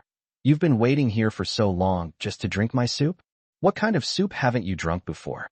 "I have indeed drunk a lot of soup, but I still miss the soup you used to make for me. Every time I took a sip, I felt full of energy," Lu Fan said with a smile. "You don't need to say these things to coax me. I'm not the same person I was 19 years ago. I won't fall for it." With that, Jiang Yixia walked around Lu Fan and went to open the door. After opening the door, Jiang Yixia glanced at him and said coldly, "What? Do you want to stand outside and drink soup? If you want, I absolutely agree. Of course I have to go in. I can't wait to go in." Lu Fan said happily, "You finally decided to let me in." However, Jiang Yixia blocked the doorway and repeatedly reminded her, "Drink the soup and leave. For the next week, I will make soup for you every day, and then we'll just let bygones be bygones about my brother hitting you. You're not allowed to cause him any trouble." "Why would I cause trouble for my brother-in-law?" "Yixia, you've misunderstood," Lu Fan explained. "My brother is my brother, but he's not your brother-in-law. We're not related." Jiang Yixia frowned and said, "We're not even friends." With that, she went inside. Lu Fan whispered from behind, "Of course we're not friends. We're husband and wife." We went inside. Lu Fan looked around. The house is not big. It's the smallest apartment on this floor. But Jiang Yixia managed to organize it perfectly. The furniture and floors were all cleaned spotlessly. This also fits Jiang Yixia's personality. Looking at the surroundings, Lu Fan was immediately reminded of the rented apartment they lived in together 19 years ago. Everything inside was arranged by Jiang Yixia. However, after he became rich, he started frequenting nightclubs. Jiang Yixia ultimately chose to leave him one night. From that moment on, Lu Fan never returned to that rented room. Thinking about this, Lu Fan felt he had indeed let Jiang Yixia down. "I'm sorry for their two children." He stood in the living room, looking towards the kitchen towards Jiang Yixia. "I saw her take out lean meat from the refrigerator and start cutting it. This familiar scene really does look just like it did 19 years ago. Warm and loving, like a happy little family." While Lu Fan was waiting, Jiang Yixia brought out a bowl of egg and lean pork soup from the kitchen. "We don't have any ingredients at home, just eggs and lean meat," Jiang Yixia replied indifferently. That's enough. Lu Fan then took out his phone and took a picture of the bowl of soup in front of him. Jiang Yixia frowned. It's just a bowl of egg and lean pork soup. Why are you filming it? It. This is different. This is the first bowl of soup you've made for me in 19 years. I have to take a picture to remember it, Lu Fan said with a smile. As he spoke, he picked up the bowl and took a big gulp. The moment after finishing his drink, he gave a thumbs up and said, "Delicious. Yixia, your cooking skills have improved so much over the years." Although Jiang Yixia's face was expressionless, women, when they hear others praising them, eventually managed a forced smile. But she still stubbornly insisted, "Hurry up and drink. I need to rest." "Okay." Lu Fan finished the rest of the soup. Jiang Yixia gestured. "Put the bowl down. You can leave now." "Yixia, I'm a little sleepy too. How about I sleep here with you?" Before Lu Fan could finish speaking, Jiang Yixia was about to get a knife from the kitchen. "Yixia, I suddenly remembered that my house is next door. I'm going to my house to rest for a while. You can put down that cute knife." After saying that, Lu Fan made a heart shape with his hands and ran away. Damn it. He used this trick 20 years ago, and he's still using it now. Jiang Yixia suddenly remembered that 20 years ago, this guy used the same excuse to rest in her rented room for a while, and then took the opportunity to confess his feelings. However, when Jiang Yixia recalled what happened 20 years ago, those happy moments made her long-dormant heart skip a beat. Chapter 48 Silu, give Dad a chance. Lu Fan returned to the pastry shop. Seeing that he was in a good mood, Chun-Hee asked with a smile, "Boss, did you successfully drink the soup made by the boss's wife?" "You've finally shown some intelligence for once," Lu Fan nodded. After spending these days together, he finally got to drink the soup that Jiang Yixia cooked. Although it is a small step, it is a big step toward the two getting back on track. Seeing that Jiang Yixia wouldn't be able to return to the flower shop anytime soon, Lu Fan said to Jelly, "Let's go back to Jinling then." He hadn't seen Jiang Silu for a long time and wanted to see his daughter. At this moment, Jiang Silu brought her computer to the teaching building. More than half an hour earlier, the senior students had decided to gather the group members to report on their respective design progress. As a freshman, Jiang Silu naturally dared not slack off. When she arrived at the classroom, she saw that her senior classmates were all there, so she immediately greeted them respectfully. "Hello, senior classmates. Professor Chen asked me to come and report on the progress of the design. Since we've been assigning tasks online before, this is the first time we've all met in person." When Jiang Silu appeared in front of everyone, some of the boys' eyes suddenly lit up. "Hello, junior sister." The first to speak was a tall boy wearing glasses. He immediately introduced himself. "I'm a sophomore. My name is Kong Lo." He took out his phone, opened the group chat, pointed to his QQ profile picture, and said, "That James profile picture is me." "Hello, senior brother." Jiang Silu immediately bowed. Another boy stepped forward. "Hi, junior. I'm a third-year student. My name is Peng Qing Shuai, the Shuai in handsomed." "Haha. Hello, senior brother Peng," Jiang Silu replied. The other students also introduced themselves. It seemed that Jiang Silu's arrival gave everyone a new common topic of conversation. After all, she's a freshman, a girl, and a pretty girl at that. She's got all the advantages. Although there were two female senior students present, they seemed very friendly and praised Jiang Silu for being beautiful. This also made Jiang Silu feel the warmth of friendship. Just then, a female voice came. "Have you all prepared your design drafts?" Everyone turned to look. A girl wearing black-rimmed glasses walked in. She was somewhat unsmiling, and her figure and appearance were those of an ordinary girl, but she exuded a low-pressure aura that made people unable to approach her. The senior students who were just chatting and laughing suddenly fell silent. They all turned on their computers and took out their design drafts. The girl stood in front of everyone and looked around. In fact, she had been watching everyone from the window at the back of the classroom for 5 minutes already. Just like an elementary school homeroom teacher, always looking for opportunities to catch someone. When she saw everyone laughing and joking, not taking the competition seriously at all, she got angry and immediately walked in. Seeing the atmosphere suddenly turn cold, Jiang Silu followed suit and took out her laptop. Peng Qing Shuai, with his sharp eyes, noticed Jiang Silu's computer and exclaimed in surprise, "Silu, your laptop is an Alienware? How much did it cost?" Jiang Silu immediately felt embarrassed. Although she knew the price, she kept it low-key and simply said, "This was bought by my elders. I didn't know." "Wow, this one must be really expensive. Only a computer like this can prevent lag during design work," Peng Chengshui exclaimed. Their conversation also drew Kong Li's attention to Jiang Silu's computer. He kept exclaiming, "My God, this computer is so cool. Compared to it, my hazy computer is just garbage." Haha. Kong Lu, my Asus is the same. It's garbage when compared to this. Peng Chengshui said with a laugh. Junior Kong, Junior Peng, I hope that when we discuss the design progress, we won't talk about other unrelated topics. The girl with black-rimmed glasses standing in front demanded firmly.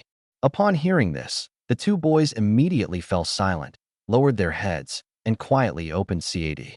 Jiang Silu never expected that two tall boys would be rendered speechless by a girl. She instinctively knew that this senior must be very impressive. Sure enough, the girl turned her gaze to Jiang Silu. It seems she blamed Jiang Silu for the noise from this small group. Is she Jiang Silu, a freshman? The girl asked. Jiang Silu immediately stood up and explained earnestly. Senior, that's me. Yes, I'm Shen Hong, a senior, and I'm the one who's assigning tasks to you. Although I don't understand why Professor Chun would put a freshman with no experience in our design group. I hope you won't hold us back, Shen Hong said seriously. Jiang Silu immediately replied. Don't worry, Senior Shen Hong. I will definitely study hard and try not to hold everyone back. That would be best. Shen Hong then gestured for her to open CAD and check the drawing tasks assigned a few days ago. Jiang Silu opened CAD, turned the computer screen to a deep red, and waited anxiously. The proportions of your lines are wrong. This pillar is too thick, and we designed a pocket park, so your entrance is too exaggerated. Shen Hong rattled off a string of problems.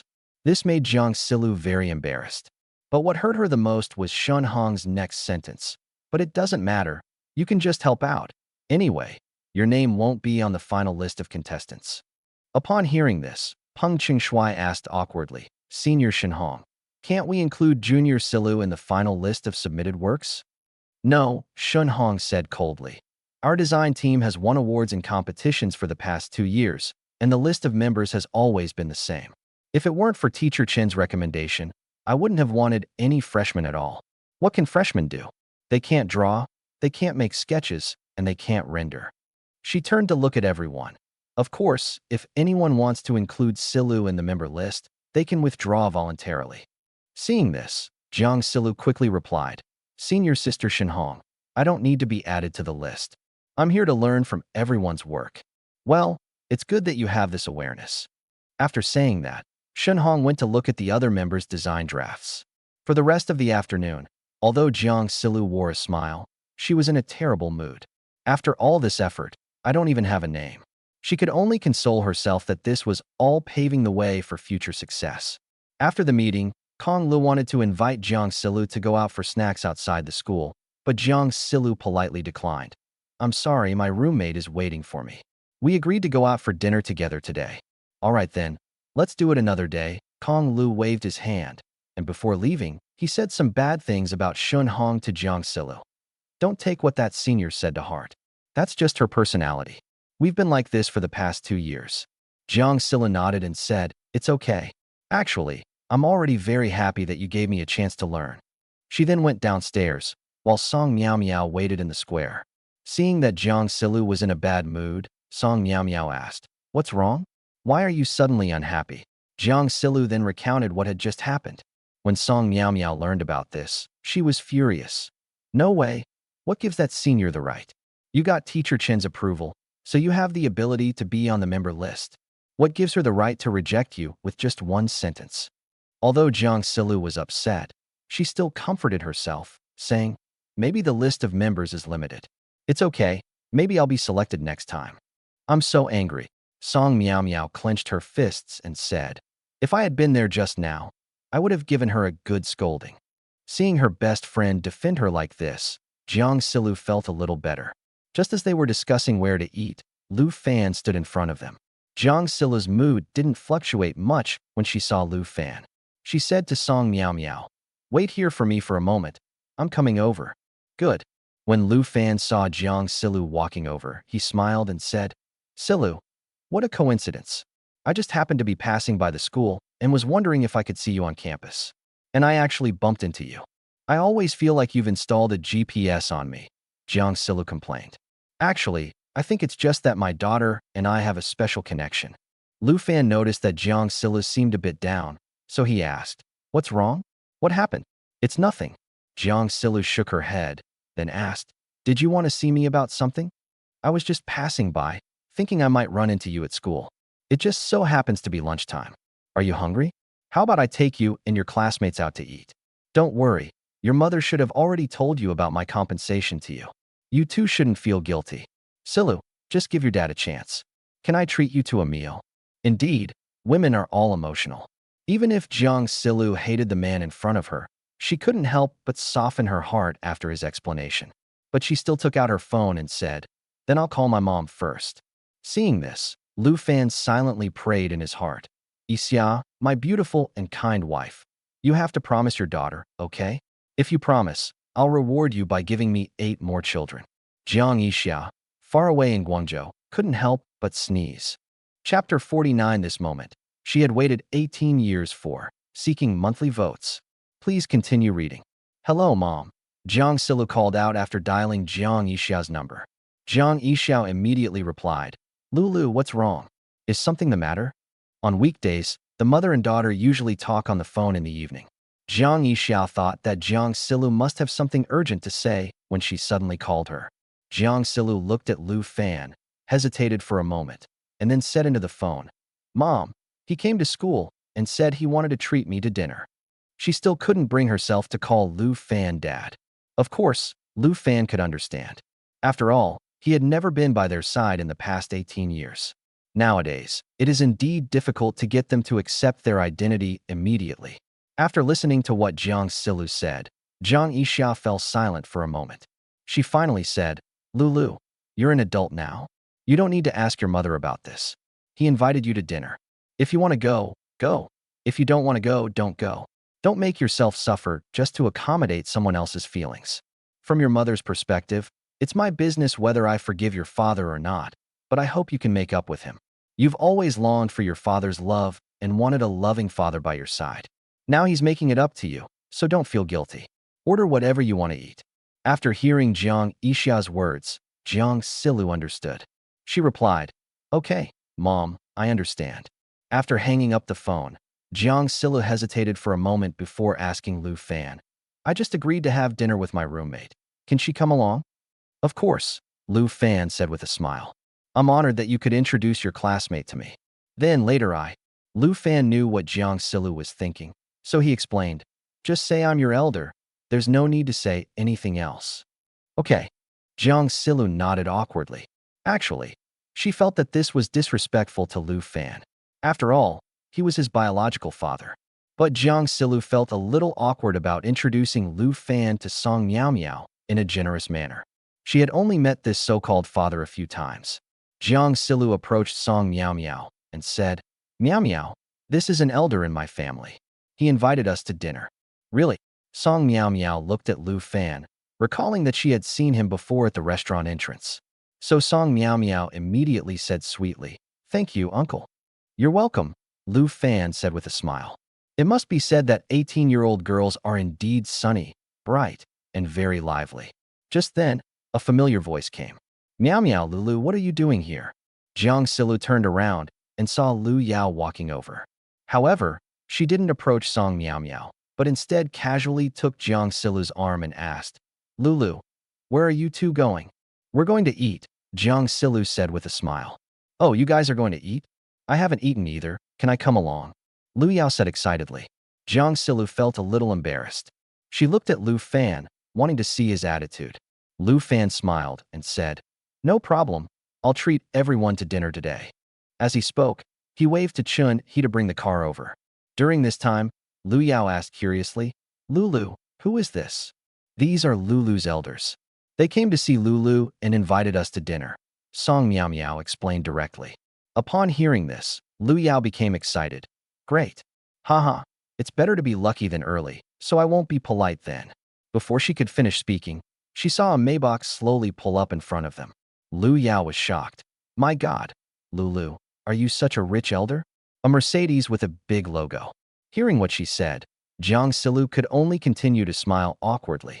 And so, the 3 little golden flowers moved to the back row.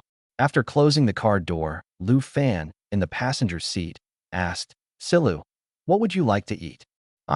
I'm fine with anything. Jiang Silu isn't actually picky about food. As long as she can eat her fill and doesn't eat cilantro, she's happy. Lu Fan then looked at the other two girls. Where are the other two classmates? I'm fine with anything. Song Miao Miao naturally didn't dare to overstep her bounds. Only Lu Yao raised her hand enthusiastically and said with a grin, Uncle, can I eat Japanese food? Okay. Lu Fan smiled and then said to Chun He, let's go to that Japanese restaurant in downtown Nanjing. Chun He replied, understood. When Song Miao Miao saw that Lu Yao really didn't treat her like a stranger, she was speechless. This roommate is really annoying. He has no sense of propriety at all. When other people's elders invite them to dinner, your roommate is jumping around and running around. During this time, Lu Yao asked, Uncle, how should we address you? You can just call me Uncle Lu, Lu Fan replied. Lu Yao immediately became excited. Haha, Uncle Lu, we're from the same clan. I also have the surname Lu. Maybe our ancestors were all Lu Yu. You're a college student, so you have a good cultural background, which is possible. But I haven't read many books. My ancestors didn't pass on the advantage of being a good reader to me, Lu Fan explained. Lu Yao laughed. Hey, what's the use of being good at studying? You still only make a few thousand yuan a month when you get out of school. Uncle Lu, you're so amazing that you can drive a Mercedes Maybach. You must be doing big business. She looked at Jiang Silu and asked, Lu, does Uncle Lu own a big company? Jiang Silu felt embarrassed once again. Judging from the gifts and interactions they had previously exchanged, her biological father must be a wealthy man. But she really didn't know what it was specifically for. Jiang Silu could only give a perfunctory reply. It seems so. So Lu Yao launched into another round of enthusiastic praise. Not long after, they arrived at a high-end Japanese restaurant. Because Lu Fan had just asked Jilly to book a VIP room in advance. So after entering the store, the waiter led them to a private room. The luxurious environment of the store clearly shocked the female college students who had just entered the workforce. They entered the private room and looked around. The room is furnished with soft tatama mats, and each table is separated by a wooden screen, ensuring maximum privacy. The soft light from the paper lanterns hanging from the ceiling made the ukiyo-e paintings on the wall seem even more textured, and the air was filled with the faint aroma of sake and fresh sashimi. My God! Lu Yao subconsciously covered her mouth, her voice becoming soft. She usually eats at roadside stalls and cheap fast food. She'd never seen such a fancy place before. The tatami mats under my feet felt soft, so I dared not take any big steps for fear of breaking them. The ceramic tableware on the table was so exquisite it looked like a work of art, with fine gold trim around the edges. She reached out to touch it, then quickly pulled her hand back, afraid of leaving fingerprints. Song Miao Miao stared intently at the platter on the next table. The sashimi was sliced evenly and arranged in the shape of a flower, garnished with fresh perilla leaves and ice sculptures. She secretly swallowed. She tugged at Jiang Silu beside her and whispered, Look at those tableware pieces. Aren't they handmade? I've seen similar ones in a museum before, and they seemed quite expensive. Although Jiang Silu did not speak at this moment, the luxurious environment in front of her was absolutely shocking. Just then, the waiter handed Lu Fan a menu. But Lu Fan gestured to the waiter to show it to Jiang Silu. The waitress was dressed in a crisp kimono, and when she bent down to lead the way, she was respectful and polite, speaking in a soft voice. Hello, please take a look at the menu. What would you like to eat? Jiang Silu nervously flipped through the menu, and the prices of the dishes made her pupils shrink slightly. A sashimi platter costs several hundred yuan, which is almost 2 weeks' worth of her living expenses. She quietly tugged at the hem of her clothes, her palms sweating slightly. She didn't dare to move around too much while sitting on the tatami, afraid that her posture would look awkward. Then she looked at Lu Fan and said, It seems too expensive. It's okay, don't worry. Lu Fan knew that changing someone's spending habits required a gradual approach. He came to Jiang Silu's side and said, You can try all of these. They're all quite delicious. By the way, I think you'll really like this one. As Lu Fan was introducing the dishes, Jiang Silu looked at him and suddenly felt that this was exactly the scene she had imagined her father ordering food for his daughter. Warmth and happiness. She had waited 18 years for this moment. Chapter 50. Lu Fan Has anyone bullied her? At Lu Fan's suggestion, Jiang Yixia ordered some dishes she wanted to eat. Lu Fan also took good care of the other two girls, smiling and saying, "Come on, what do you want to eat? Order whatever you like." "Okay, thank you, Uncle Lu." Lu Yao was the most excited. She couldn't wait to get to the menu and began looking at the dazzling array of dishes, her eyes lighting up. Song Miao Miao, standing to the side, was clearly a little embarrassed. "Uncle Lu, you guys order. I'm fine with anything." Lu Fan smiled and said, "Then I'll order you the same thing Si Lu ordered." "Okay, thank you, Uncle Lu," Song Miao Miao said gratefully. Lu Yao then asked, "Uncle Lu, may I try this salmon sashimi?" "Sure." "Okay, amazed face, / thank you, Uncle Lu." Seeing that Lu Yao was not polite at all, Song Miao Miao took the opportunity to whisper, "Yao Yao, this is Lulu's elder. We can't be too familiar with each other." "It's all right. Uncle Lu and Lulu won't mind." Lu Yao didn't take Song Miao Miao's words seriously, but cherished this hard-won opportunity. Seeing that Lu Yao was beyond saving, Song Miao Miao couldn't be bothered to pay any more attention to her. Not long after, sashimi, sushi, and other delicacies were also served by the waiters. Lu Yao and Song Miao Miao also took out their phones at the same time and started taking all sorts of photos. Although Jiang Yixia was a little embarrassed, she had never been to such a high-end place before and had never even seen such a sashimi platter. She also took out her phone and secretly took 2 photos, thinking she would show them to her brother and mother later. After Lu Fan noticed, he took the initiative to remind them, "Come on, let's eat." "Thank you, Uncle Lu." Lu Yao didn't stand on ceremony. After thanking him, he began to taste it. So delicious." Lu Yao then looked at Jiang Yixia and said, "Lulu, thank you so much. If it weren't for you and Uncle Lu, I wouldn't have been able to eat such delicious Japanese food." Lu Fan smiled and said, "Then you should eat more." As he spoke, he picked up a piece of sushi and placed it on Jiang Yixia's plate, saying, "This piece of sushi is very good. You should try it." "Okay." Jiang Yixia picked up a piece of sushi, took a couple of bites, and nodded, saying, "It's really delicious. Eat more if you like it. Don't be shy," Lu Fan said. Perhaps because of the groundwork laid earlier, Jiang Yixia gradually stopped being nervous. She also began to focus her attention on the food on the table. These were foods she had never eaten before. Although Jiang Yixia's cooking is naturally more appealing than her mother's, it's still a different story. But eating these dishes is more about gaining life experience, especially for freshmen like them.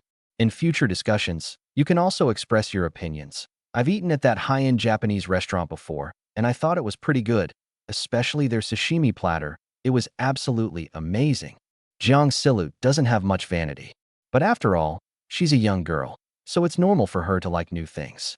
If a guy goes to a restaurant and it's good, he'll eat there for a year or 2. But even if a girl goes to a restaurant and it's delicious, she'll still want to try a restaurant she's never been to before. This is the difference between boys and girls. Seeing the 3 girls enjoying their meal, Lu Fan asked, "What extracurricular activities do you usually do after class?" Lu Yao immediately reported, "Uncle Lu, I'll go dancing after my class."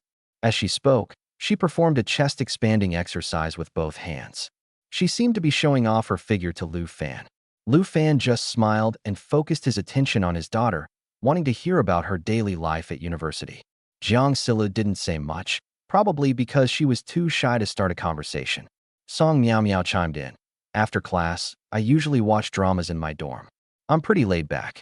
As she spoke, she pointed at Jiang Yixia and said, "But Lulu is different.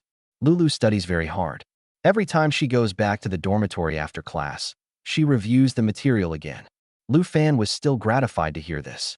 Then Song Miao Miao added, "Moreover, Lulu participated in the Landscape Architecture Cup competition as a freshman and was eligible to submit her design work. She's been busy with these things these past few days. If it weren't for that annoying senior, Lulu might have even made the list of participants." At this point, Jiang Yixia gestured for her to stop talking. Lu Fan immediately noticed something was wrong. However, he didn't press further, and it was clear that Jiang Yixia didn't want to talk about it. Soon, this Japanese feast came to an end.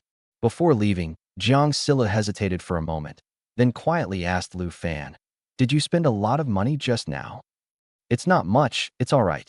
Lu Fan comforted him. "You've never experienced this before. so I'll let you experience it now. I think it's worth it no matter how much it costs. Jiang Yixia bit her lower lip, perhaps touched by what she had just heard. Before leaving, she finally said, "Thank you for the dinner today." After hearing this, Lu Fan smiled and said, "Silly girl, why are you thanking me? This is what I should do. I should have started doing these things 18 years ago." He then gestured to Chun He to take the three girls back to school. "Goodbye, Uncle Lu." Lu Yao was the most enthusiastic, waving her hand incessantly. Although Song Miao Miao didn't say anything, she smiled and waved. Only Jiang Yixia seemed to be caught in a dilemma, keeping her head down the whole time. After they left, Lu Fan called Jelly.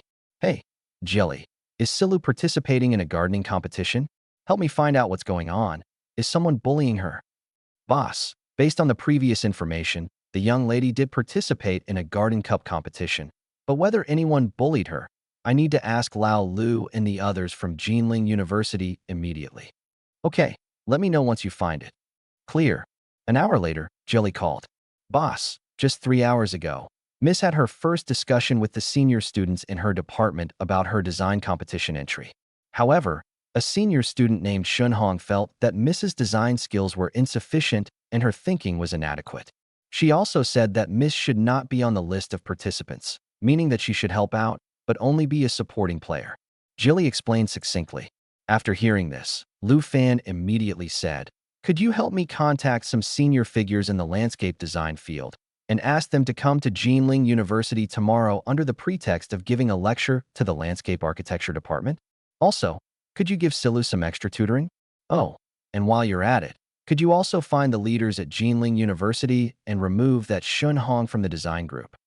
"Okay, boss." Jelly immediately complied after understanding her boss's intention.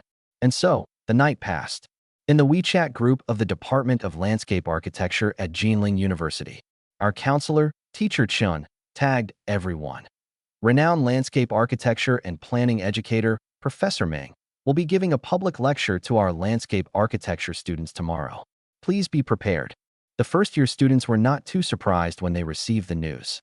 But the second-year, third-year, and fourth-year students in the group were all in an uproar. "Professor Meng has come to our Jinling University? Holy crap, old Meng is here. My goodness, our department leaders are amazing. They managed to get Professor Meng to give us a lecture." One of the freshmen asked, "Who is Professor Meng?" "The landscape engineering course you're taking now was compiled by him. Do you understand now? A titan. A titan in the field of landscape architecture." The students immediately erupted in excitement. At the same time, Counselor Chen sent Jiang Yixia a private message. "Yixia, Professor Meng just asked me for the freshmen's design drafts. He said your design ideas are very good and you have great potential. He wants to talk to you after class tomorrow. Is that okay?" Jiang Yixia was so shocked by the message sent by Teacher Chun that she could hardly believe her eyes. A renowned expert looked at his design drafts and wants to talk to me? But she was criticized by a senior student this afternoon. Jiang Yixia experienced both great sorrow and great joy on this day. But overall, she felt that her luck seemed pretty good. Is there really a goddess of fortune?